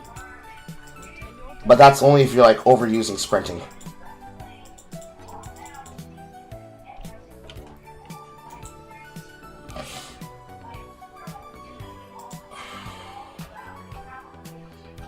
Short fuse, armament.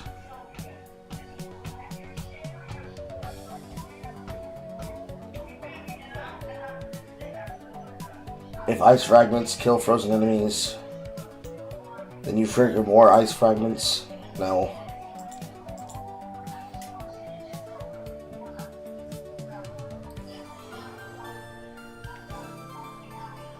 I guess long shot.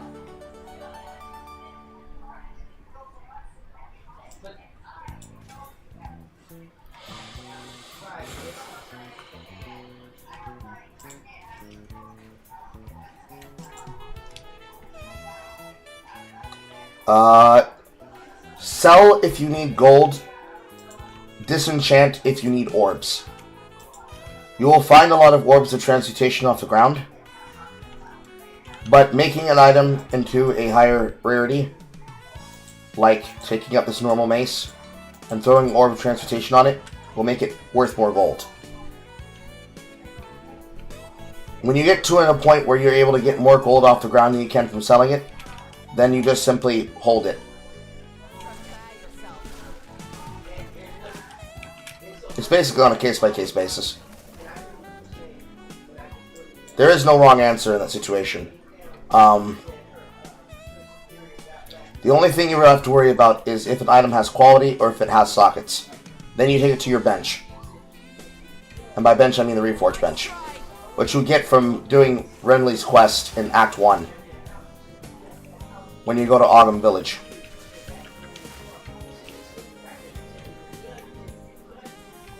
I need a better quiver type.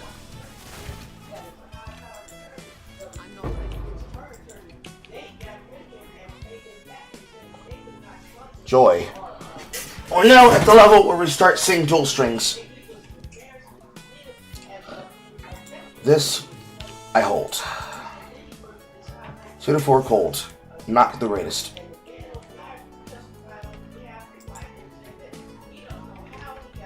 Now where is my circle? Am I just not granted a circle in this map? I guess not. Where they put it? I feel cheated. Cheated. Gypped.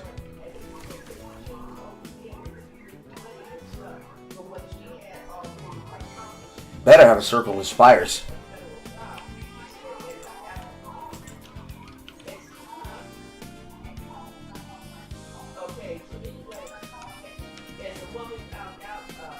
On sprinting, you like the addition, we should have no roll first. Just go from sprint to flat running. The reason why is because it is a dodge roll. When you're not in danger, you're holding down spacebar and or your run key to run. Then you're letting go and or using a skill to break sprint.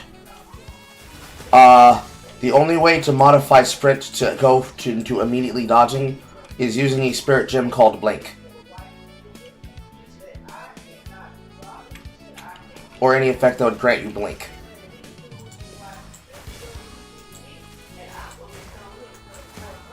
Because base move speed is everything in the game, and some characters are capable of getting more base move speed than others, such as the Ranger. That's actually one of the things that they nerfed about the Deadeye, because Wind War just had everything. So they nerfed it,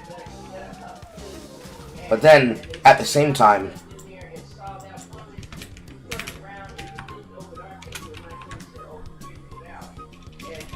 is it movement speed? Yes. The Ranger just has an ungodly amount of movement speed on the bar. Especially since they have access to Marathon Runner.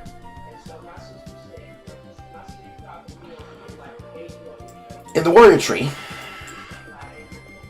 you get reduced movement speed penalty while actively blocking. Because you're using attacks that will give you movement towards the direction of an enemy. And then there is movement speed while surrounded. Since the entire dichotomy of the warrior is that he is a walking fortress. You also do get access to light on your feet. Which this is good as well. Because this also then gets you to momentum. Which allows you to get reduction of movement speed penalties on armor. Because your heavy armor is giving you a invisible movement speed penalty.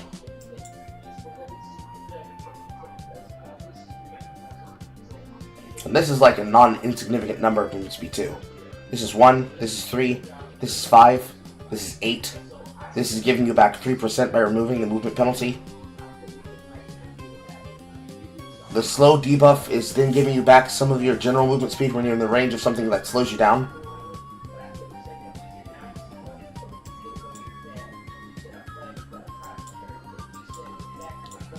The fact that you don't get anywhere at all inside of the warrior side is really crazy.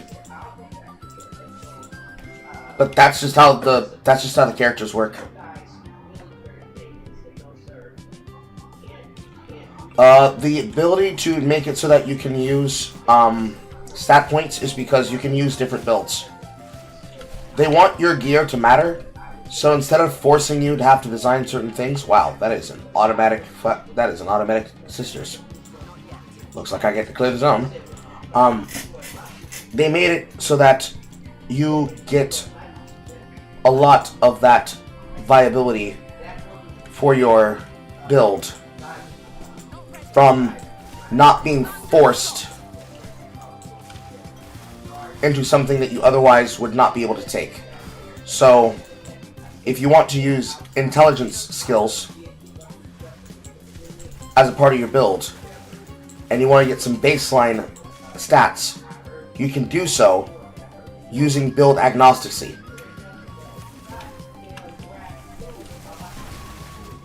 But for the warrior, he doesn't really have that much build agnosticy. Especially not immediately at the gate. But it's like this. Let's say you did want to use and build agnostic points. You've got different pathways that take you in between all of the different nodes and sectors. So, if you wanted to make a fire build, you would start here from melee damage.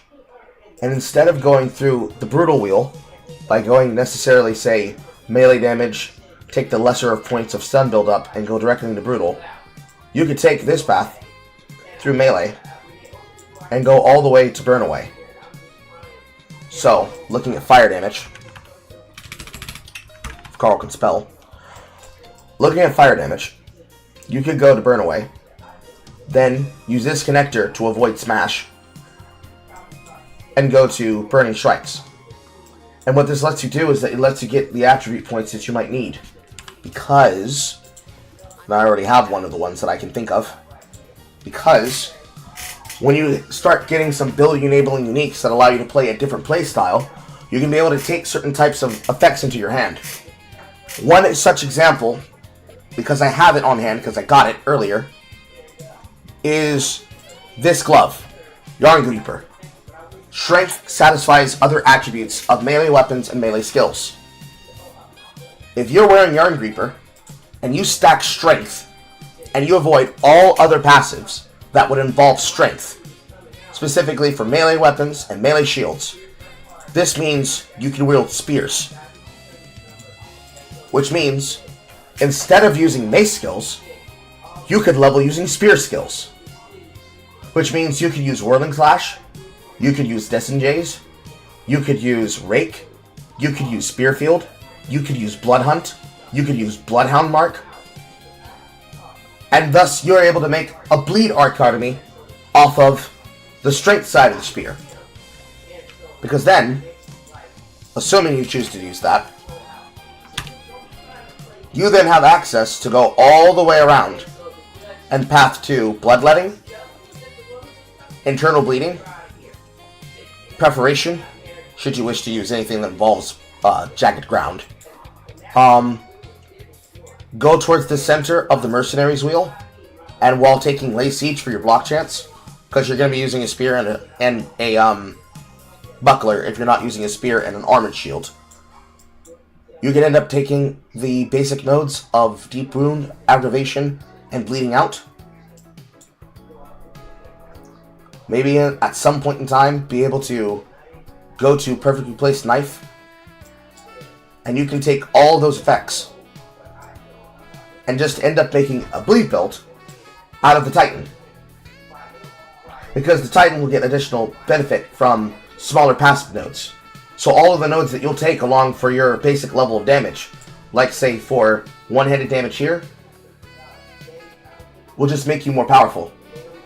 With all the bullshit that would happen should you want to use dexterity and strength. Because then you can focus on one type over the other. Because you can go straight strength, and your spear will be based on strength, as well as you using skills based on strength for skill levels. And they made it so that you can do things like that when you acquire uniques like that, which is like everything. Otherwise, it's stat stacking. Sometimes stat stacking is also the way, but that one's a little bit more unique.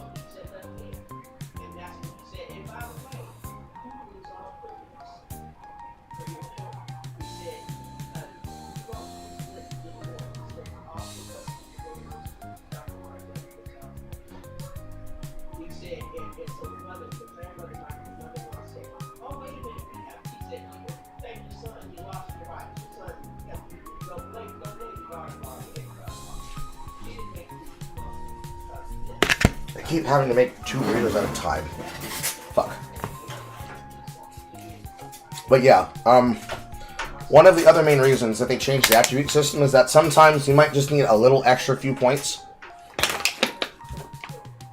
And or, especially if you will have certain gem capacity requirements, you might need a couple of extra points of intelligence per 5 points in the attribute stat to fit the gem capacity. For some of the baseline problems, as it was in Exile 1, your attribute choice of necklace will help fill in those problems. So if you need strength, use a strength necklace. If you need dex, use a dex necklace. If you need intelligence, use an intelligence necklace. Because a difference of 10 to 15 extra points can make the difference. It's the same reason why people like stellar amulets, because stellar amulets give at least 7 to 8 to 10 to all stats. So it's a point delta of like 14 to 30 extra stats to each stat.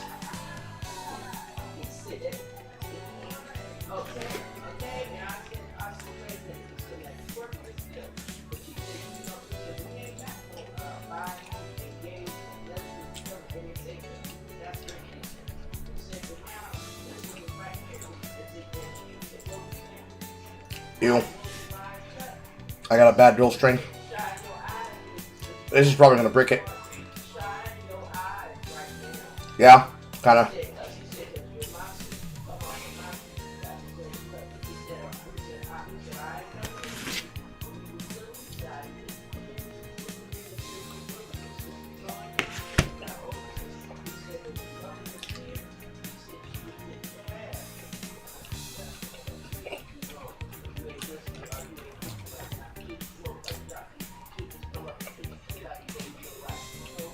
That's good action.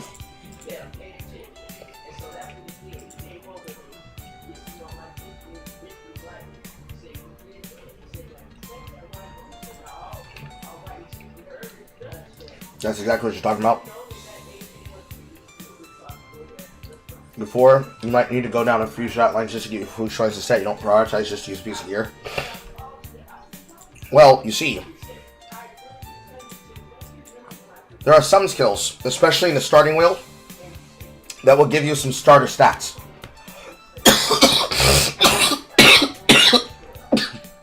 No matter what side you go down, whether you go down the offensive line or the defensive line, you will always get plus 10.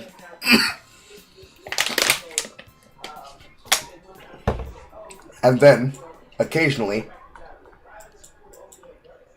on certain types of breakpoint stats, especially as a 3-point investment, which is more than likely what I'm going to be dealing with, especially with this surpassing chance to fire an arrow system they have going on here. You can pick up some plus 10 to the stat in question that's there. So when I get down this line here, excuse me. Now that I put in for crit chance here, to pick up cooked. When I get down the stat line here, to go all the way towards heart-stopping, heartbreaking, and struck through, I'm naturally going to pick up plus 10 strength and plus 10 intelligence.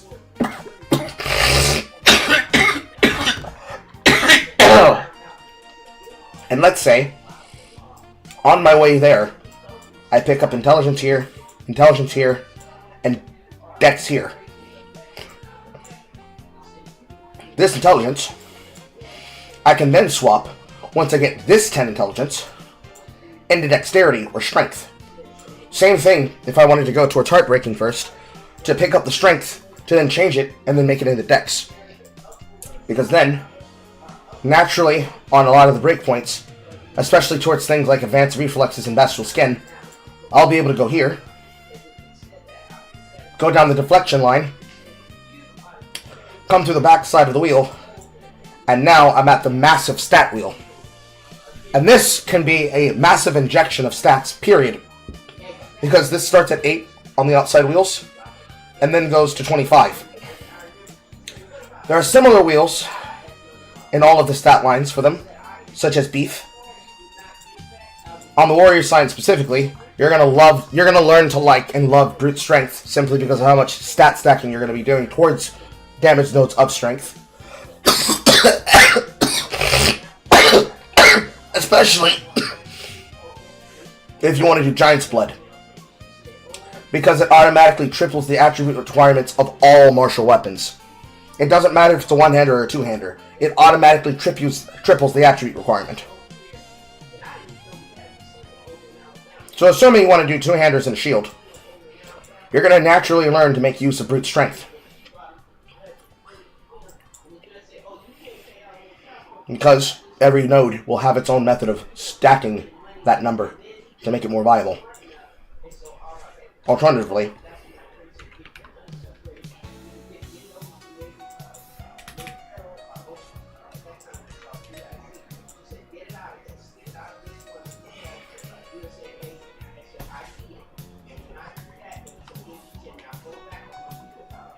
I can't spell intelligence.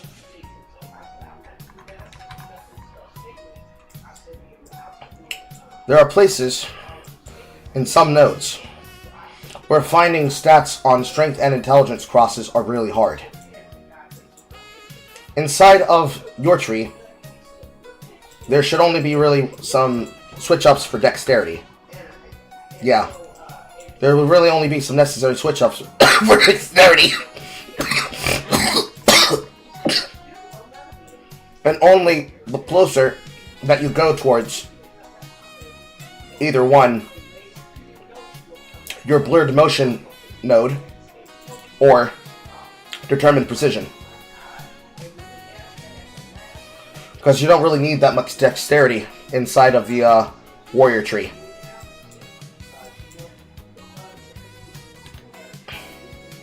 And that's just one of the downsides.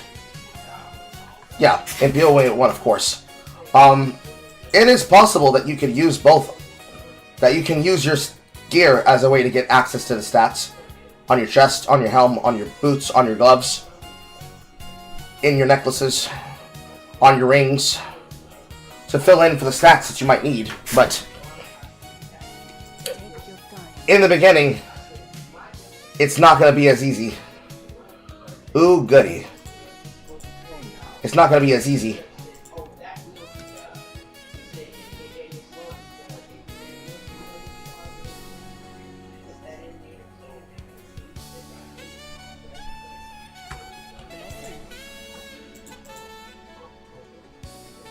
Three life per hit.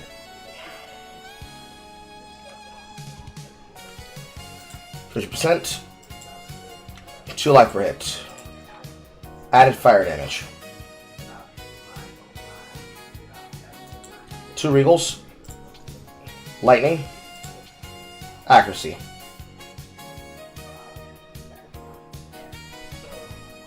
One roll. Leech again.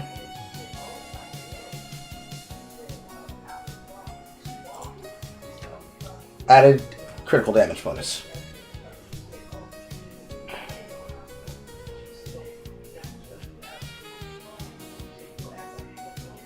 There's a chance to that this should be end up good. Browse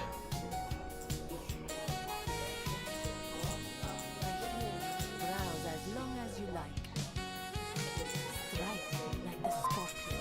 I can afford to gamble twice, I think. No, once. Garbage.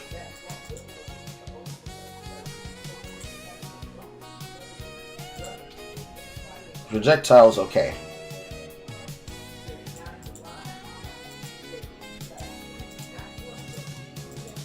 You can see what comes of this bow.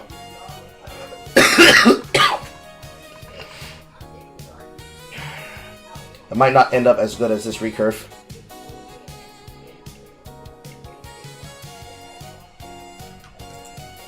And now I get back my regals.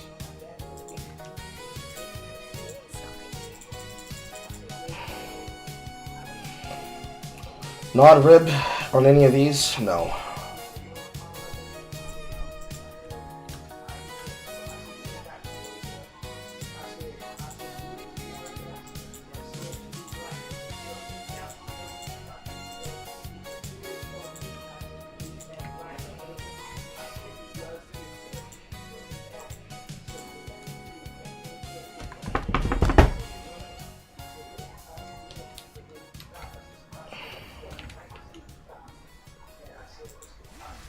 Storming arrow.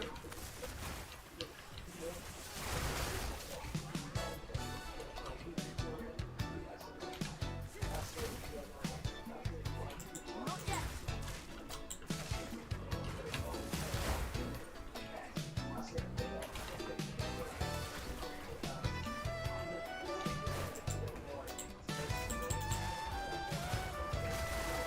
Nowhere to run.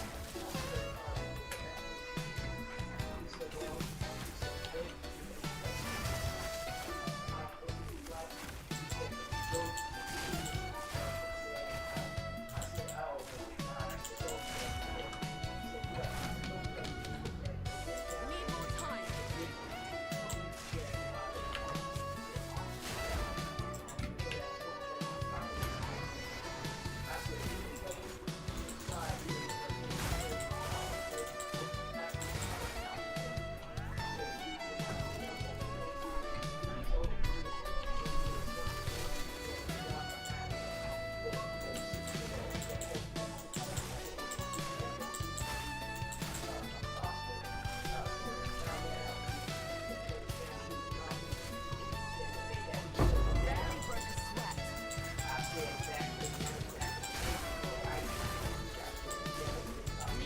God damn it, why do you all have to do so much to get them damage and hit?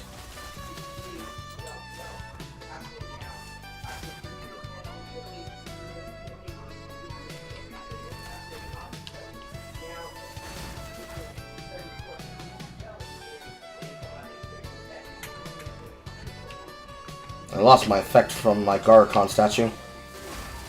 So now I'm getting half the experience I would be because the statues aren't active. Shot. Oh well. My experience game is not as important as making sure you know everything you can learn about the game.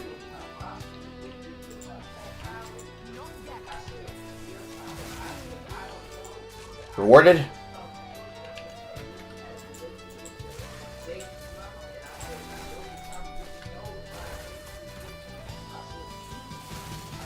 Sure, client karma?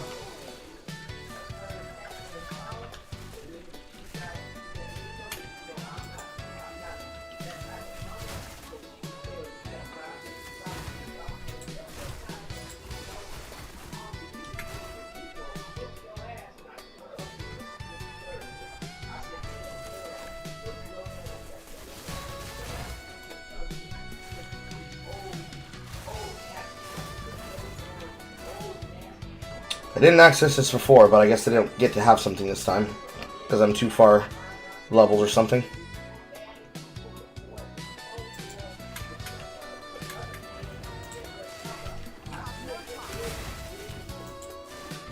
That was a lot of health. Really quickly.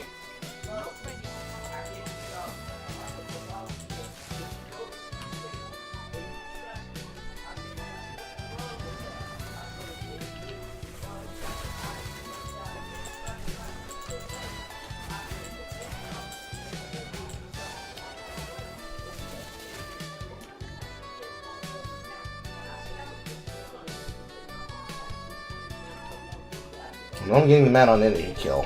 Where did the rest of that come from? Was that from the shotgun effect of the Squall? Doubt it.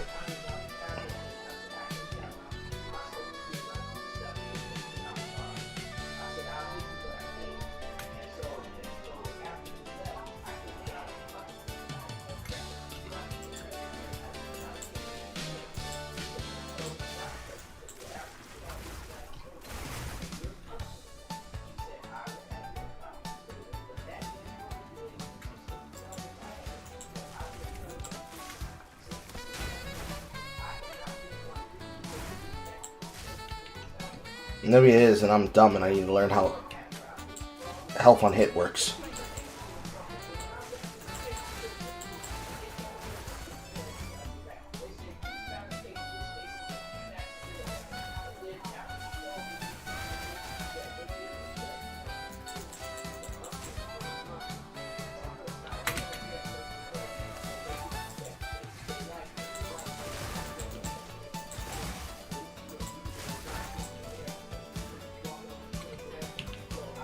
Storm.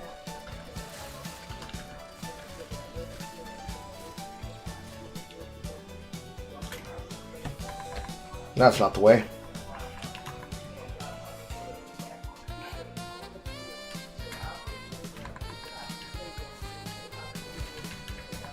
Am I lost? Hello? Am I blind?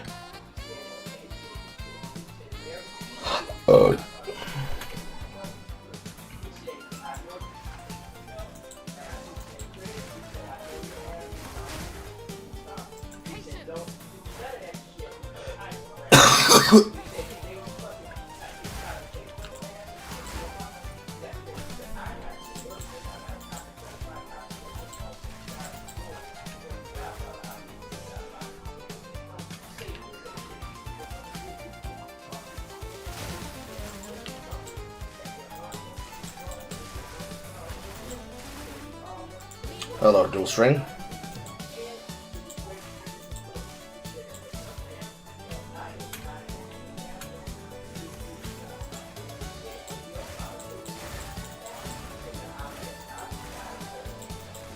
There's my level.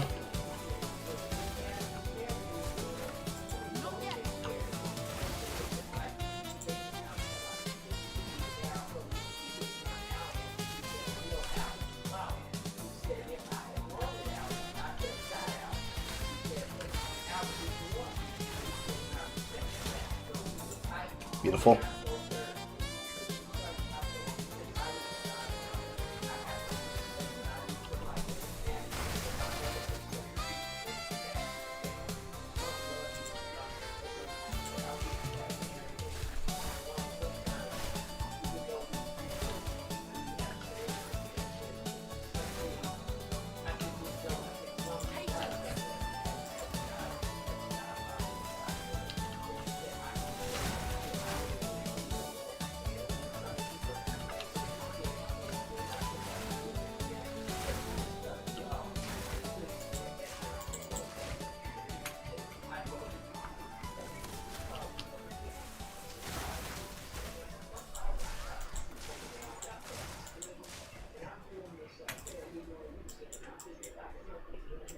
Oop.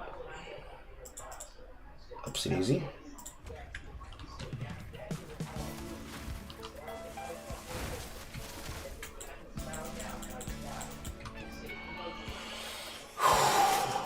Where are you, bony bastard? I just did the mistake I was talking about.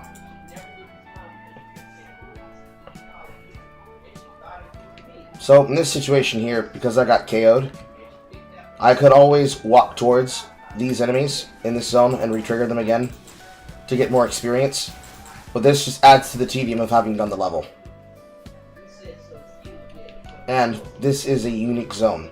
So this zone won't have anything else here, because since this is a unique affix, this basically has to be a spawned new area entirely from reset. So I'd have to go back to a checkpoint at a door for a door transition into another zone, and then reset the zone in order for me to get another one of these in this area. Which is debatable. But then again, I am right at level 32, which means that I can only get one more level after killing Torgal. So, probably not something I'm going to do, but it's an option that I have available, since I basically enabled each and every single one of these 4 tops to have extra experience. So I could probably eke out another 75% before moving to the next zone.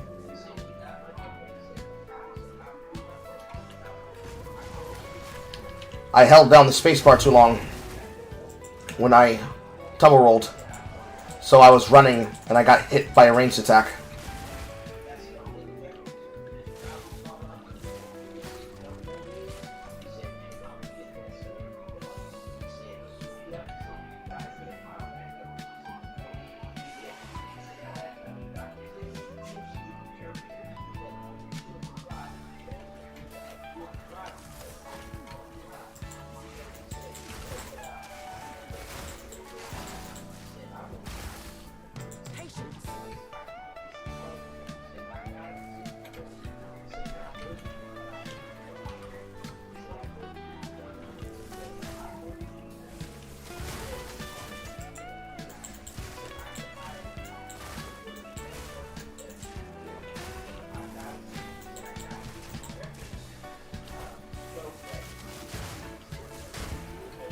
Nice.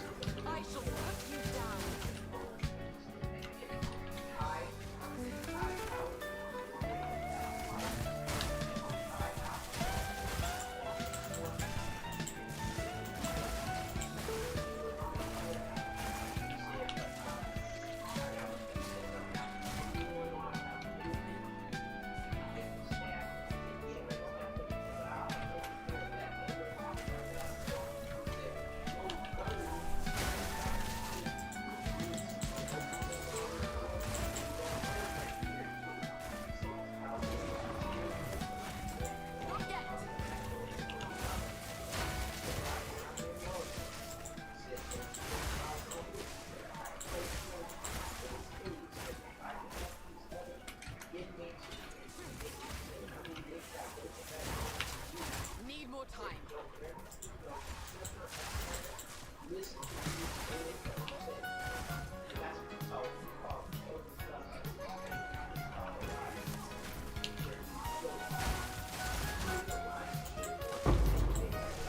Yay!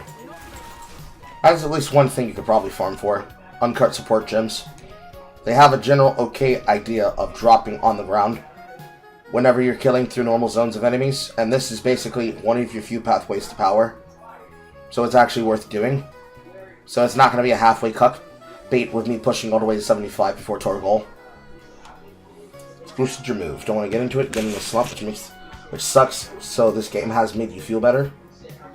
Low 5 beats to kill too? Yes, true.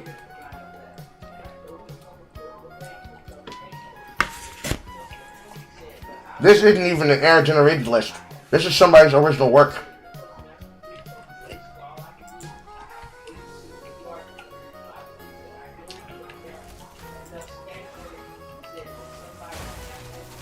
Thunderous shot.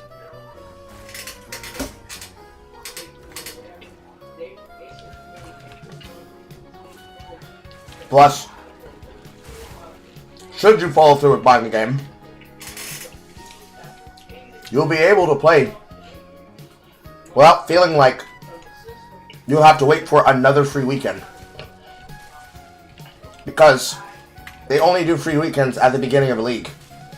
So if you feel like you don't want to scratch the itch to really get into it and start playing a lot now, you'd have to wait until leagues start at the next league 4 months away.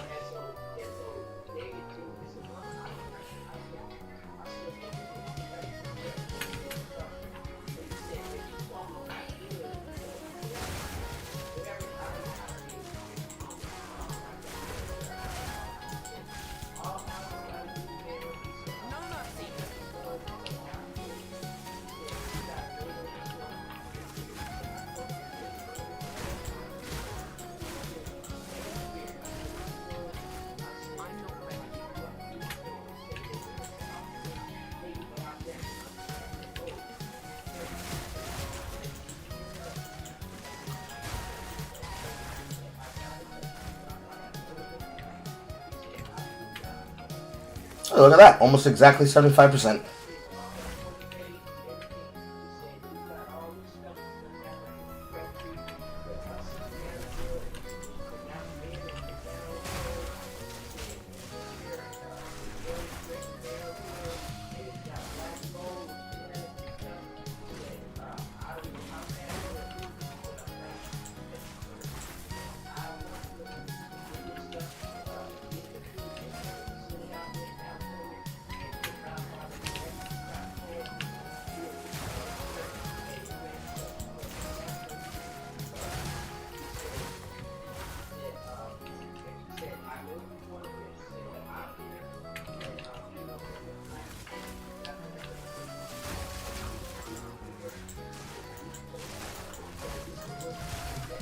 New mana? Damn, that's almost the entire full level 33.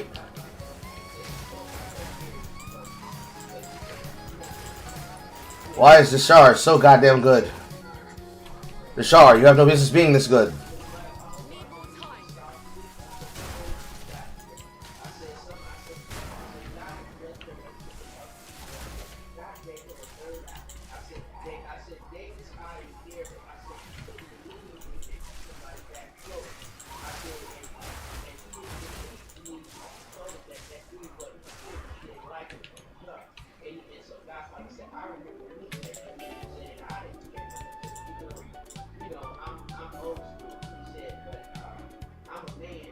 This is companions.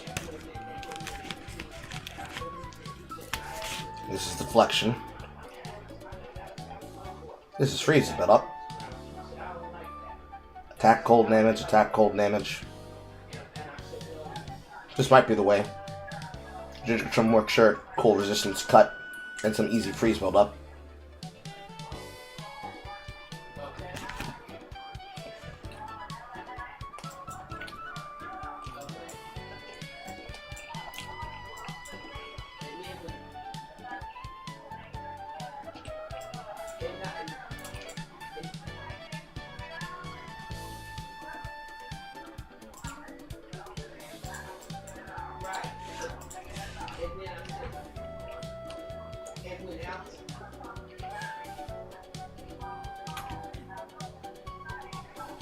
Yay. I got the best of both worlds. I got the level up and I got the door right before level 33.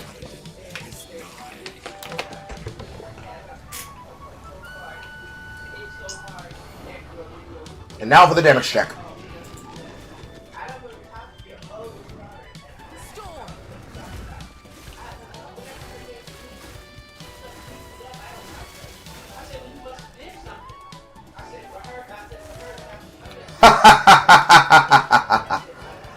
Yes, sir.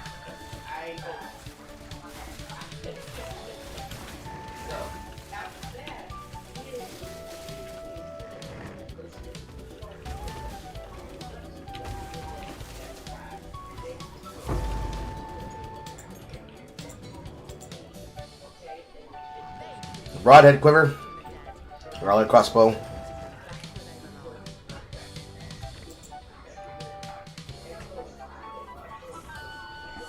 You found a city pop cover of Super Mario. Shit, link that in the server, bro. Unless you're not in the server, in which case you don't have to.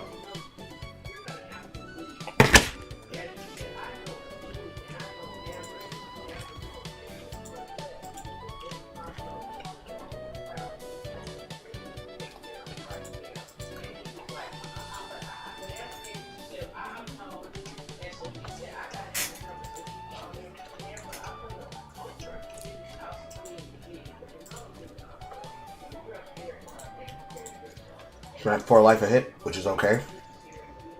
8 to 3 fire damage, which is not great.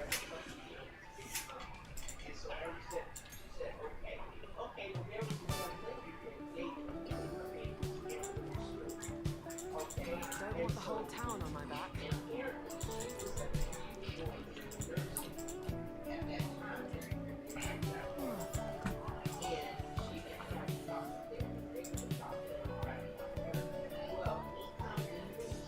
Are the ones I'm looking for? No need to rush.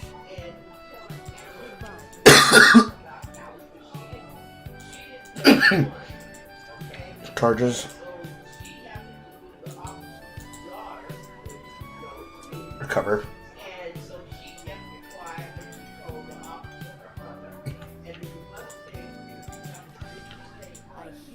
Level up means new bow chance.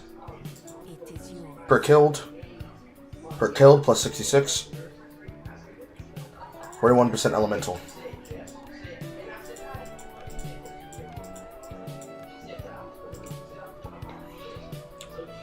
Accuracy.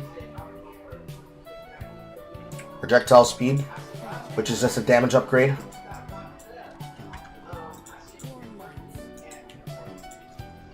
Critical damage bonus for attack is beautiful. 44, which makes it usable. Leeching mana, which don't need it.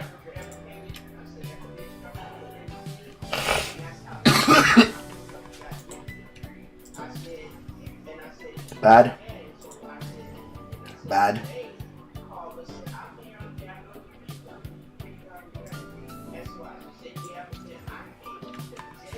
Eight dexterity.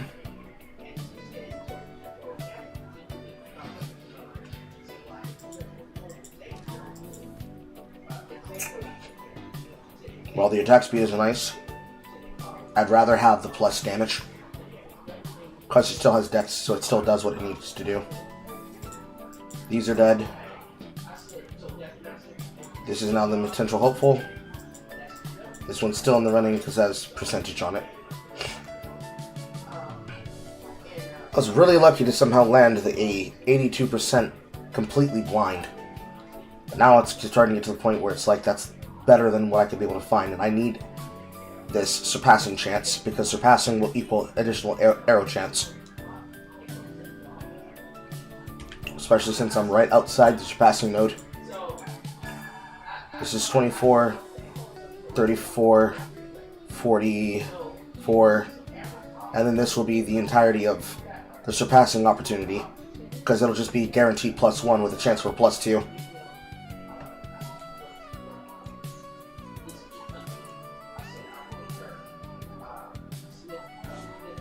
And that's just great. Me personally, I don't think that they should have really fucked with that stat. I don't think they needed to. Because what they ended up doing is that they changed the guaranteed +1 on dual string basis into a percentage and then made that into an archetype change itself. I don't think it really needed all that.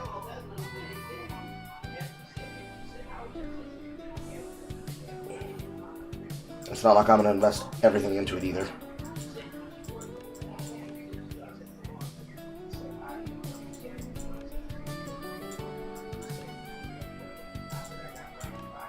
But they could have done a lot better.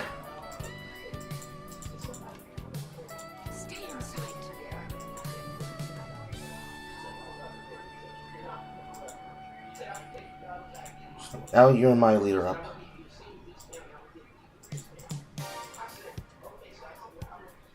You still have a chance to be good. That has a chance to be a filler.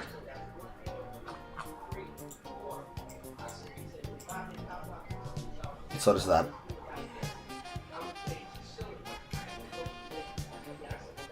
Level 9, please.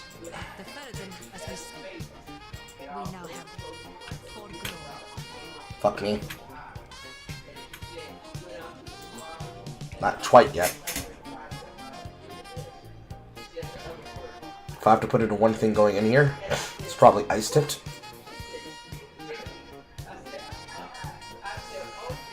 Where is it? No. Freezing salvo.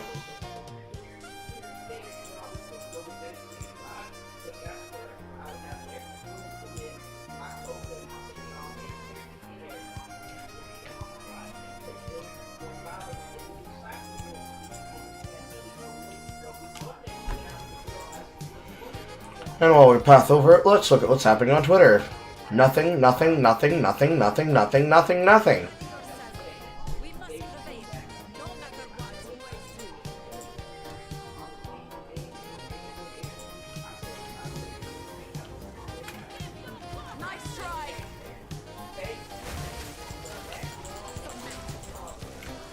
Now we get to the real stress test.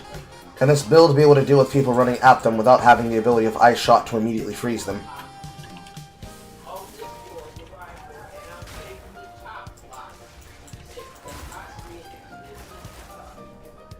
If they walk on chilled ground, probably not.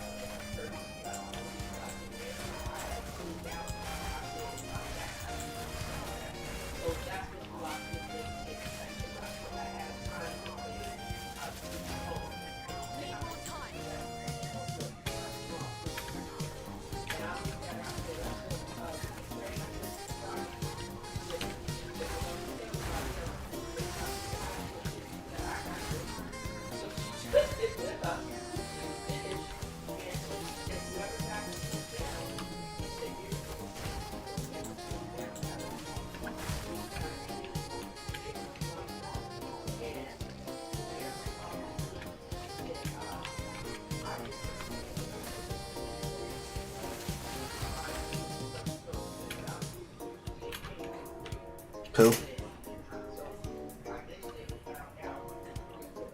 I wonder where they would put it in here. Will they generate an entire new platform to put the circle on?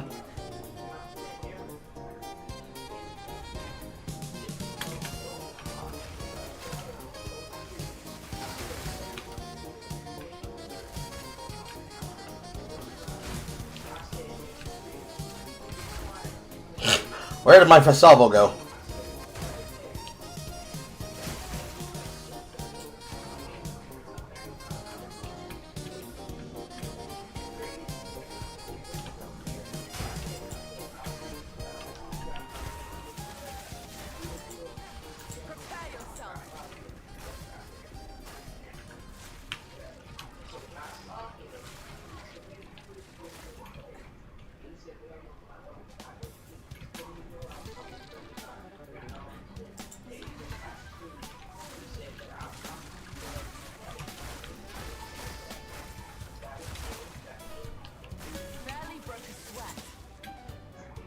Superior Wicker, not worth. It's not worth breaking down.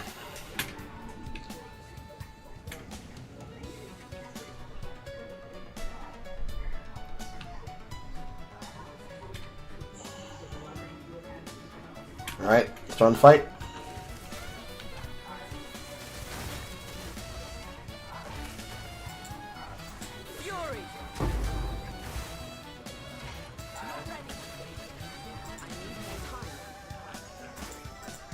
Trivialized. Trivialized.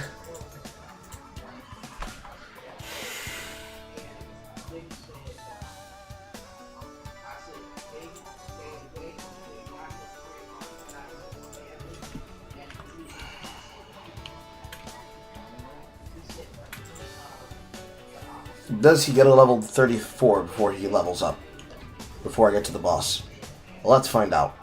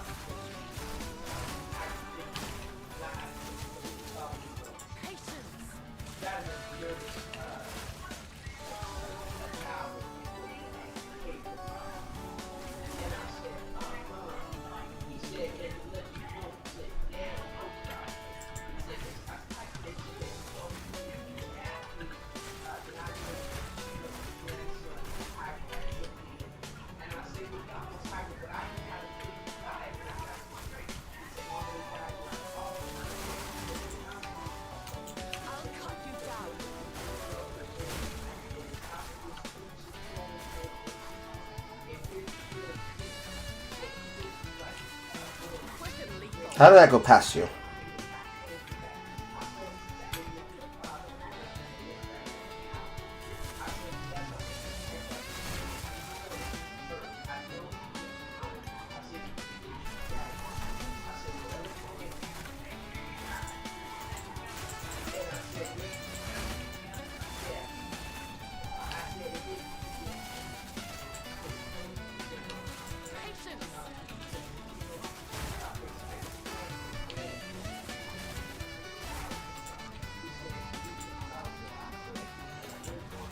While we might have been able to get solutions for our mana, we are in a position where our health needs to have the same solution now. It's not quite there.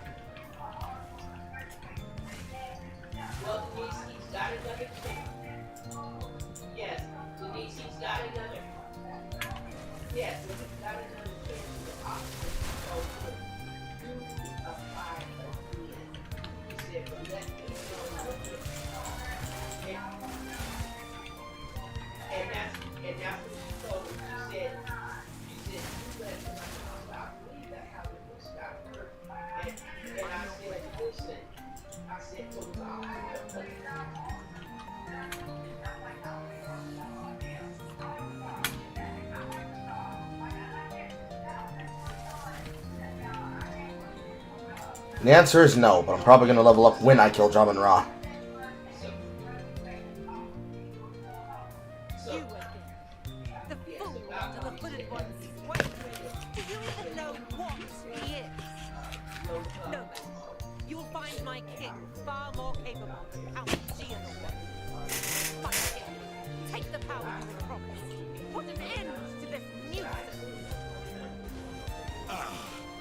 The Sigmar of Yaldura. Bow before your king.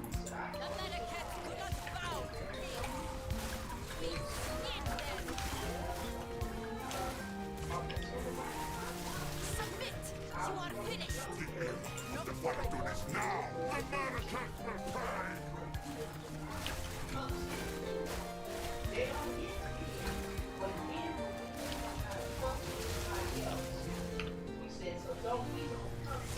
For my people! The era of the Faradun is now!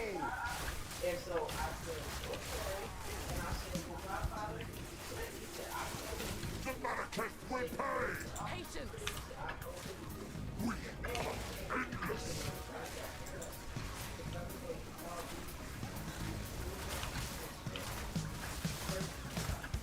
We're running out of time.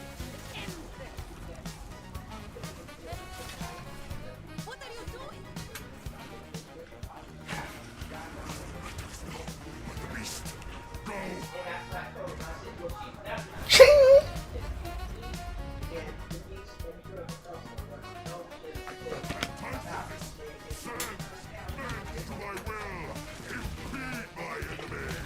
Ow.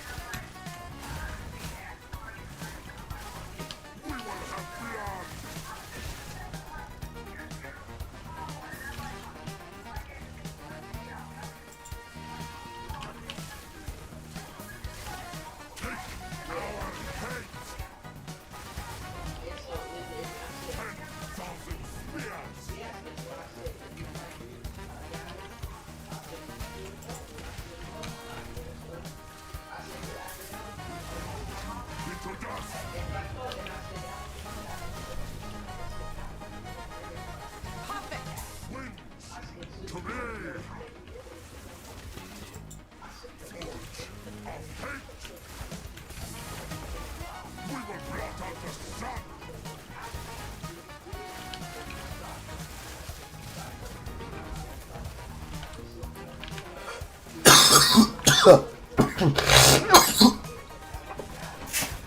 expected myself to miss there. My hand wiggled.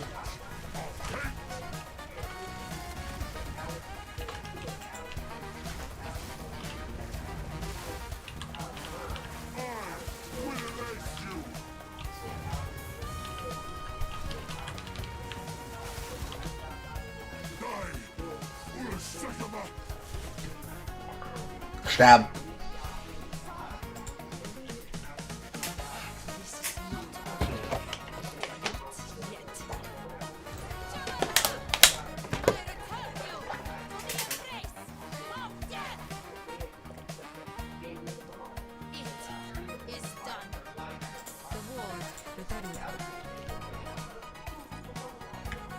Cultist. Where I now start getting chaos damage. This is useless to my character.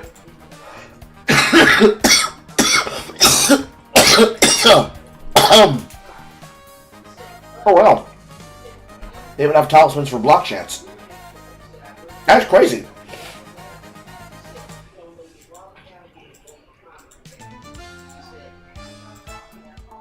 I wonder how the fuck that works.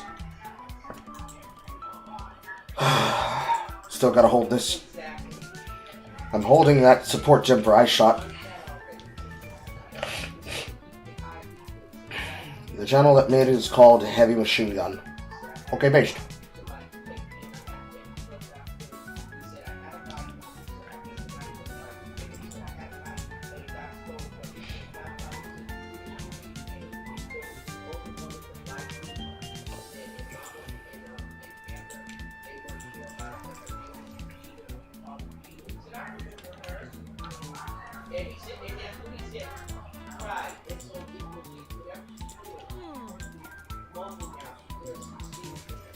Wow, that's crazy.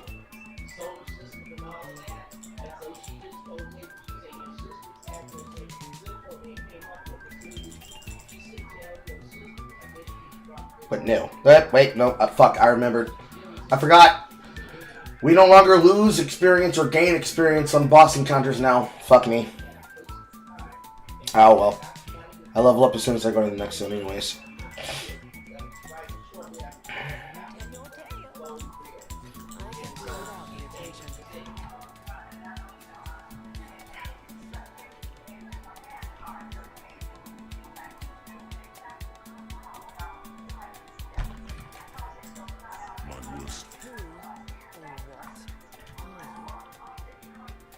You're right.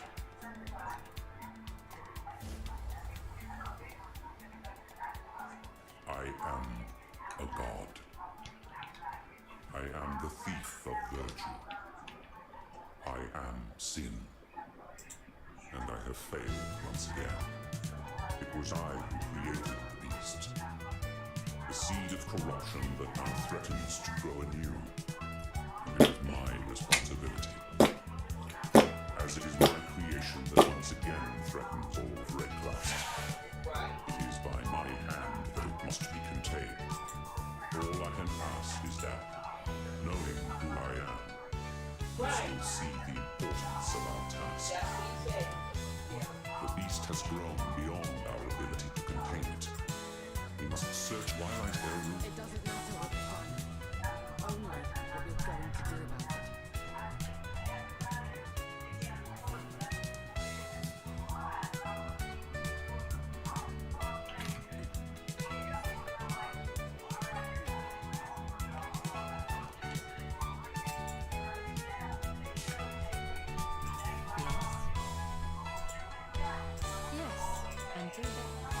The beast has grown.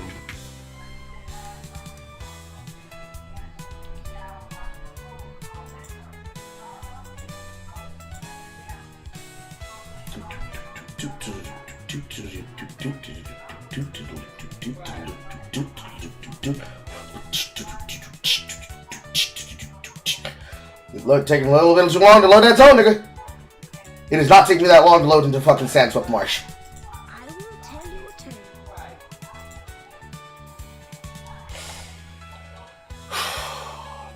Good Sapphire Ring.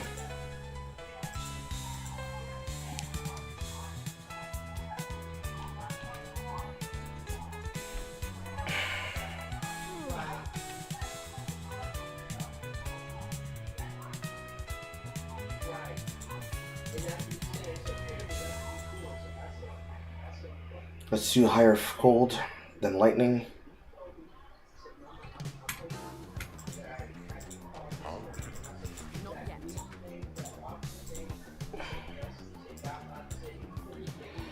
Now we need to get really, really lucky. Kind of fucked in a position like this where I don't have a lot of fire resistance except on this belt. I'm getting lucky with everything except that. Not even on the amulet. The plus energy shield is great, but because I have percentage global defense multiplier now affecting my character defense, I'm not in the best position right now.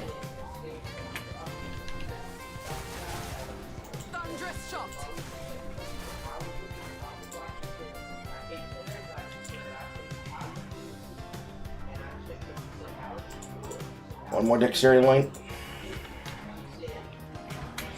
Then the next 10 levels are dedicated towards getting me towards the plus 25.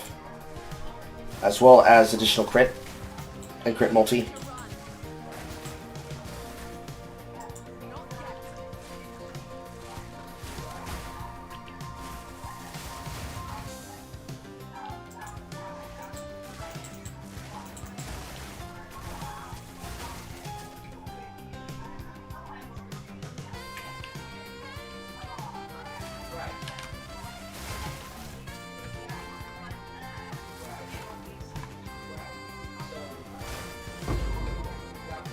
Nice. Hello, Ice Shot. Goodbye, Lightning Arrow.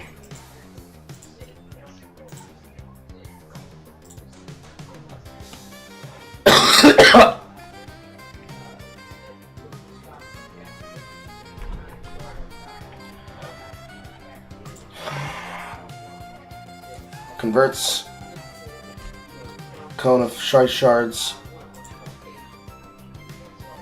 Yes.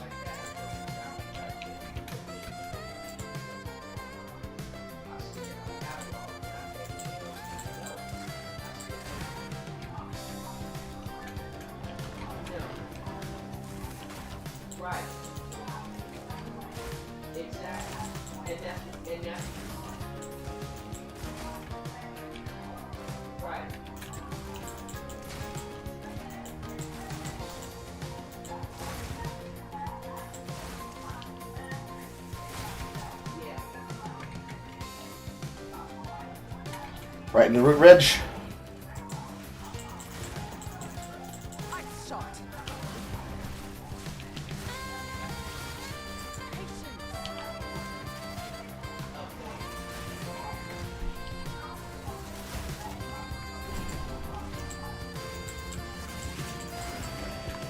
Ow.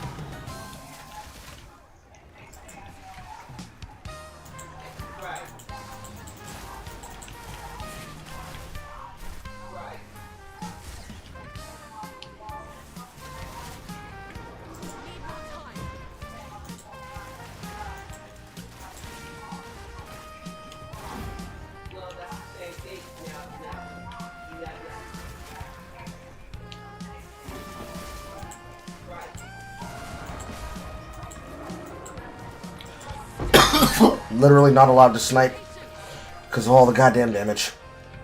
Still, we're here.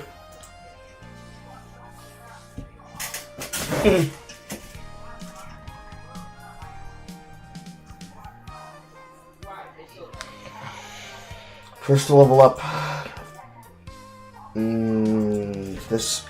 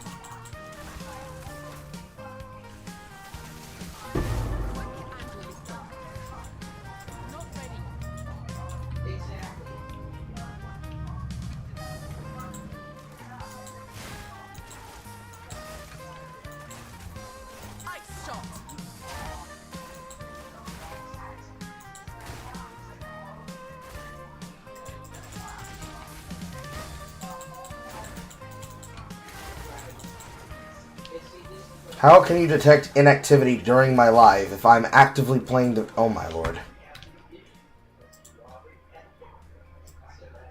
Oh my lord. I am so annoyed with TikTok.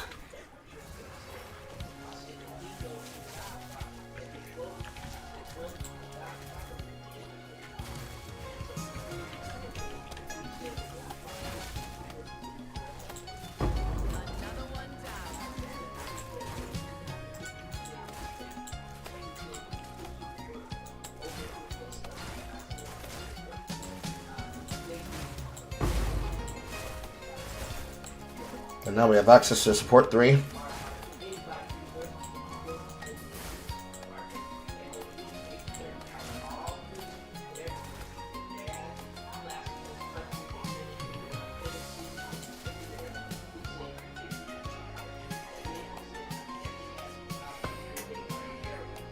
Electrocuting will have to be the single target.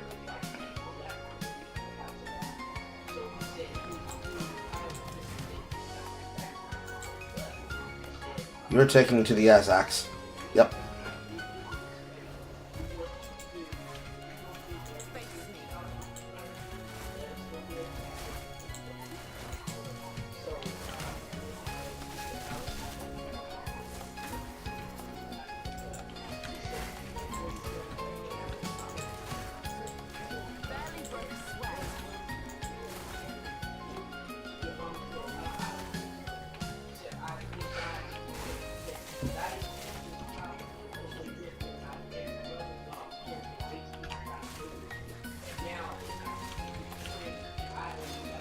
There.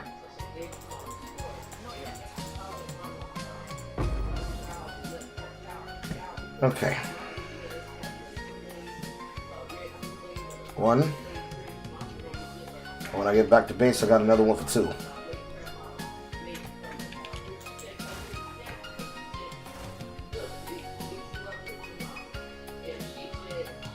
Because now, on this gem level up, I will have Combat Frenzy. And then begins the dumpstering of Frenzy. Because since I already do freeze, I will naturally gain it. Because I do not want to fuck around with Electrocute.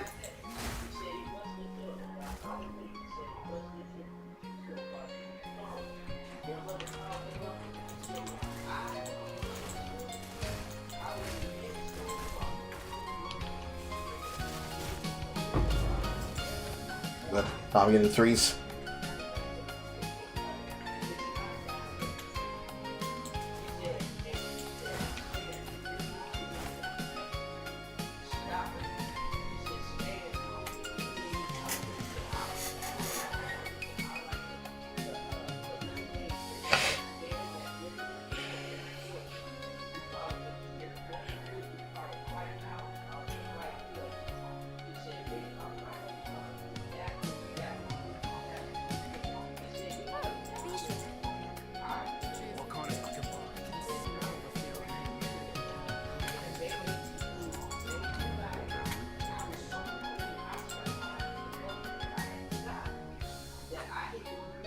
Okay, escape shot. And I suppose barrage should be the choice.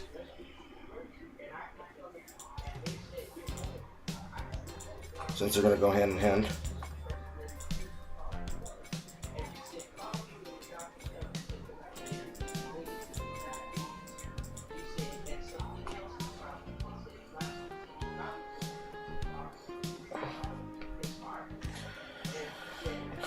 Now that we have access to Ice Tipped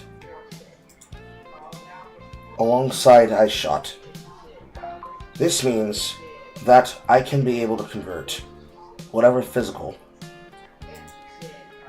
is coming with the fragments to make their attack come out cold. So that will work for the lightning for now. So that Stormcaller arrow is able to convert that shock effect to provide that shock to increase all over damage. Now it doesn't have to be barrageable, but it's better if I do it that way.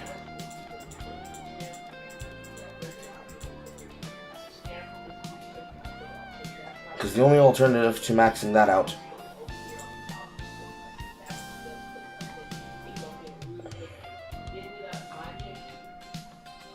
actually, there's no benefit to maxing it out. Almost none of them. That means I can actually still just hold these then. In any case. The benefit would be is that by being able to use these now, I can now combine them.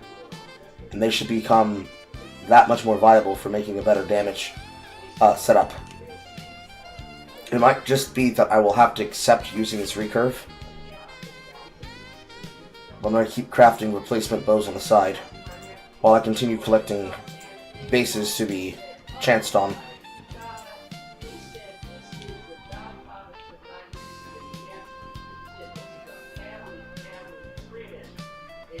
You wonder how his brother, Innocence is doing? We don't know. It is to be believed that there might be something to do with that in the storyline in the future, with future arcs, but we don't know yet. Supposedly his brother is supposed to be somewhere in a northern Arctic place, like wherever the Meginord comes from. But we haven't seen him since.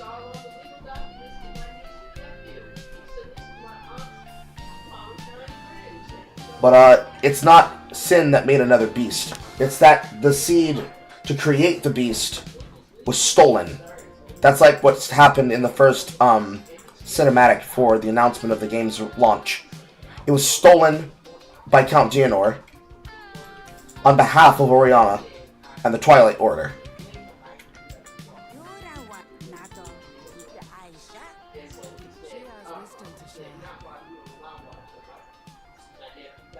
This is really good fire resistance. I have to give up the boots for it.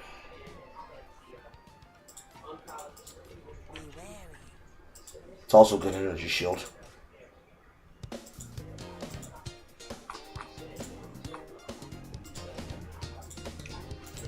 Alright. Ice shot, chain, long shot, salvo. Support skills that use projectiles. Supported skills gain seals. For each seal consumed, it attacks with additional projectiles. They are fired in random directions. Deliberation. Lose movement speed. Pierce. Let me see what salvo looks like.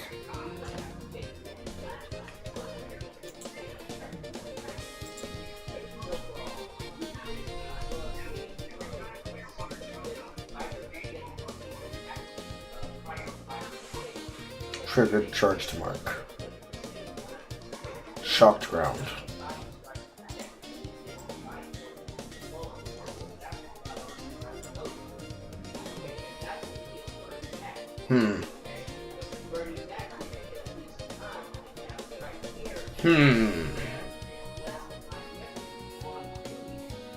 We'll revisit that in the future.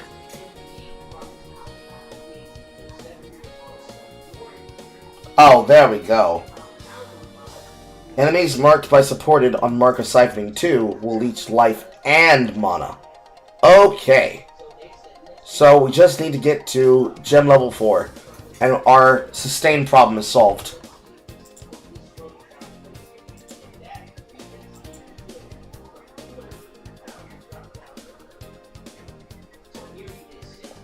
Alignment. Indicate one of 4 directions. Attack skills. When match the original direction, deal more damage. Let's not use alignment. That's retarded.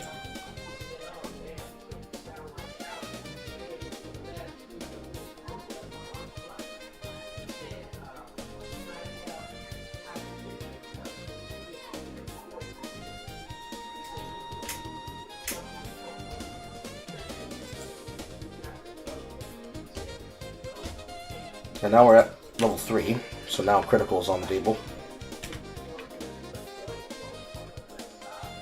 Exhonorable critical. supercritical, electromagnetism, deadly resolve,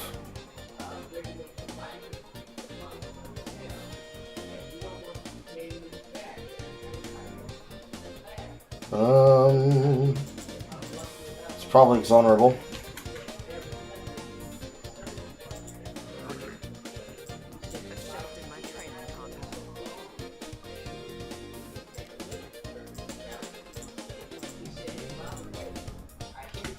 Just enough.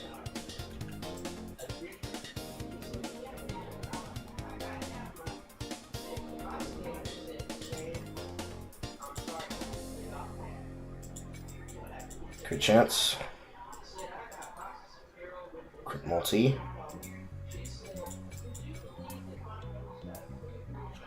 More damage for enemy nearby me. Because Virgin is not going to be as good because I do not want to channel for very long. And my attack speed is based, or my scaling of attack speed for the arrow is based on the charge time of my attack speed of its damage on purpose.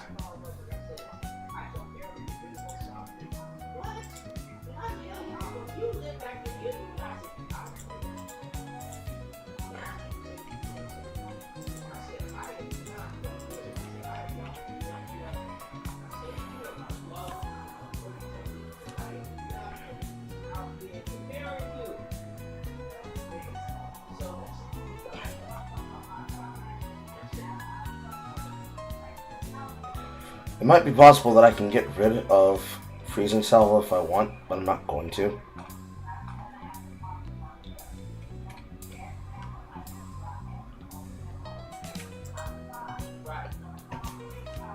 And into the jungle.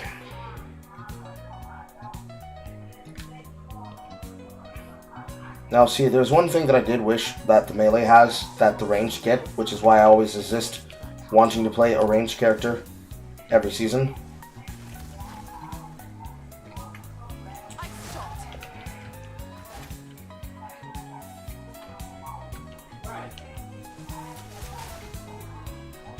And it's the fact that every single season, range gets so many answers to their problems to solve their solutions. And melee do not get any of them.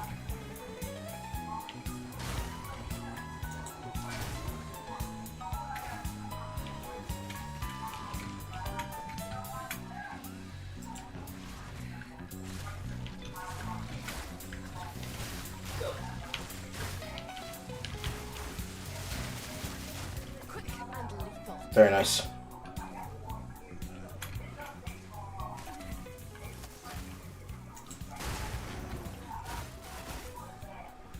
So I like the seals. Comboed. I don't even know how that one counted as me being hit. I dodge rolled that. I didn't hold that into a roll.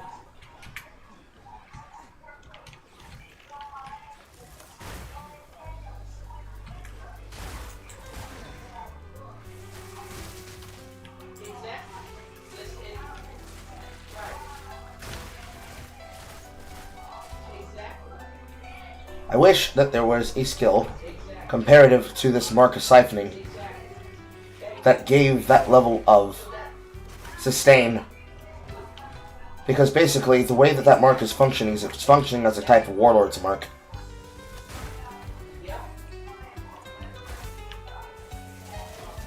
I wish they had something similar, but they do not. Perhaps this season that'll count for it. That is twice that it's chosen behind me.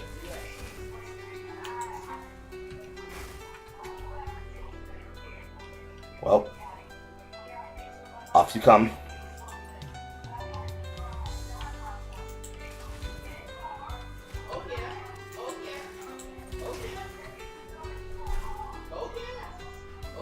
Off you pop, Otterbot.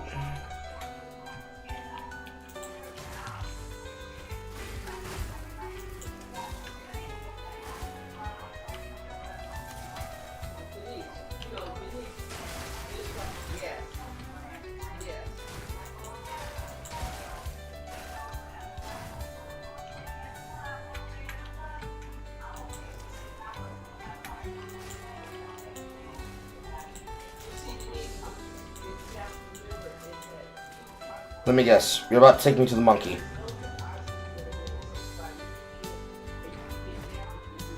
No, you're giving me to a monkey, but not the monkey.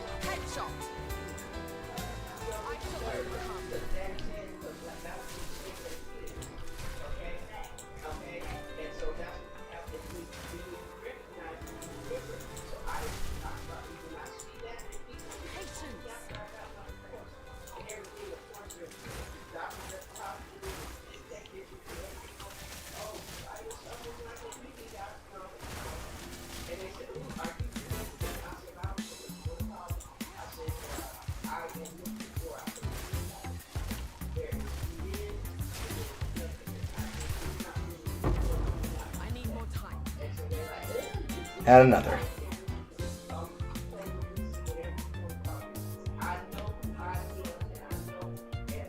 Ugh. Okay. Looking at my frenzy charge positioning for later. You've got a frenzy charge here for duration. This is increased if you've consumed for evasion. This one is 10% chance that when you gain a charge, you gain an additional charge, plus evasion if you consumed. This one is just straight up frenzy charge duration. So that's 3 to 5. Then that one would be 6. And this one would be 7. We're going to worry about this when it comes time to come over here for Binding Strike, Agile Succession, and Subterfuge Mask.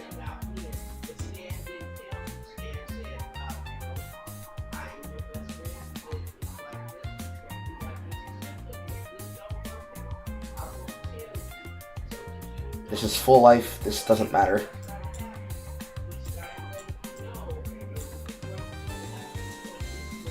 And then, if I come in this way, rather than going in through shock, ow! I'll be coming in through freeze buildup to harness the elements.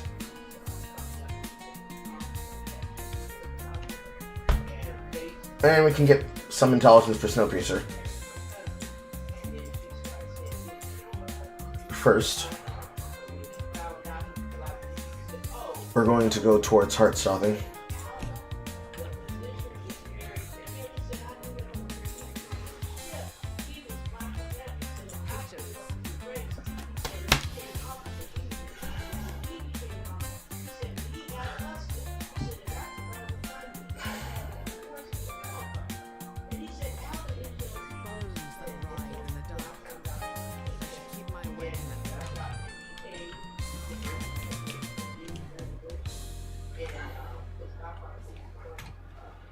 I mean, the only reason why Sen created the beast was to remove gods from humanity.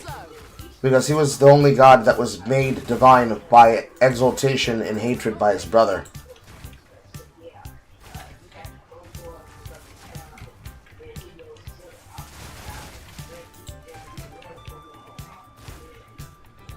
Now, he is responsible for making Garukan, which is to say Orbala, become a goddess, since he married her and had a child with her, and is still responsible for asking us, as the first player character, to kill his family, along with all the other gods.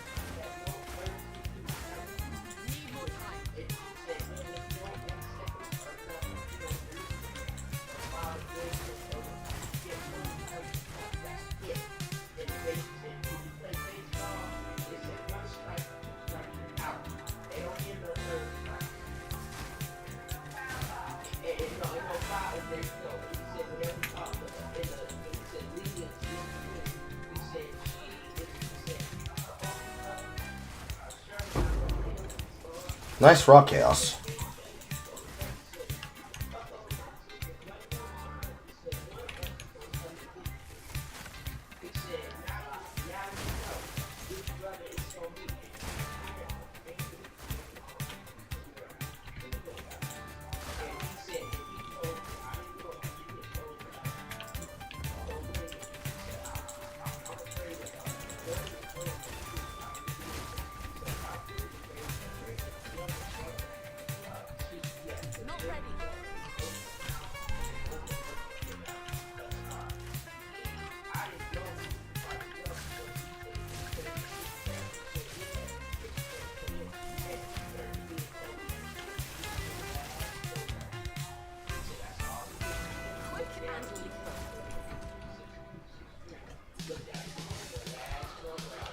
Seeing more and more justification for up close.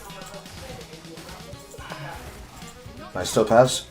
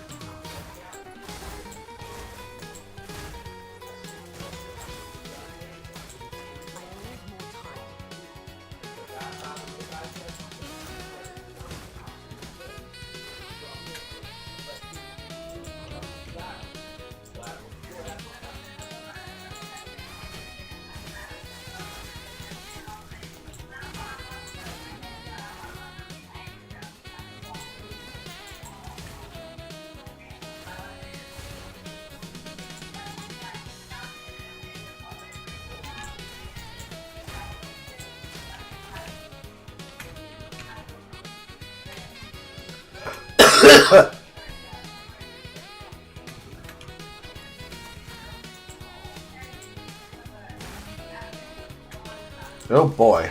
This. Back clear time.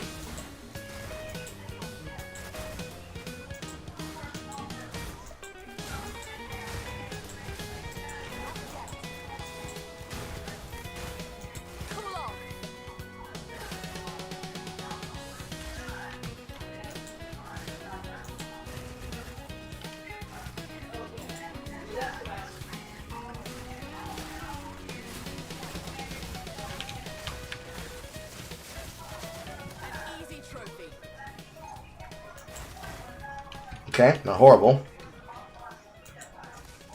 It's not as clean as it would be with another class. And certainly not as chunky as it would be if it was lightning. But we're getting somewhere.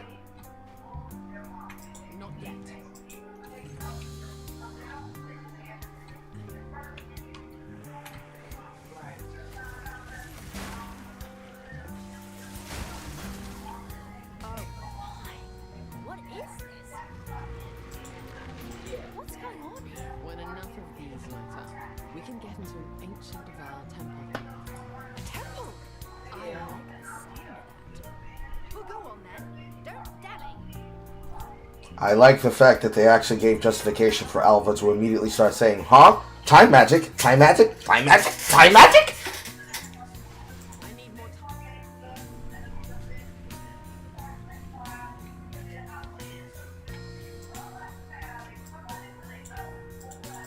Now we've got access to a gnawed collarbone.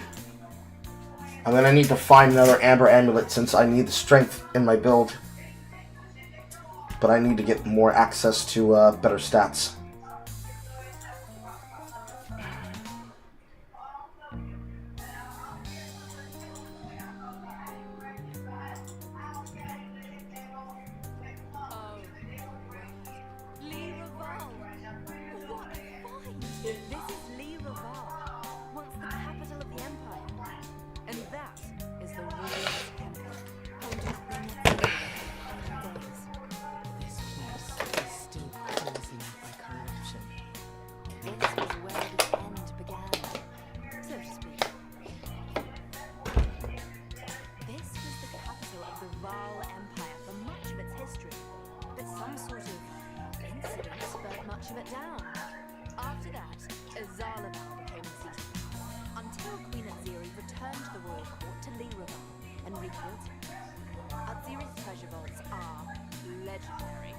I can only hope they're somewhere inside. There is something very wrong with this place.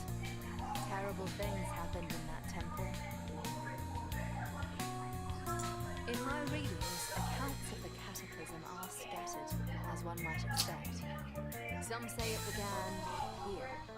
Some say it happened at the mountain we now call Highgate. Supposedly, it had something to do with Atziri's obsession with immortality. But that's all the survivors knew. The Empire died in a single night. Only 3,126 Val survived to reach the Azmiri Mountains. So much suffering, so much pain. It's still harming the world to this day. The legacy of the Val might always be with us. I wonder what the Huntress would say in response to that, considering that she's a member of the Azmiri tribes. Also, Alva, what the fuck you... Girl, you're a time traveler. You already know how the Cataclysm happened. Before the event of any of this shit happened. You already know how it happened. What do you mean, scattered accounts? The legends differ on the source of it. Some say she demanded tribute from all over the Empire. Some say suitors and power seekers simply gifted to her in vast caravans. Of course. Right? In any case, if the vaults actually existed, they were lost in captivity. But this is a great place to start looking. So at least you bring your gambling here. However, I don't need your gambling. I need access to my fucking Kane. Deckard Kane, you need to identify my shit.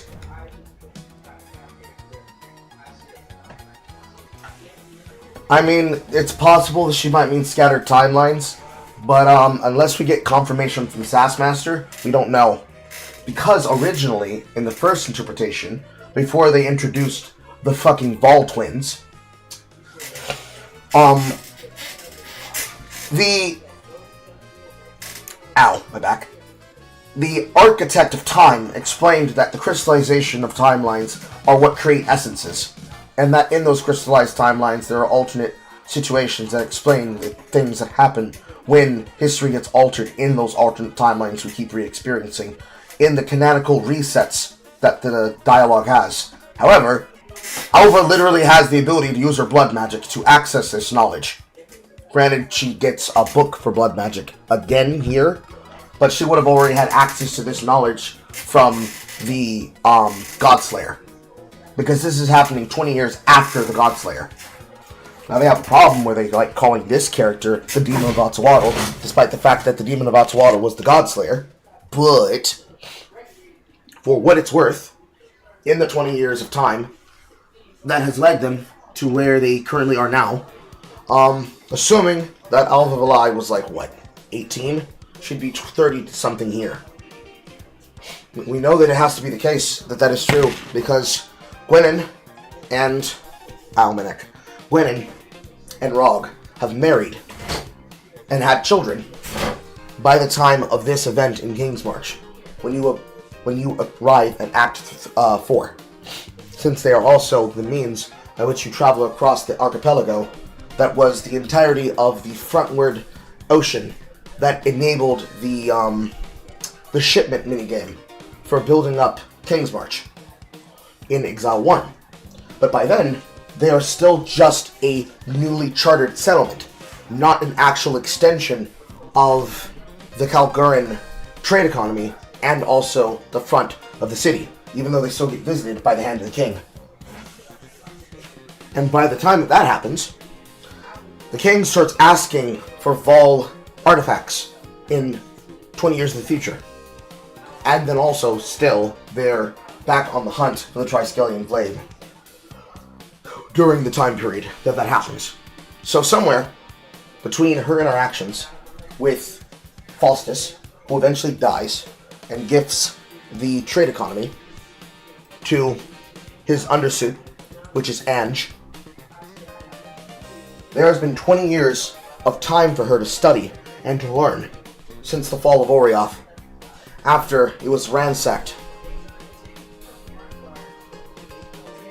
And not just the first ransacking that happens as a part of the campaign, but the secondary ransacking that was done by the Awakener.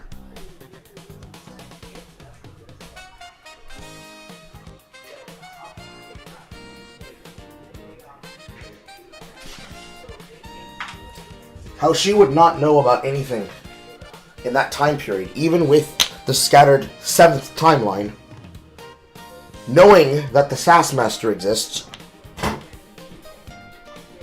don't know. It seems like an oversight of writing. Because the Sassmaster obviously remembers. He just doesn't tell you.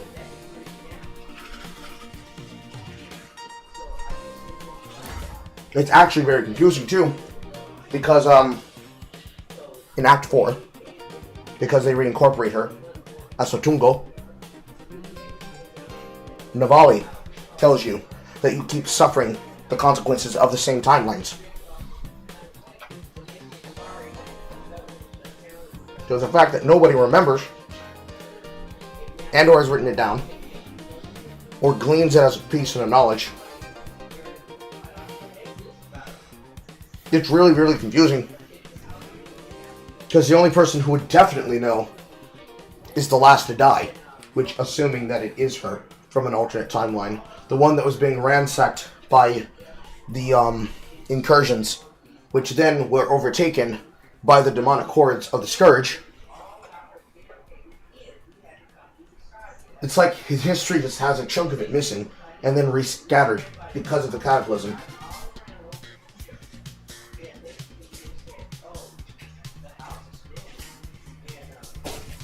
I have a working theory, however, that the reason why this information is fucked is because of the cataclysm.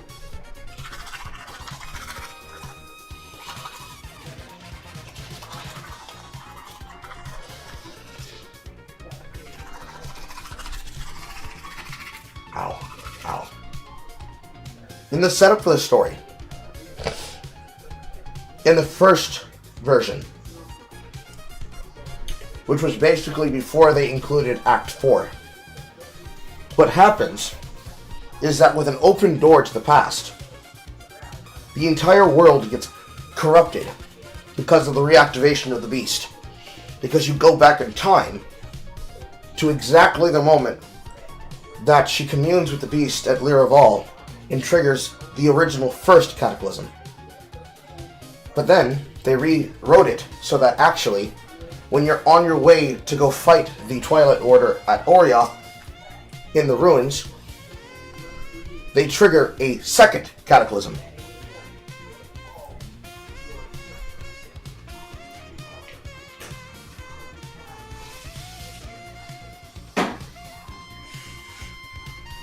So it's entirely possible that the knowledge might have belonged to a different Alva Valai of a different timeline, and that we're now playing in a non-standard timeline that involves the plot 20 years into the future between Exile 1 and Exile 2.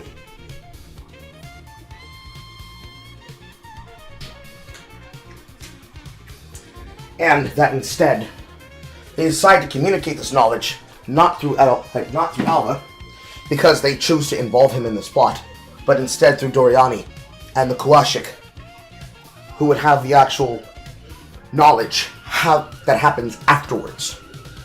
Because originally, the vendors that would vend it to you were vendors that had the lore to the Temple of Chaos and the Trials of Chaos. And it was explained that the knowledge was basically gifted to certain architects that were hired by Doriani. But Doriani basically abandoned this, or it was chosen that Doriani, instead of bringing along the other architects who basically were abandoned to the past and fated to die,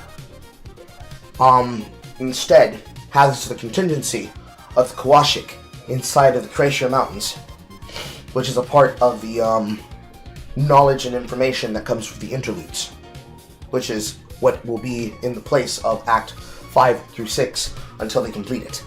And then, more than likely, the timeline of events will be rewritten again to be more in line with the actual reality of what they planned as a part of the baseline story. Because what they're doing is they're filling in context stories that are happening in between that say how we went and recruited the rest of the Vol and the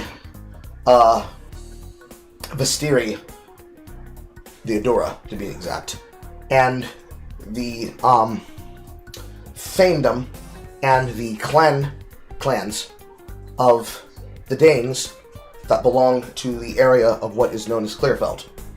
So basically, the Ezamites, the clanless, but not the clanless that have been possessed by the King of the Mist, but the clans and the bloods of the Ezamites as they live in the mountain versus the mountain-based Ezamites, and the many half-breed societies between them that intermixed with clans like the Vol and the Karui. I personally could not tell you. It's hard enough to remember the timeline because the only characters that officially actually remember, with the exception of the Mother of Death, is Navali and the Sassmaster. And you only meet the Sassmaster in Act 3, and he does not talk to you the way he talks to you in Exile 1, because he is supposed to be basically bringing the Trials of Chaos to you, versus here, you go to the Temple of Chaos, and he fulfills the trials in the sacred trial ground. And in between, he doesn't have any dialogue. You only get to talk to him, like, in between, after. Like, when you finish your actual ultimatum run. And then, if you have the pieces to open up the trial fight, you can fight him in his tower. And it's a one-shot, one-life situation.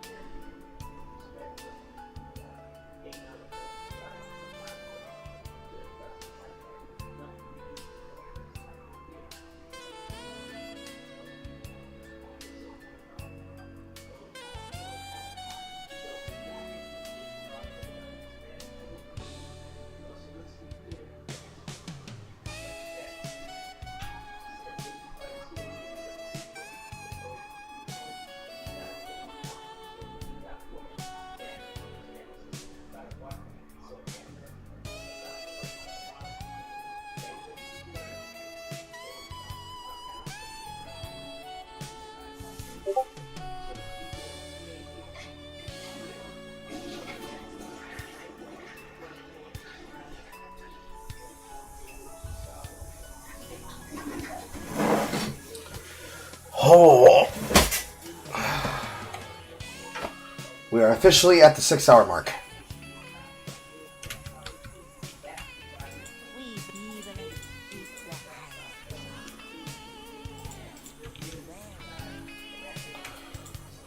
Now the real question to ask myself is how much time is it going to take me to kill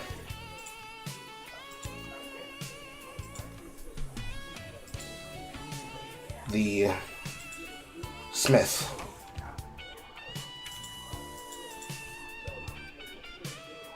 That's garbage. That's also garbage.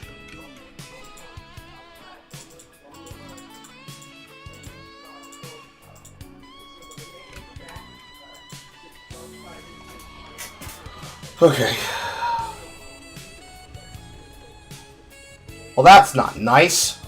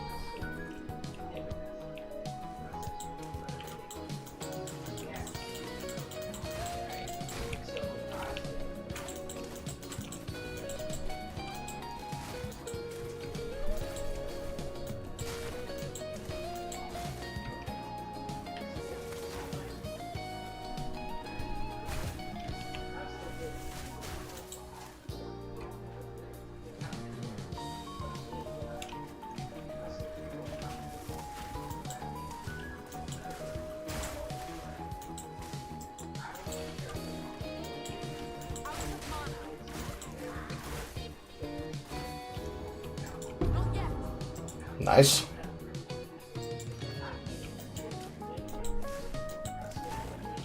We just get a raw fucking unique directly off a blank chest.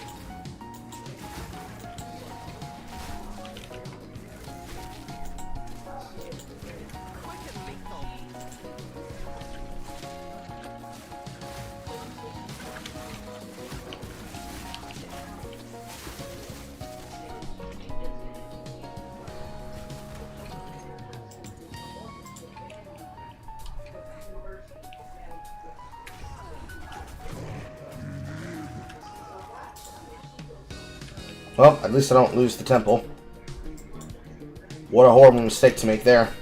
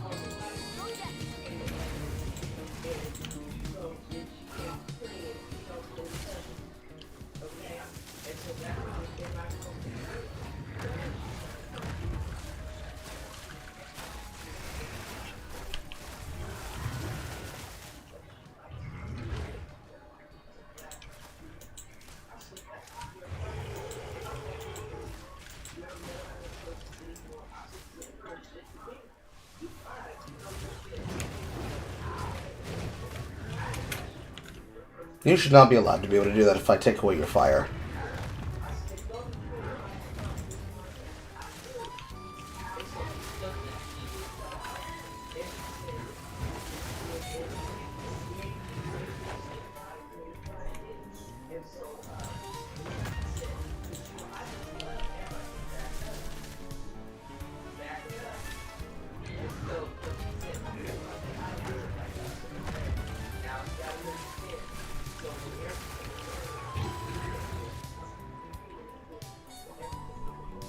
Not yet. Oh, look at that! A blood medallion. I think I've got something in here about those. Ah, yes. This will come in handy for exploring the temple further. Let's see what we can do with it down on the console.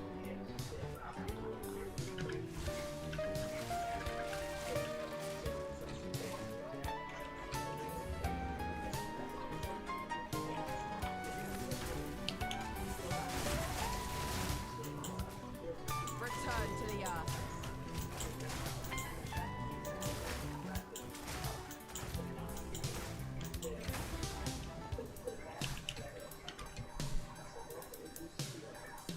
Okay, there you go.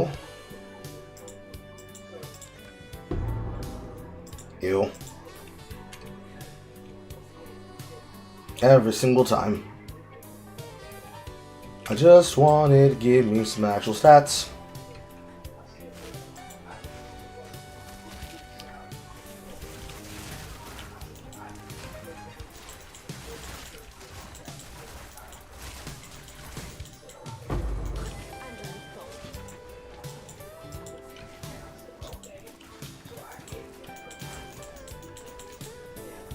Not ready.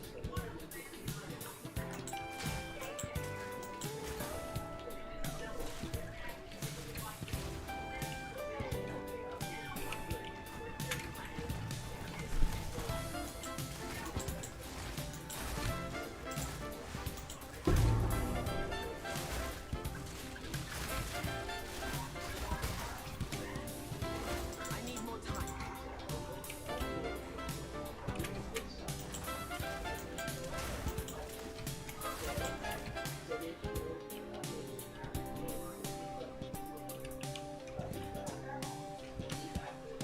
This is everything, right? Yes.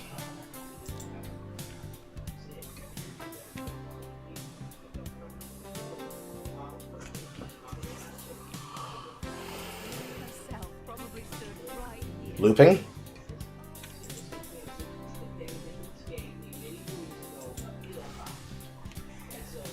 Not yet.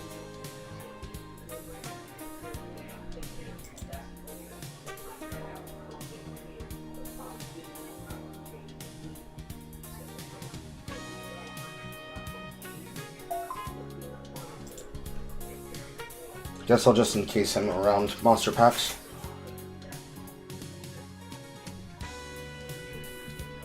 Does that add to the room? No two trips are the same in this place.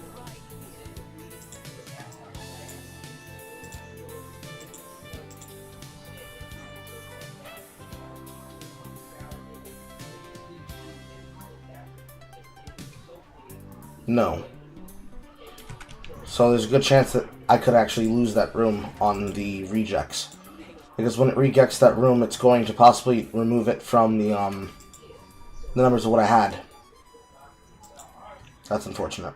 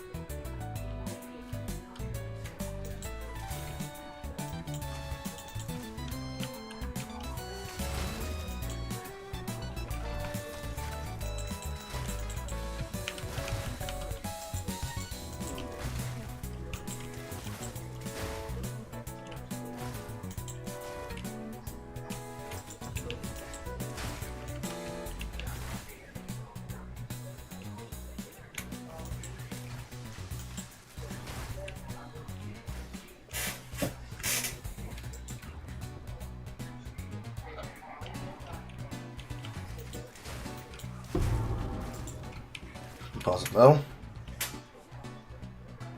At another base. Gimme. Ugh. Well, it's probably not mana regeneration. It's probably ailment, because I don't want to get touched. So it's you.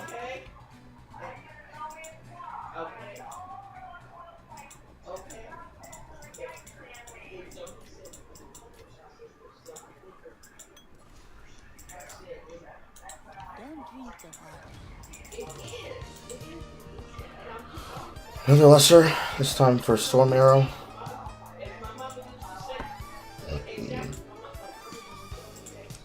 Into the chance of the slab.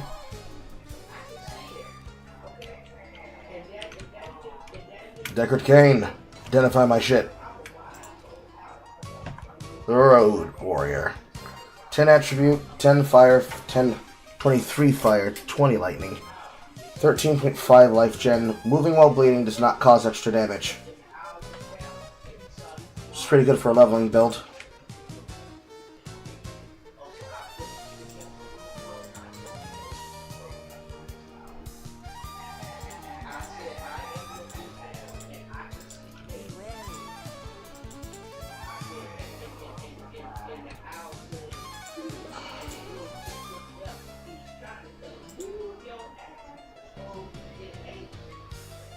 %, increased attack speed. I don't think it's worth. Not in that base. Fire resistance helm. Evasion mana. 12 lightning to 19 fire resist.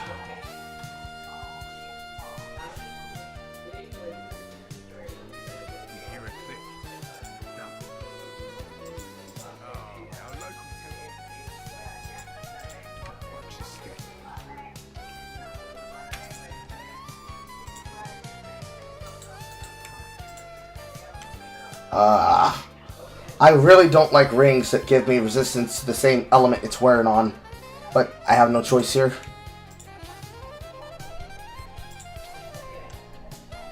I mean, I'd rather see physical attack damage on this ring than anything else, so I guess I have to accept it.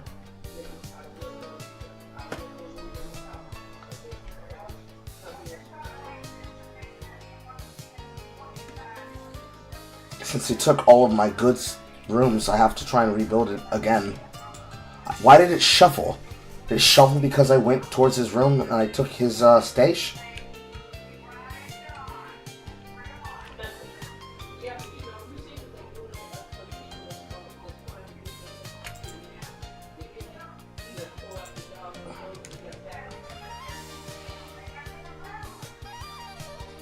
Aw, Bogdan left. Well, time to find the monkey.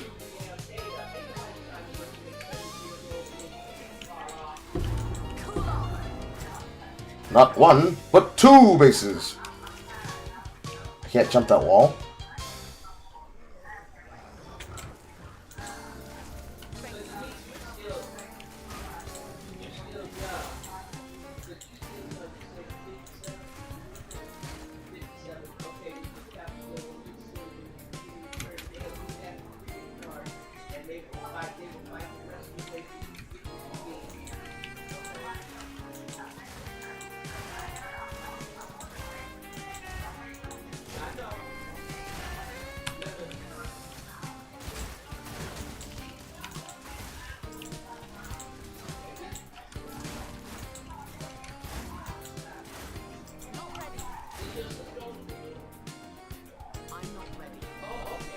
Monkey.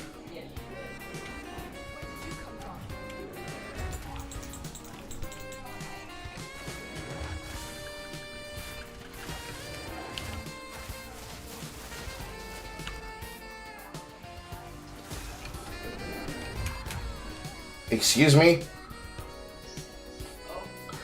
He turned a whole 280 degrees to hit that slam.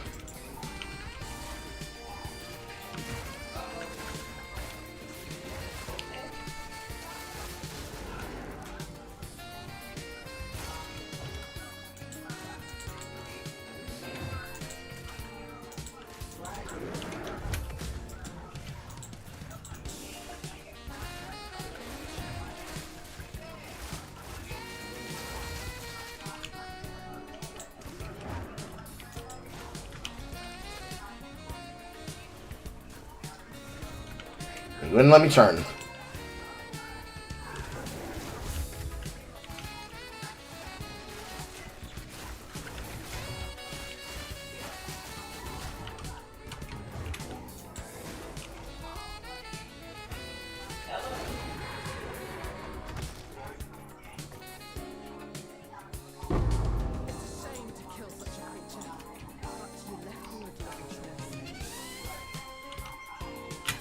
Monkey down.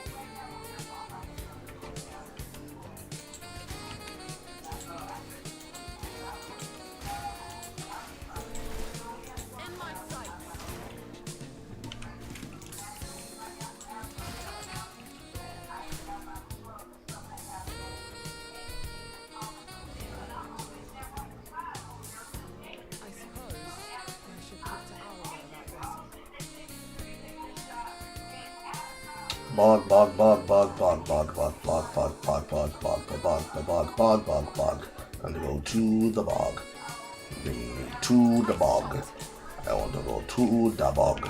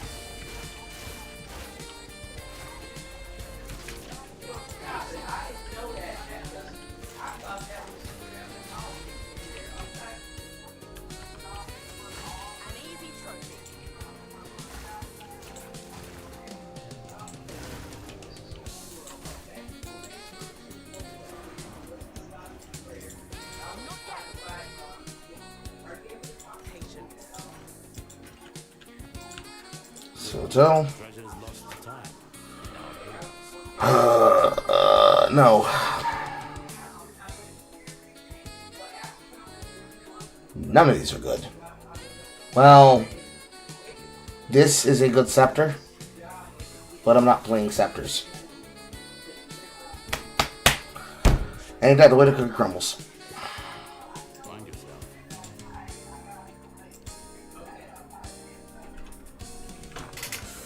Okay, freeze. You're looking at 10.21, 111.18, or like, excuse me, 81.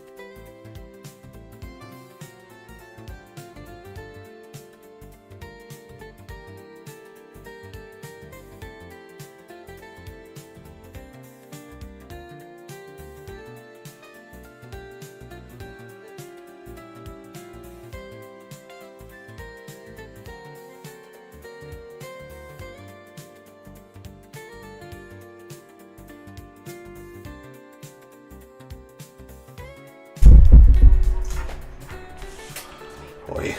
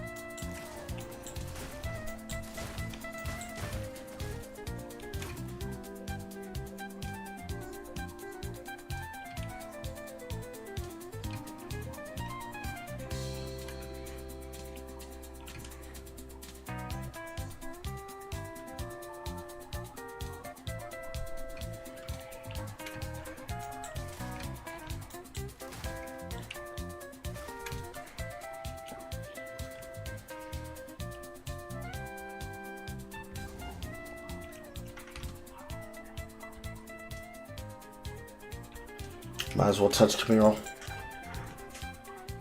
There's no point to go forward until I touch it.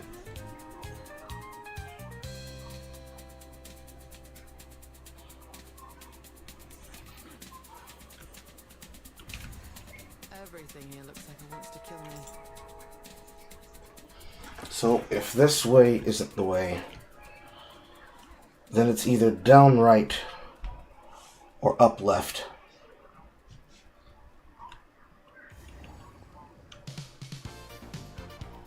Magnets, my favorite.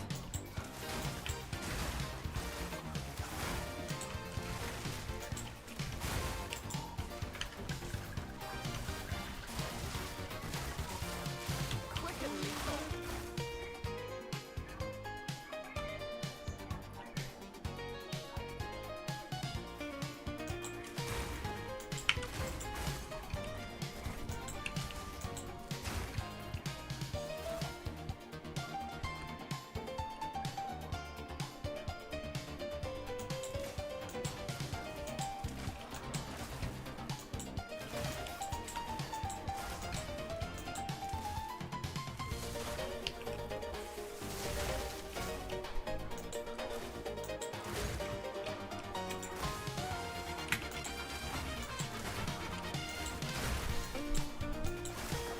Ice shot.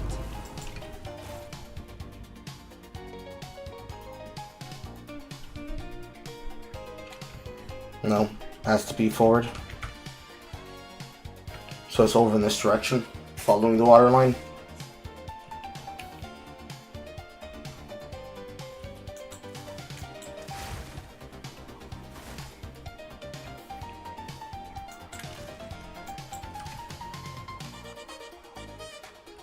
Yep.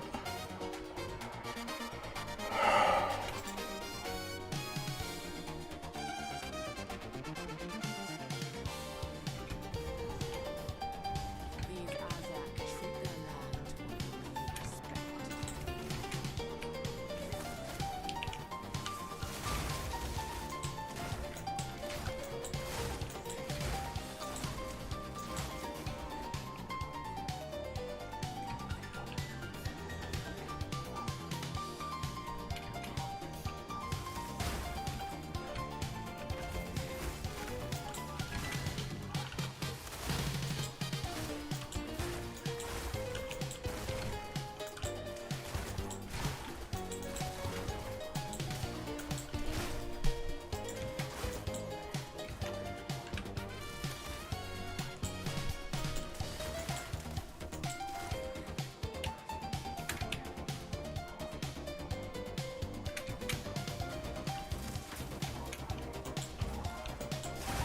Prepare yourself.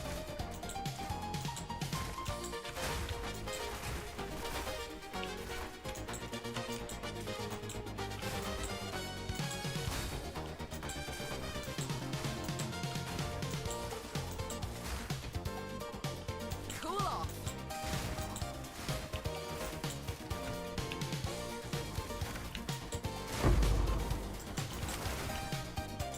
Not yet.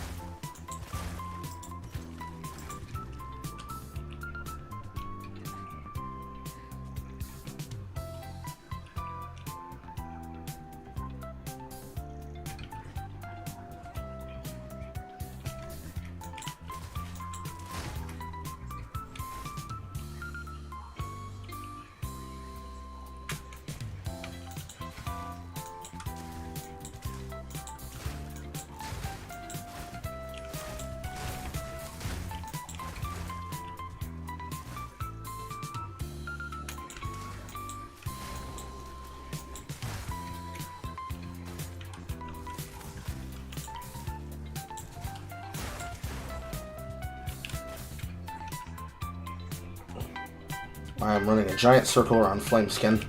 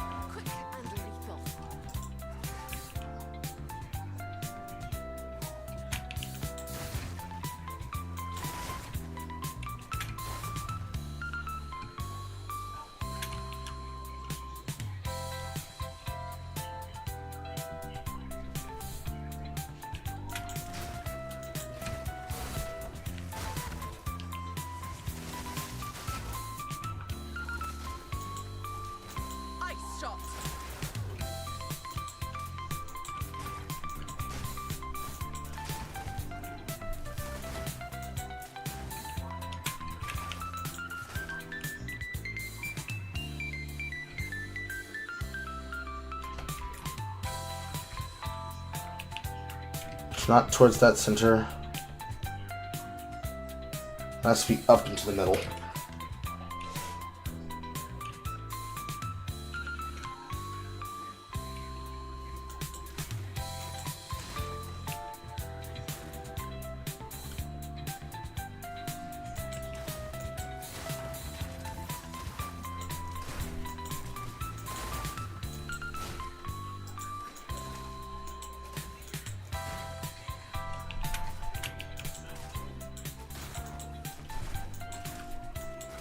Now we're here.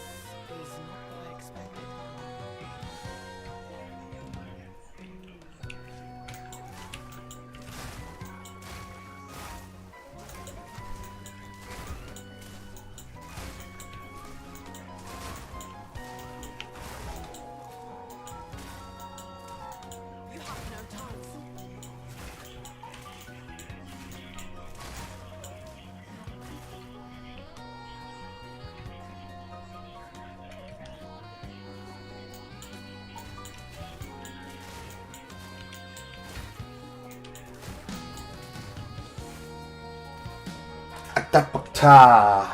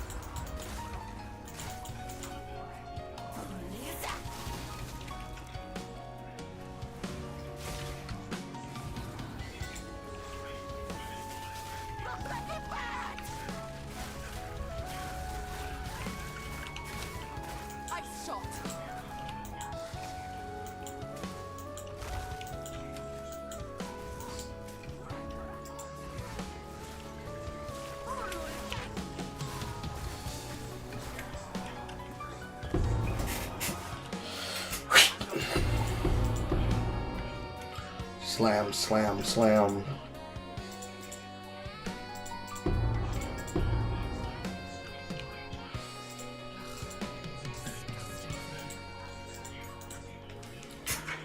Ow.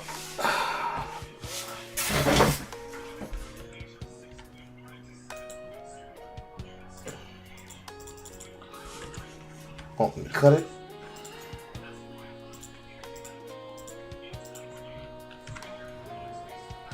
Blump.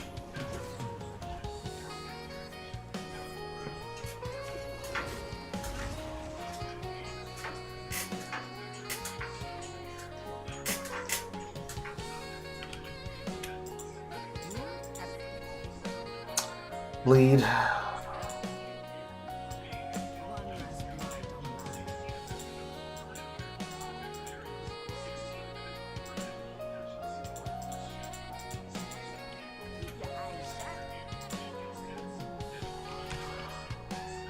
Cold 71, fire 38, lightning 30. If I choose to give up poison, and I keep the bleed because I keep getting bled, then it has to be lightning. And then I need a belt with a +1. Yeah, I need a belt with a +1.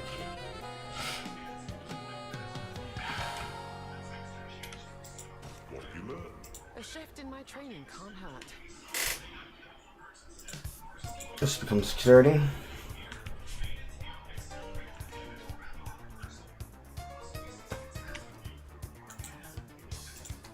Now we can cut it. On.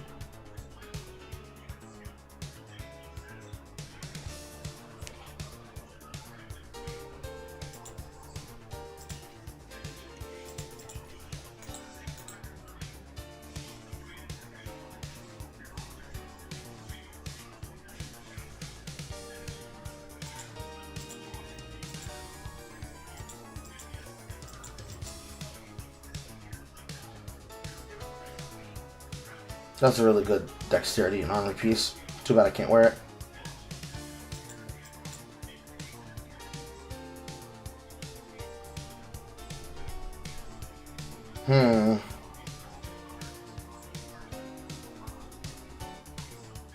That's an interesting piece.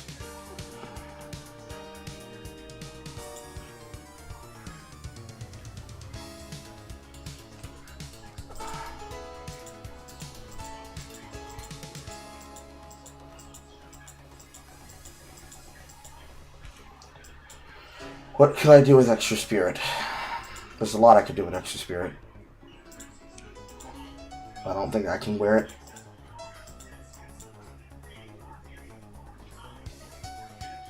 And here we have a +15 piece.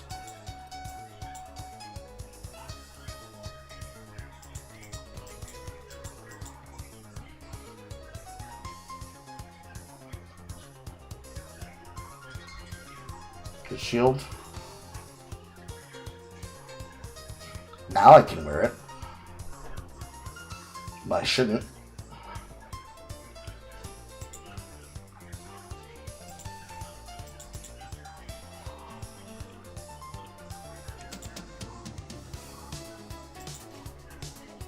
No, hand me down.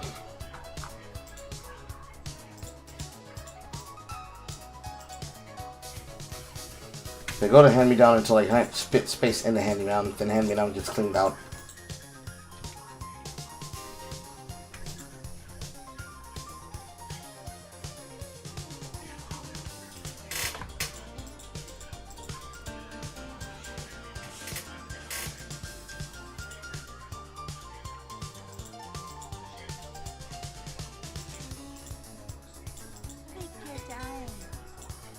Hello, Chaos Rings.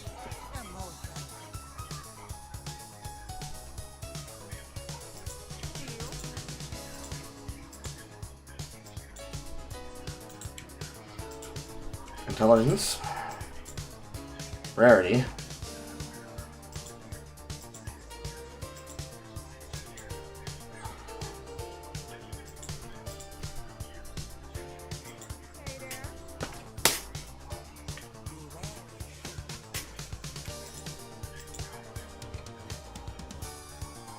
Now we continue.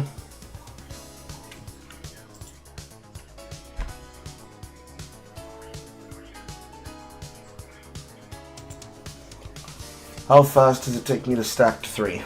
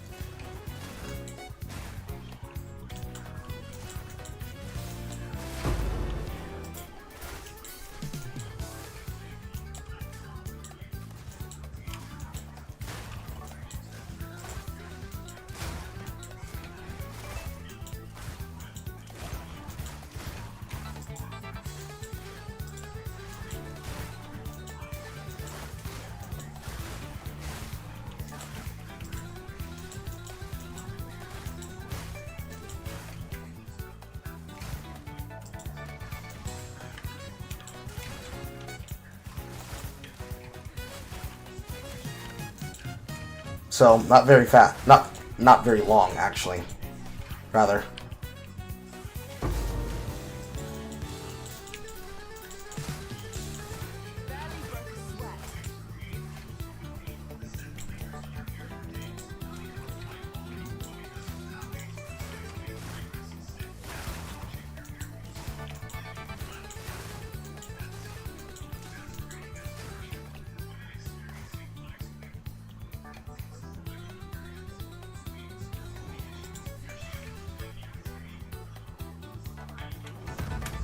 Right into some coconut.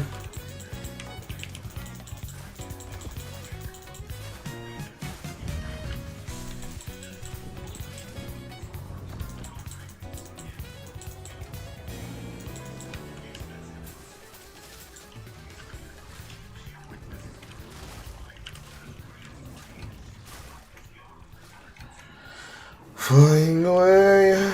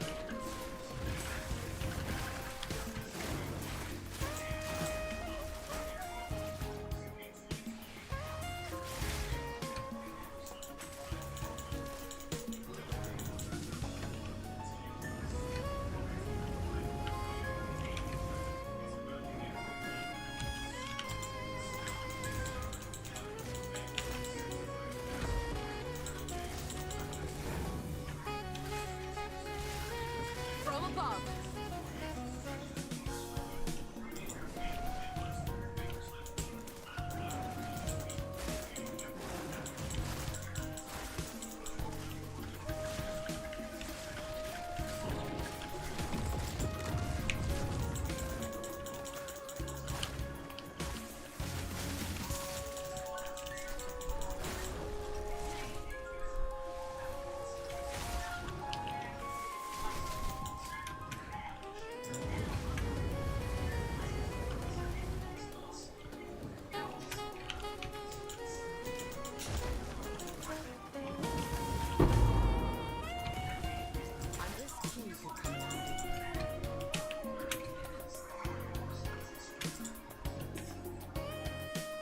Pick up medallion. Tag Jaquani. Back into Camaro. I don't know why the fuck they closed the door behind you. Use the filled out map to find the temple.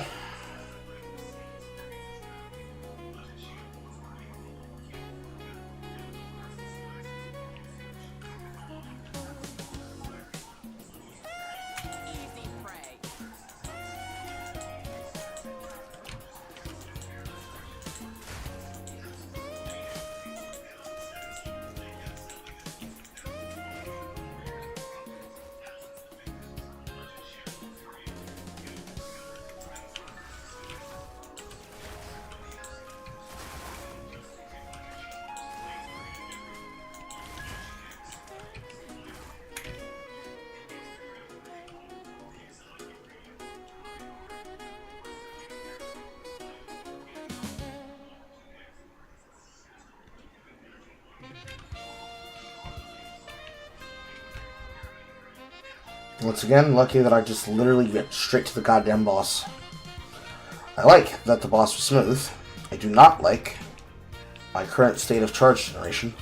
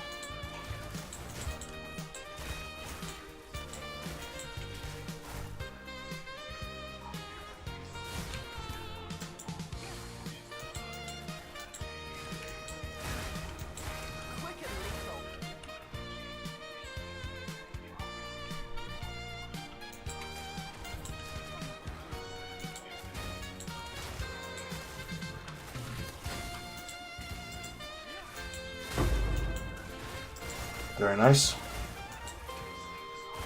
I shall overcome.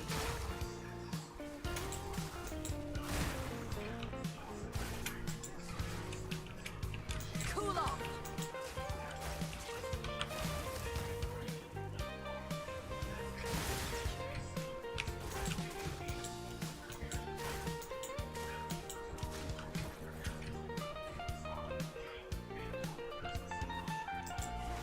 Need more time.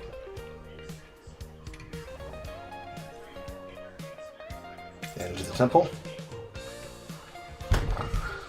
I am back, Ricardo Montalban.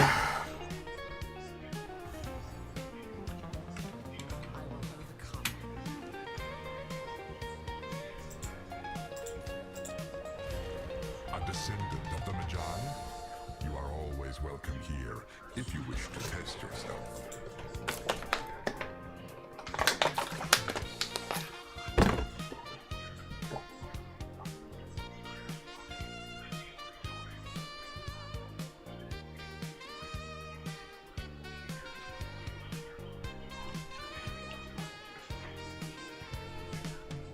Chaos only favors those who are capable. I can get around fire projectiles. I do not want to deal with volatiles.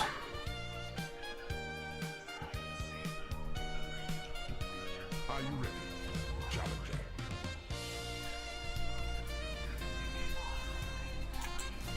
Why are my enemies invisible?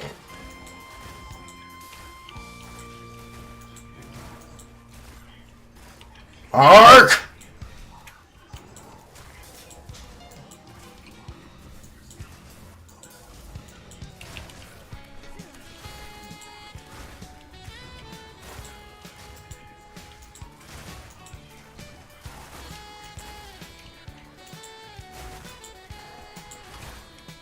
In my sights.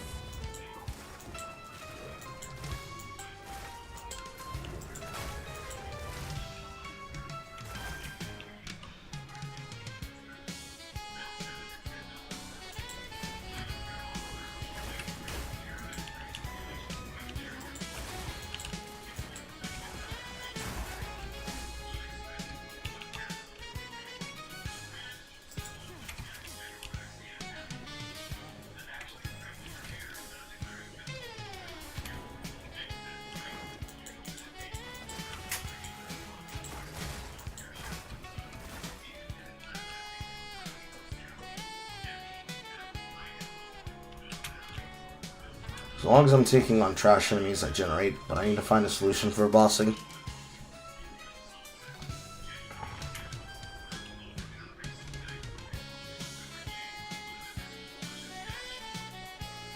Don't get overconfident just because you beat the first room. Slow to stunned. And unyielding determination. Freeze is not stunned, but slow. It does affect my ability to use frozen ground on him.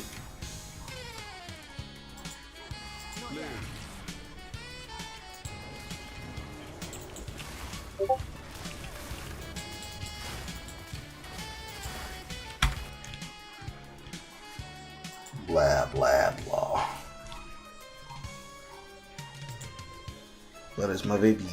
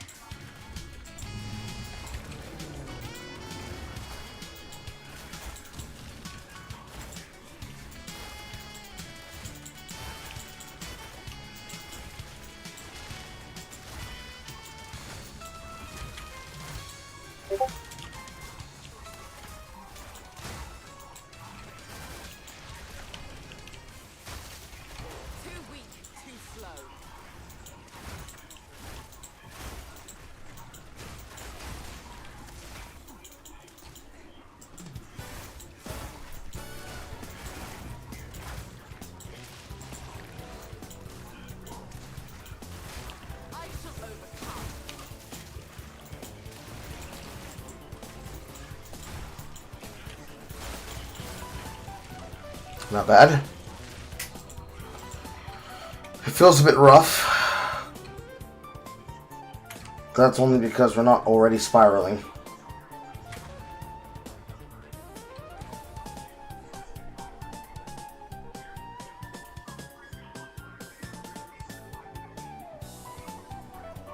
Don't give up so early. I already have low fucking shit, bro. Come on. Fine, heart tethers. Weighs you down. Ravage and ransack.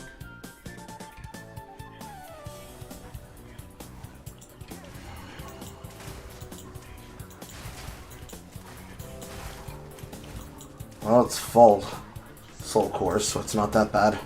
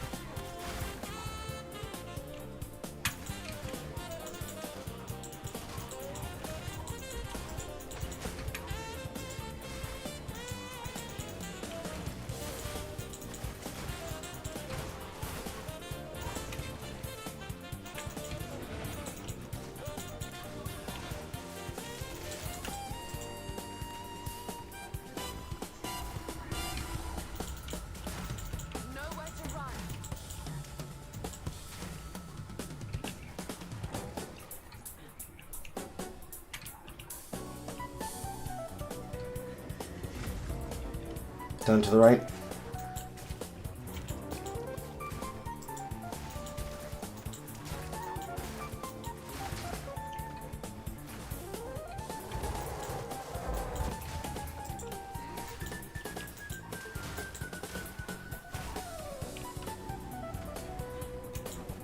Nice try.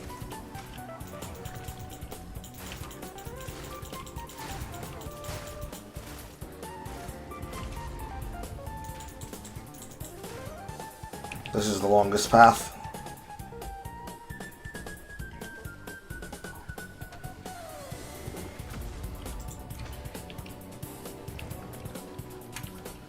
Mad dash.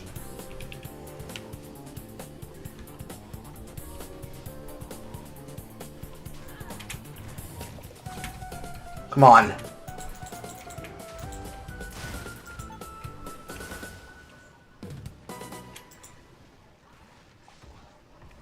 Fix that fucking setup, please. Why am I running all the way around?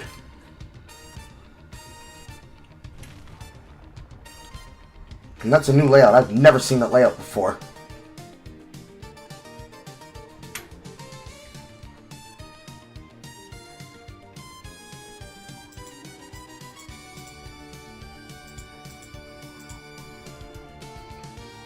This is just a warm-up. Chaos comes. Damage defenses.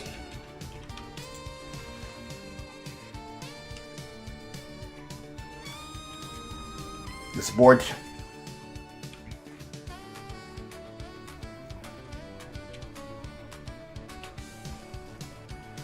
You're a strange one. A bird will do anything to feed its young.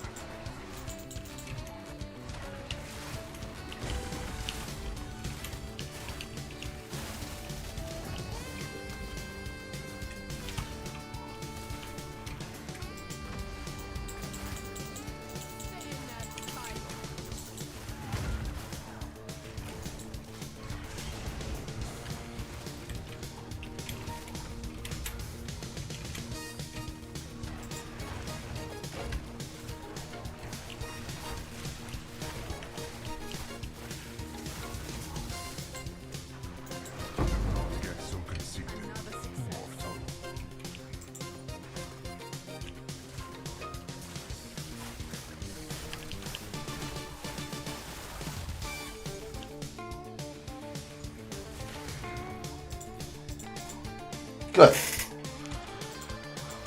I was the owl, I'd crash the fuck out.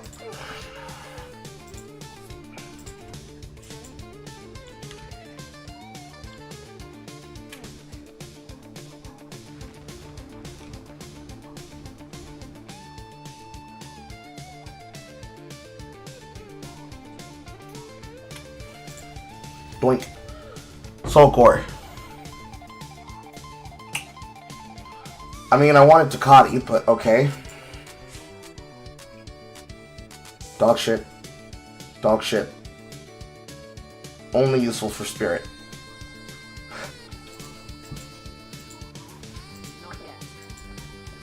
Long have I awaited a suitable challenger. The room. Chaos is watching. The winds change direction.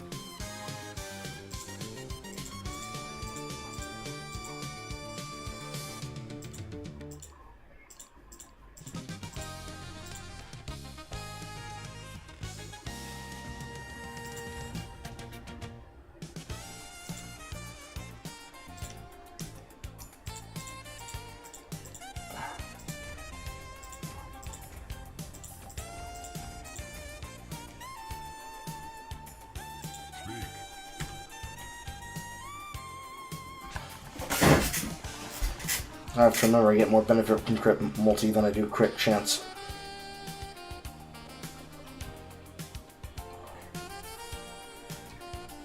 Ironically, it wastes money because I chose to do it the other way around, but...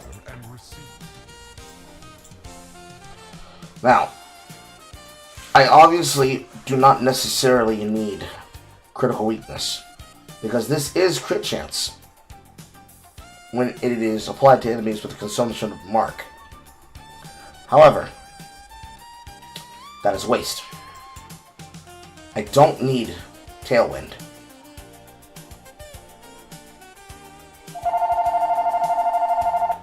Mainly because until I have deflection, it doesn't matter. I can always restat it heavily later. From Hartwell, GA. Avidity will definitely solve the problem with gaining when I need to gain an additional. But the problem right now is that Avidity has lower efficiency, because this is really for when I need to juice a high amount of frenzy charges. So when I need to gain a charge, to gain a charge, to gain a charge, to gain a charge, when I have 7 maximum charges is when this is going to be most valuable.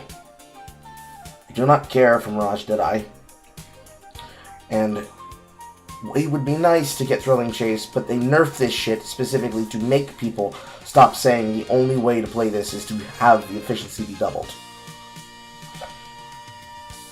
So it seems like this is the way, at least in the mapping. It can always be considered wrong. You can always double down on it once you have enough. Then once you're just spamming frenzy charges, 50% turns out to be 100% more often than not because of how often you're actually getting them back. Especially considering that you'll be freezing while you're using the attacks. But for this, I think we're going towards endless munitions.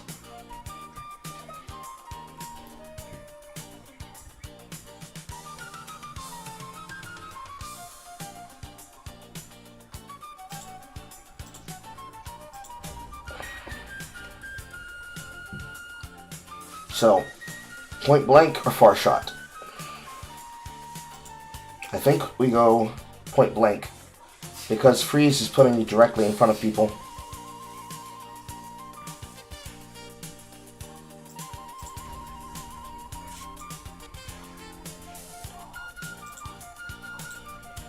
With level 9 in my silo, I now level up Stormcaller.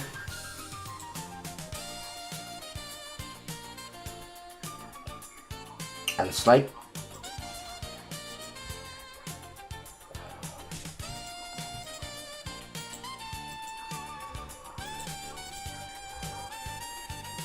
Blah.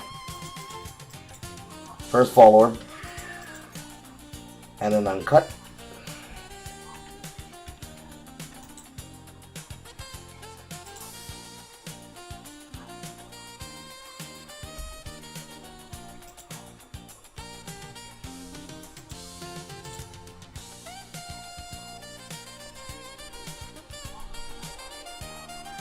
You have to get level 5 to get Fusion 2. For the time period on the side, having a 30% chance to grant an additional charge from Charge for Fusion will stack me to 3 faster. Then more than likely, because everything else doesn't seem to be very viable to stick into for upgrade,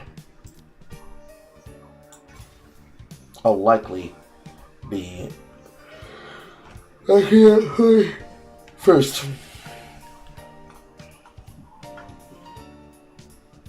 Because then, combined with this, Combat Frenzy will be 90%. Then again, that depends on what it means when it gains a charge. Because it always can give me another charge of another type.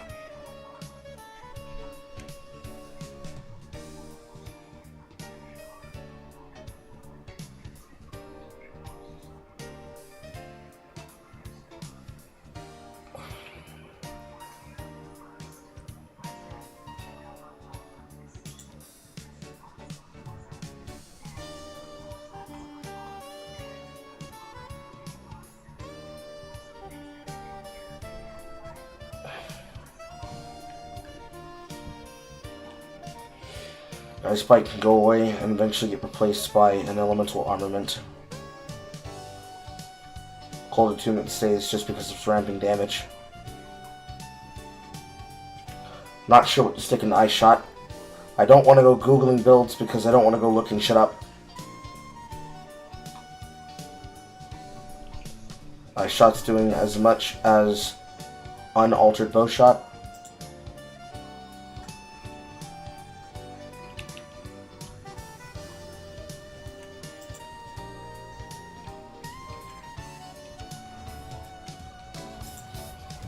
Dump inventory, go back to Kwani.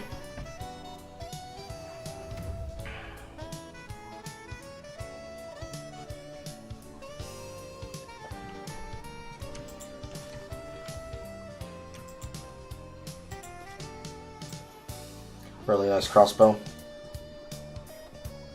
Now this one has Spirit, Intelligence, and Lightning Grass. But I can't afford throwing it.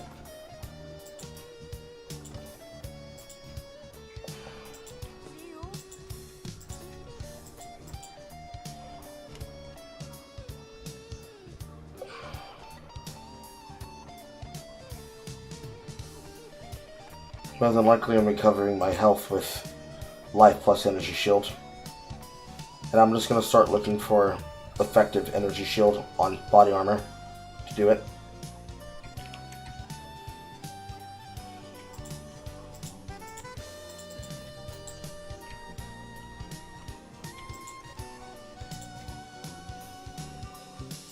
And the hand-me-down you go.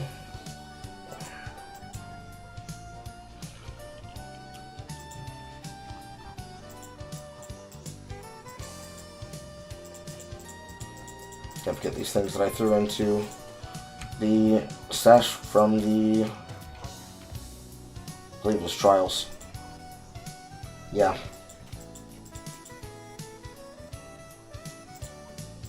Everything that isn't suck at opportunity gets thrown. Everything that's a salvageable gets salvaged.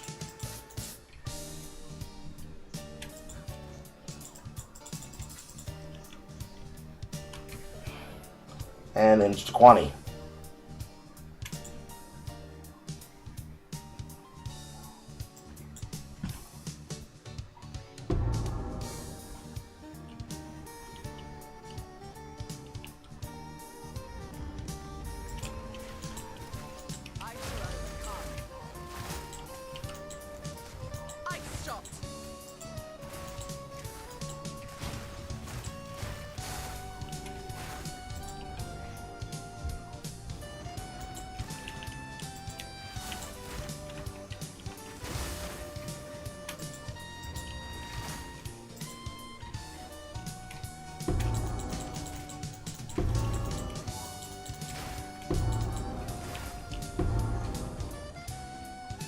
That's not at all annoying.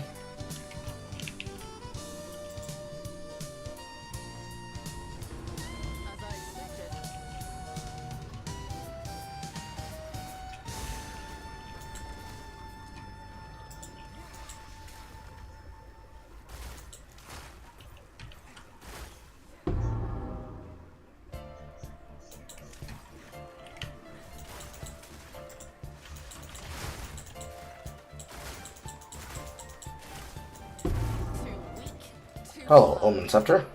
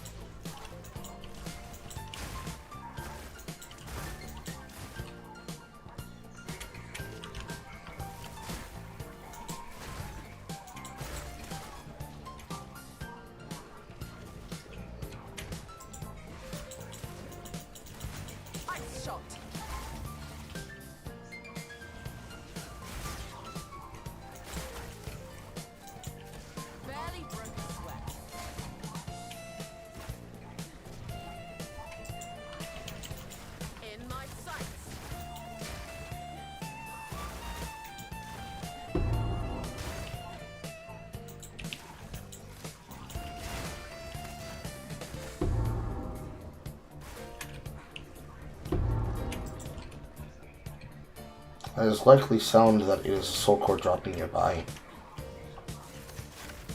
But god damn it, that sound is so fucking annoying. Doom, doom, doom, doom, doom, doom, doom.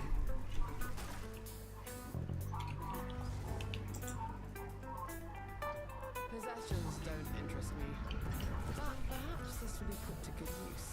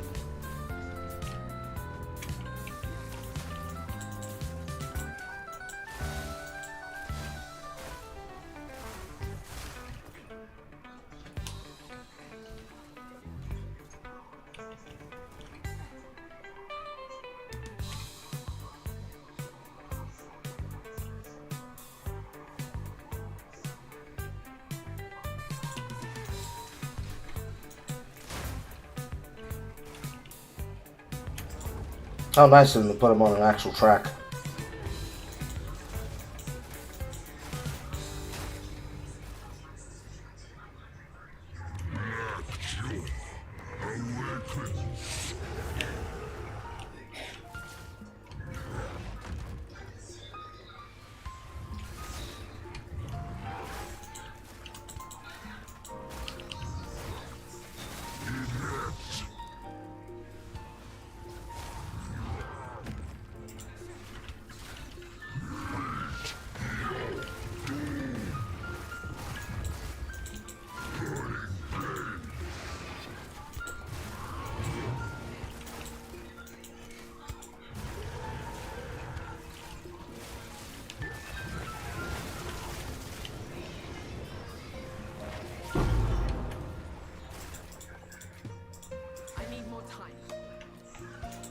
Nice.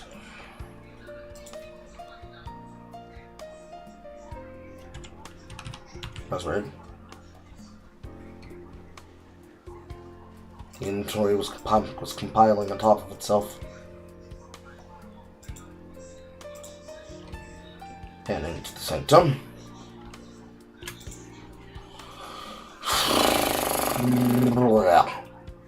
I have nothing to corrupt. No, I'm a liar. Yes, I do.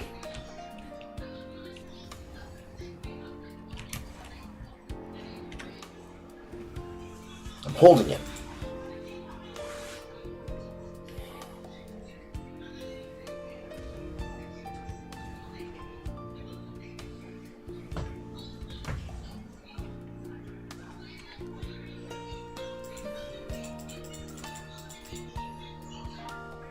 This bow is getting slowly out leveled.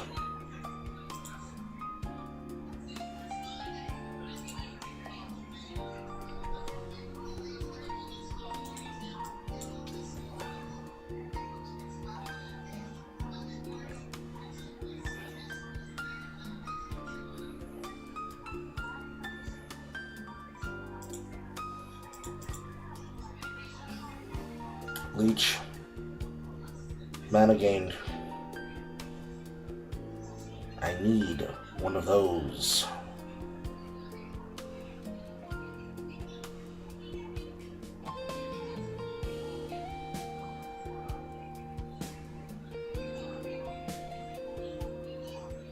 I'm gonna hold the rune.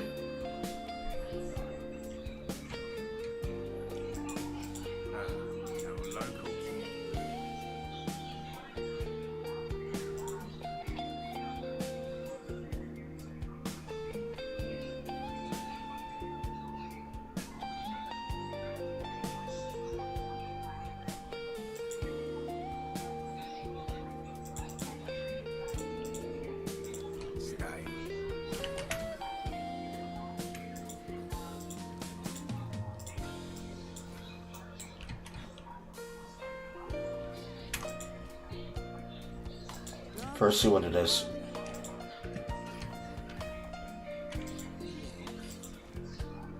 Now trash it, I guess. Has no stats on it. It's kind of hard to use. Okay. This will never get used here. So not this one.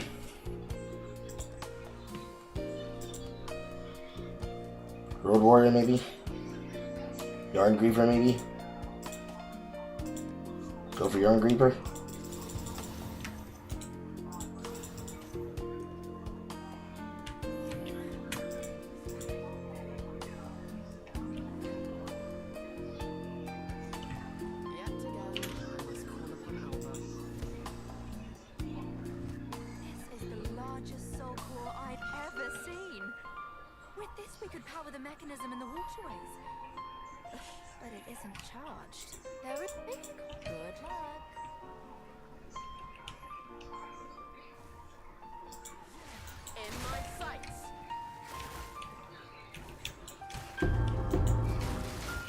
That was double drops.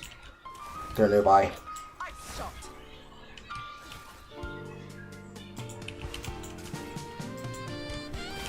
Fastest double core I've ever had in my life.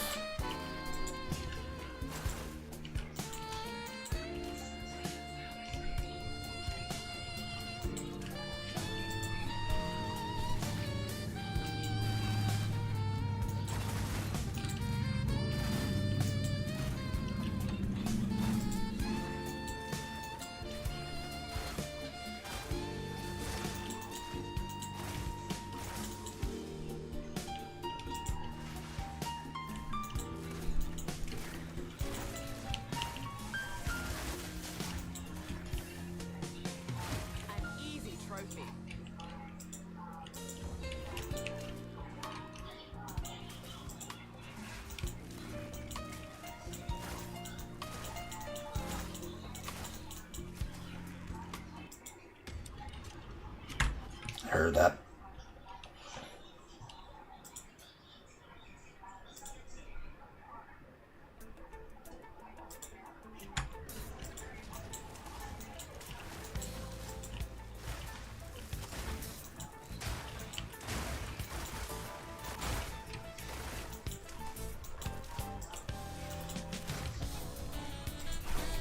Another broadhead.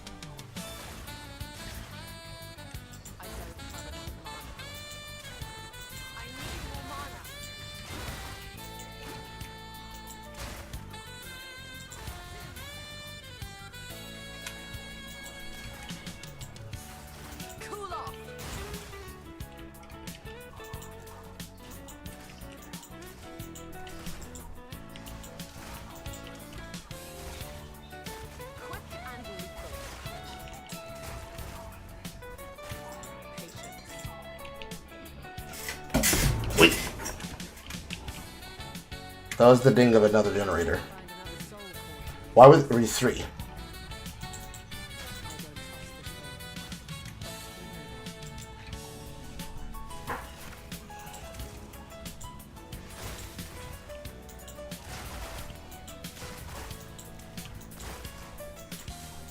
The game likes redundancies, apparently.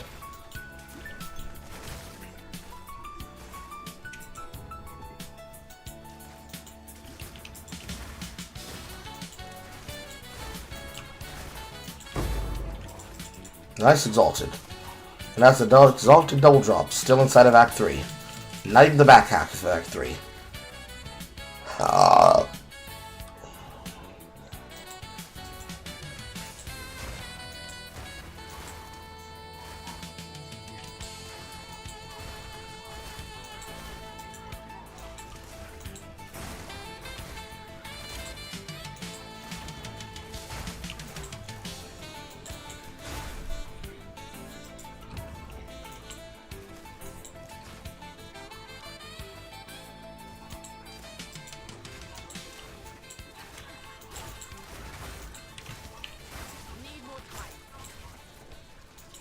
I missed.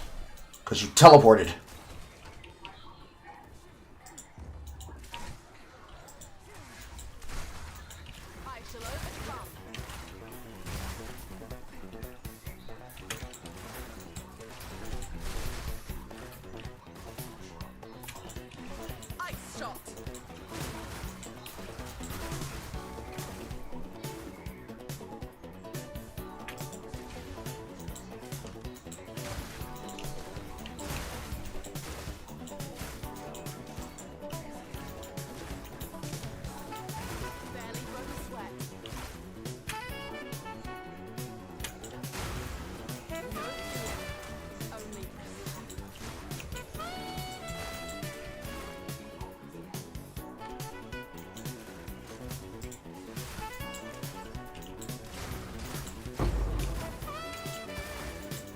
Already at 10.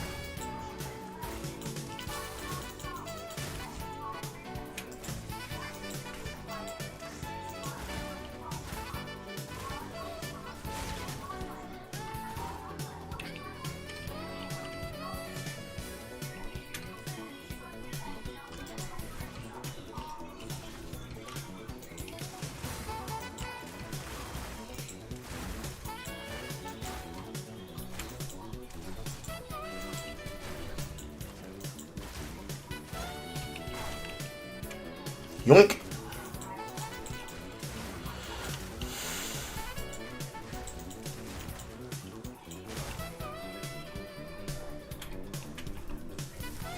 The sheer ability to yoink you to swanker up and down like elevation needs to come back in the form of better movement skills.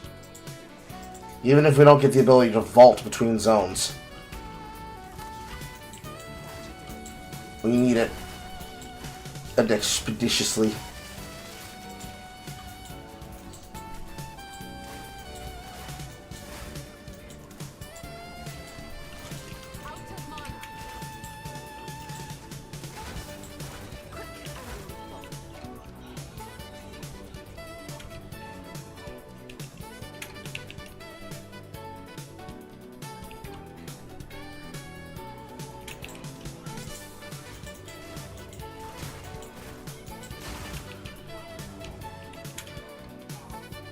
Hello, Corruption Altar.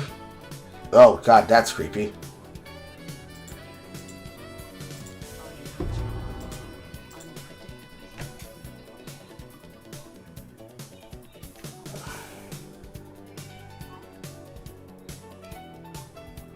Didn't quite overcap anything. No, wait.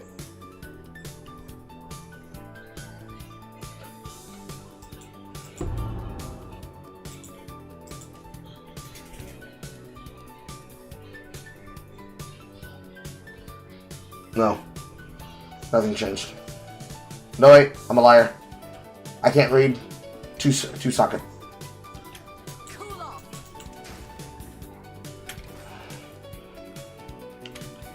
Probably one of the best hits I could have gotten.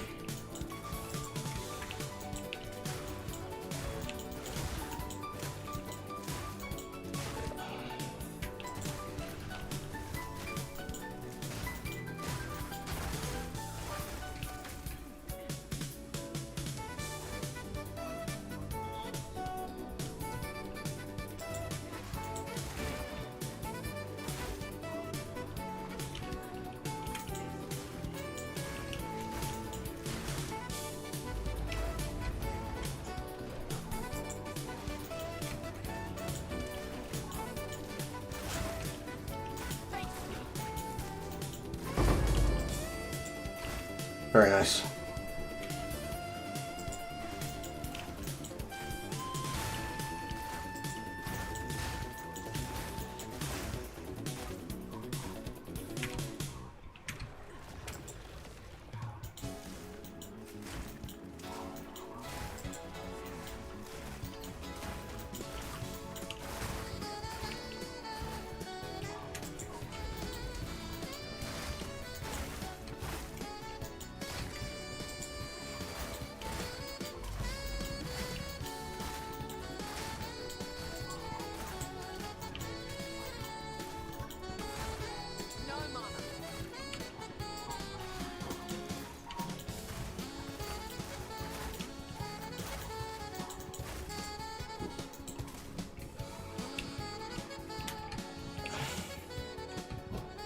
So you detected inactivity. Why? Why is it every single time you detect inactivity?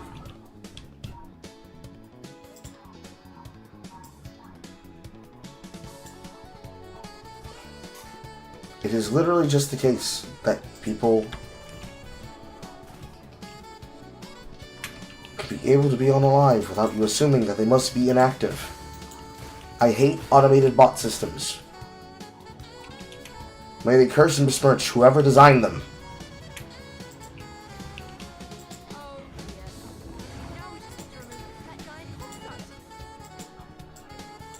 Back over here.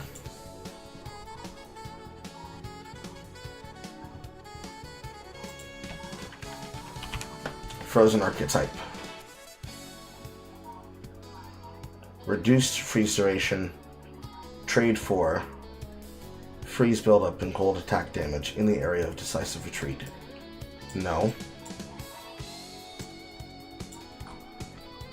Freeze buildup. Hits ignore non-negative elemental resistances of frozen enemy. This is great. Outside of Careful Assassin.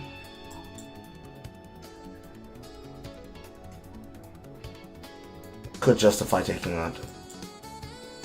Then, damage with hits against frozen enemies, which is a guaranteed block, versus normal cold damage, and cast speed with cold skills. So just literally inside the track here, here, and here, and not that far out of deflection recouped his life to do here.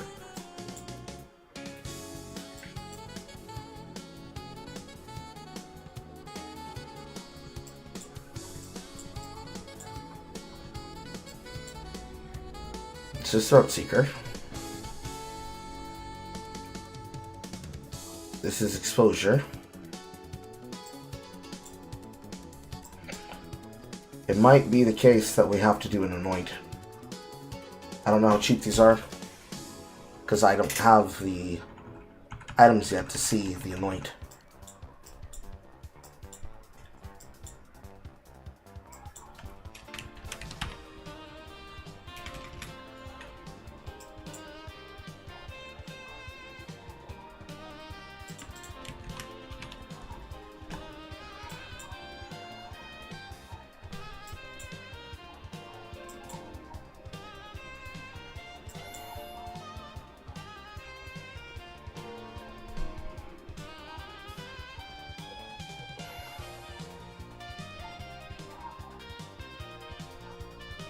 Chill duration, magnitude of chill, but what I want is the freeze duration.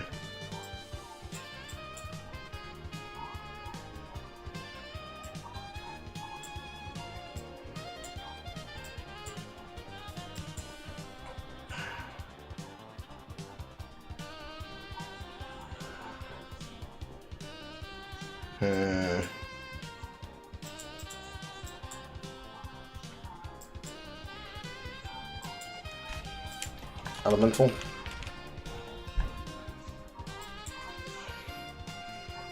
During Flask effect. Penetrating. Freeze buildup. Chance. Electrocute. Magnitude.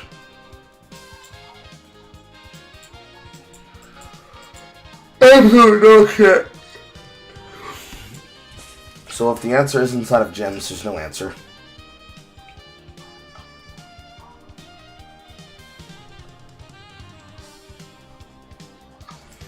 That is garbage if I've ever fucking seen it.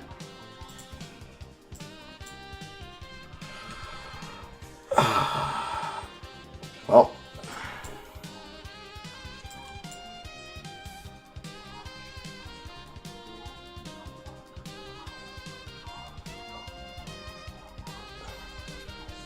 We're gonna hold on this for a bit. And I believe it's now time to go down this path.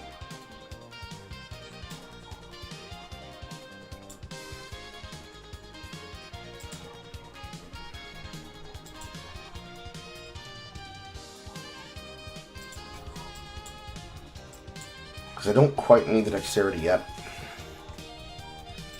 So we might as well start taking our time to go to Blinding Strike and Agile Succession. So I can start setting up Subterfuge Mask.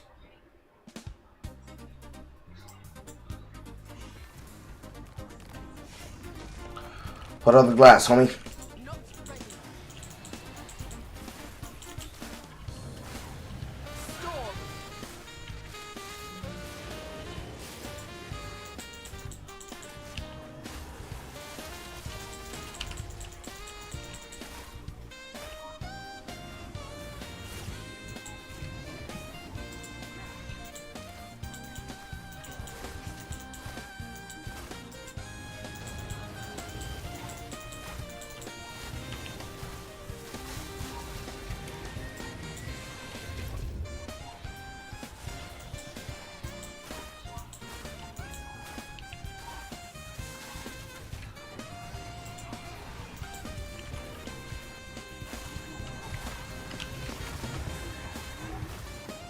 Yes, sir.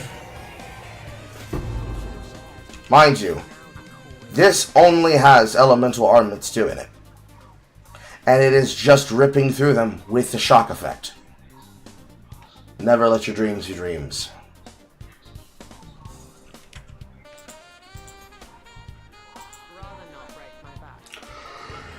Yep.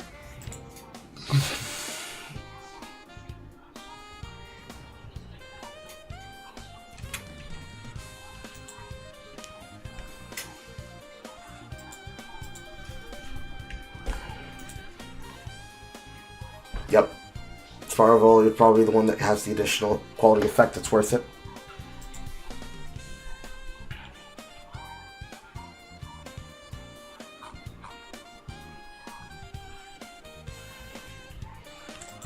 Well, we made it like a big gangster with a 2-socket yarn creeper.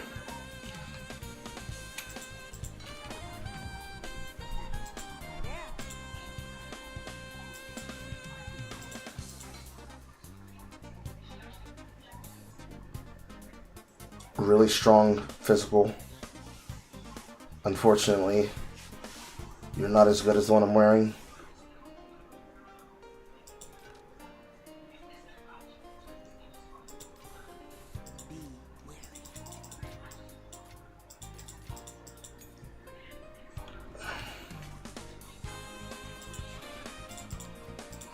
I could do without the attention.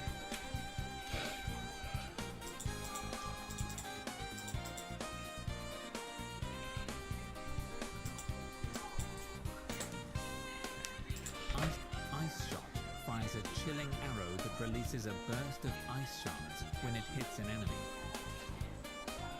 Ice shot. I was hoping it was going to tell me something more than I already knew.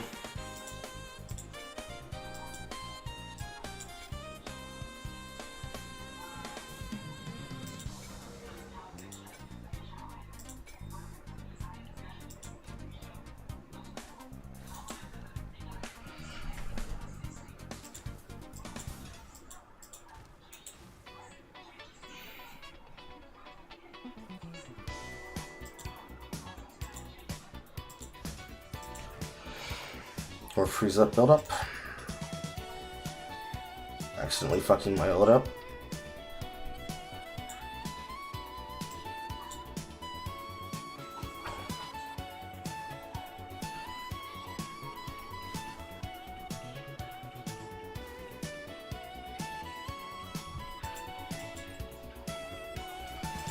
I guess I can wear this. Doesn't really matter. I don't do it for the set. I probably need to just get shock dance in it.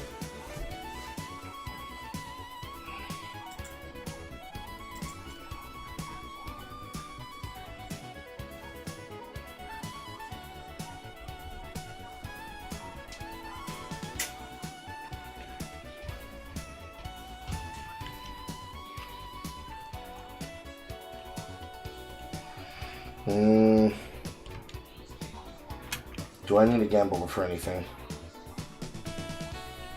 Better helm, maybe? Wow. Plenty of choices. I'll come myself anyway. I mean, that's okay. But it has no stats. You're making fun of me. How do you roll the exact same thing twice? That is astronomically fucking impossible, Alva. Better.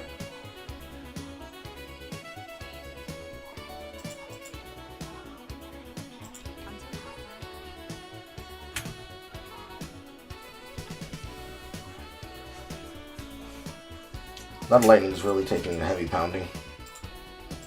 No kappa.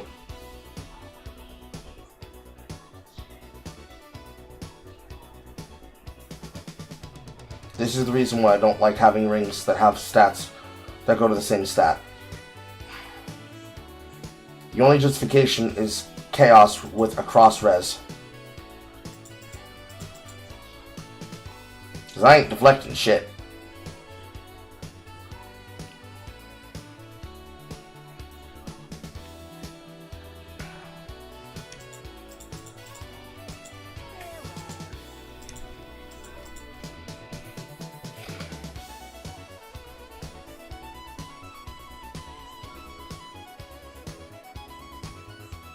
How about a belt?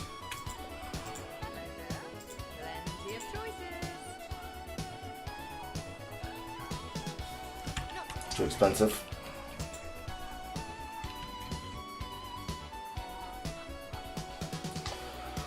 Please, make rings, belts, and amulets cheaper. There is no reason for them to be this expensive in the campaign. Scale them up towards endgame, I don't care. It's not that hard to get money in the endgame. Please, make them fucking cheaper in the campaign.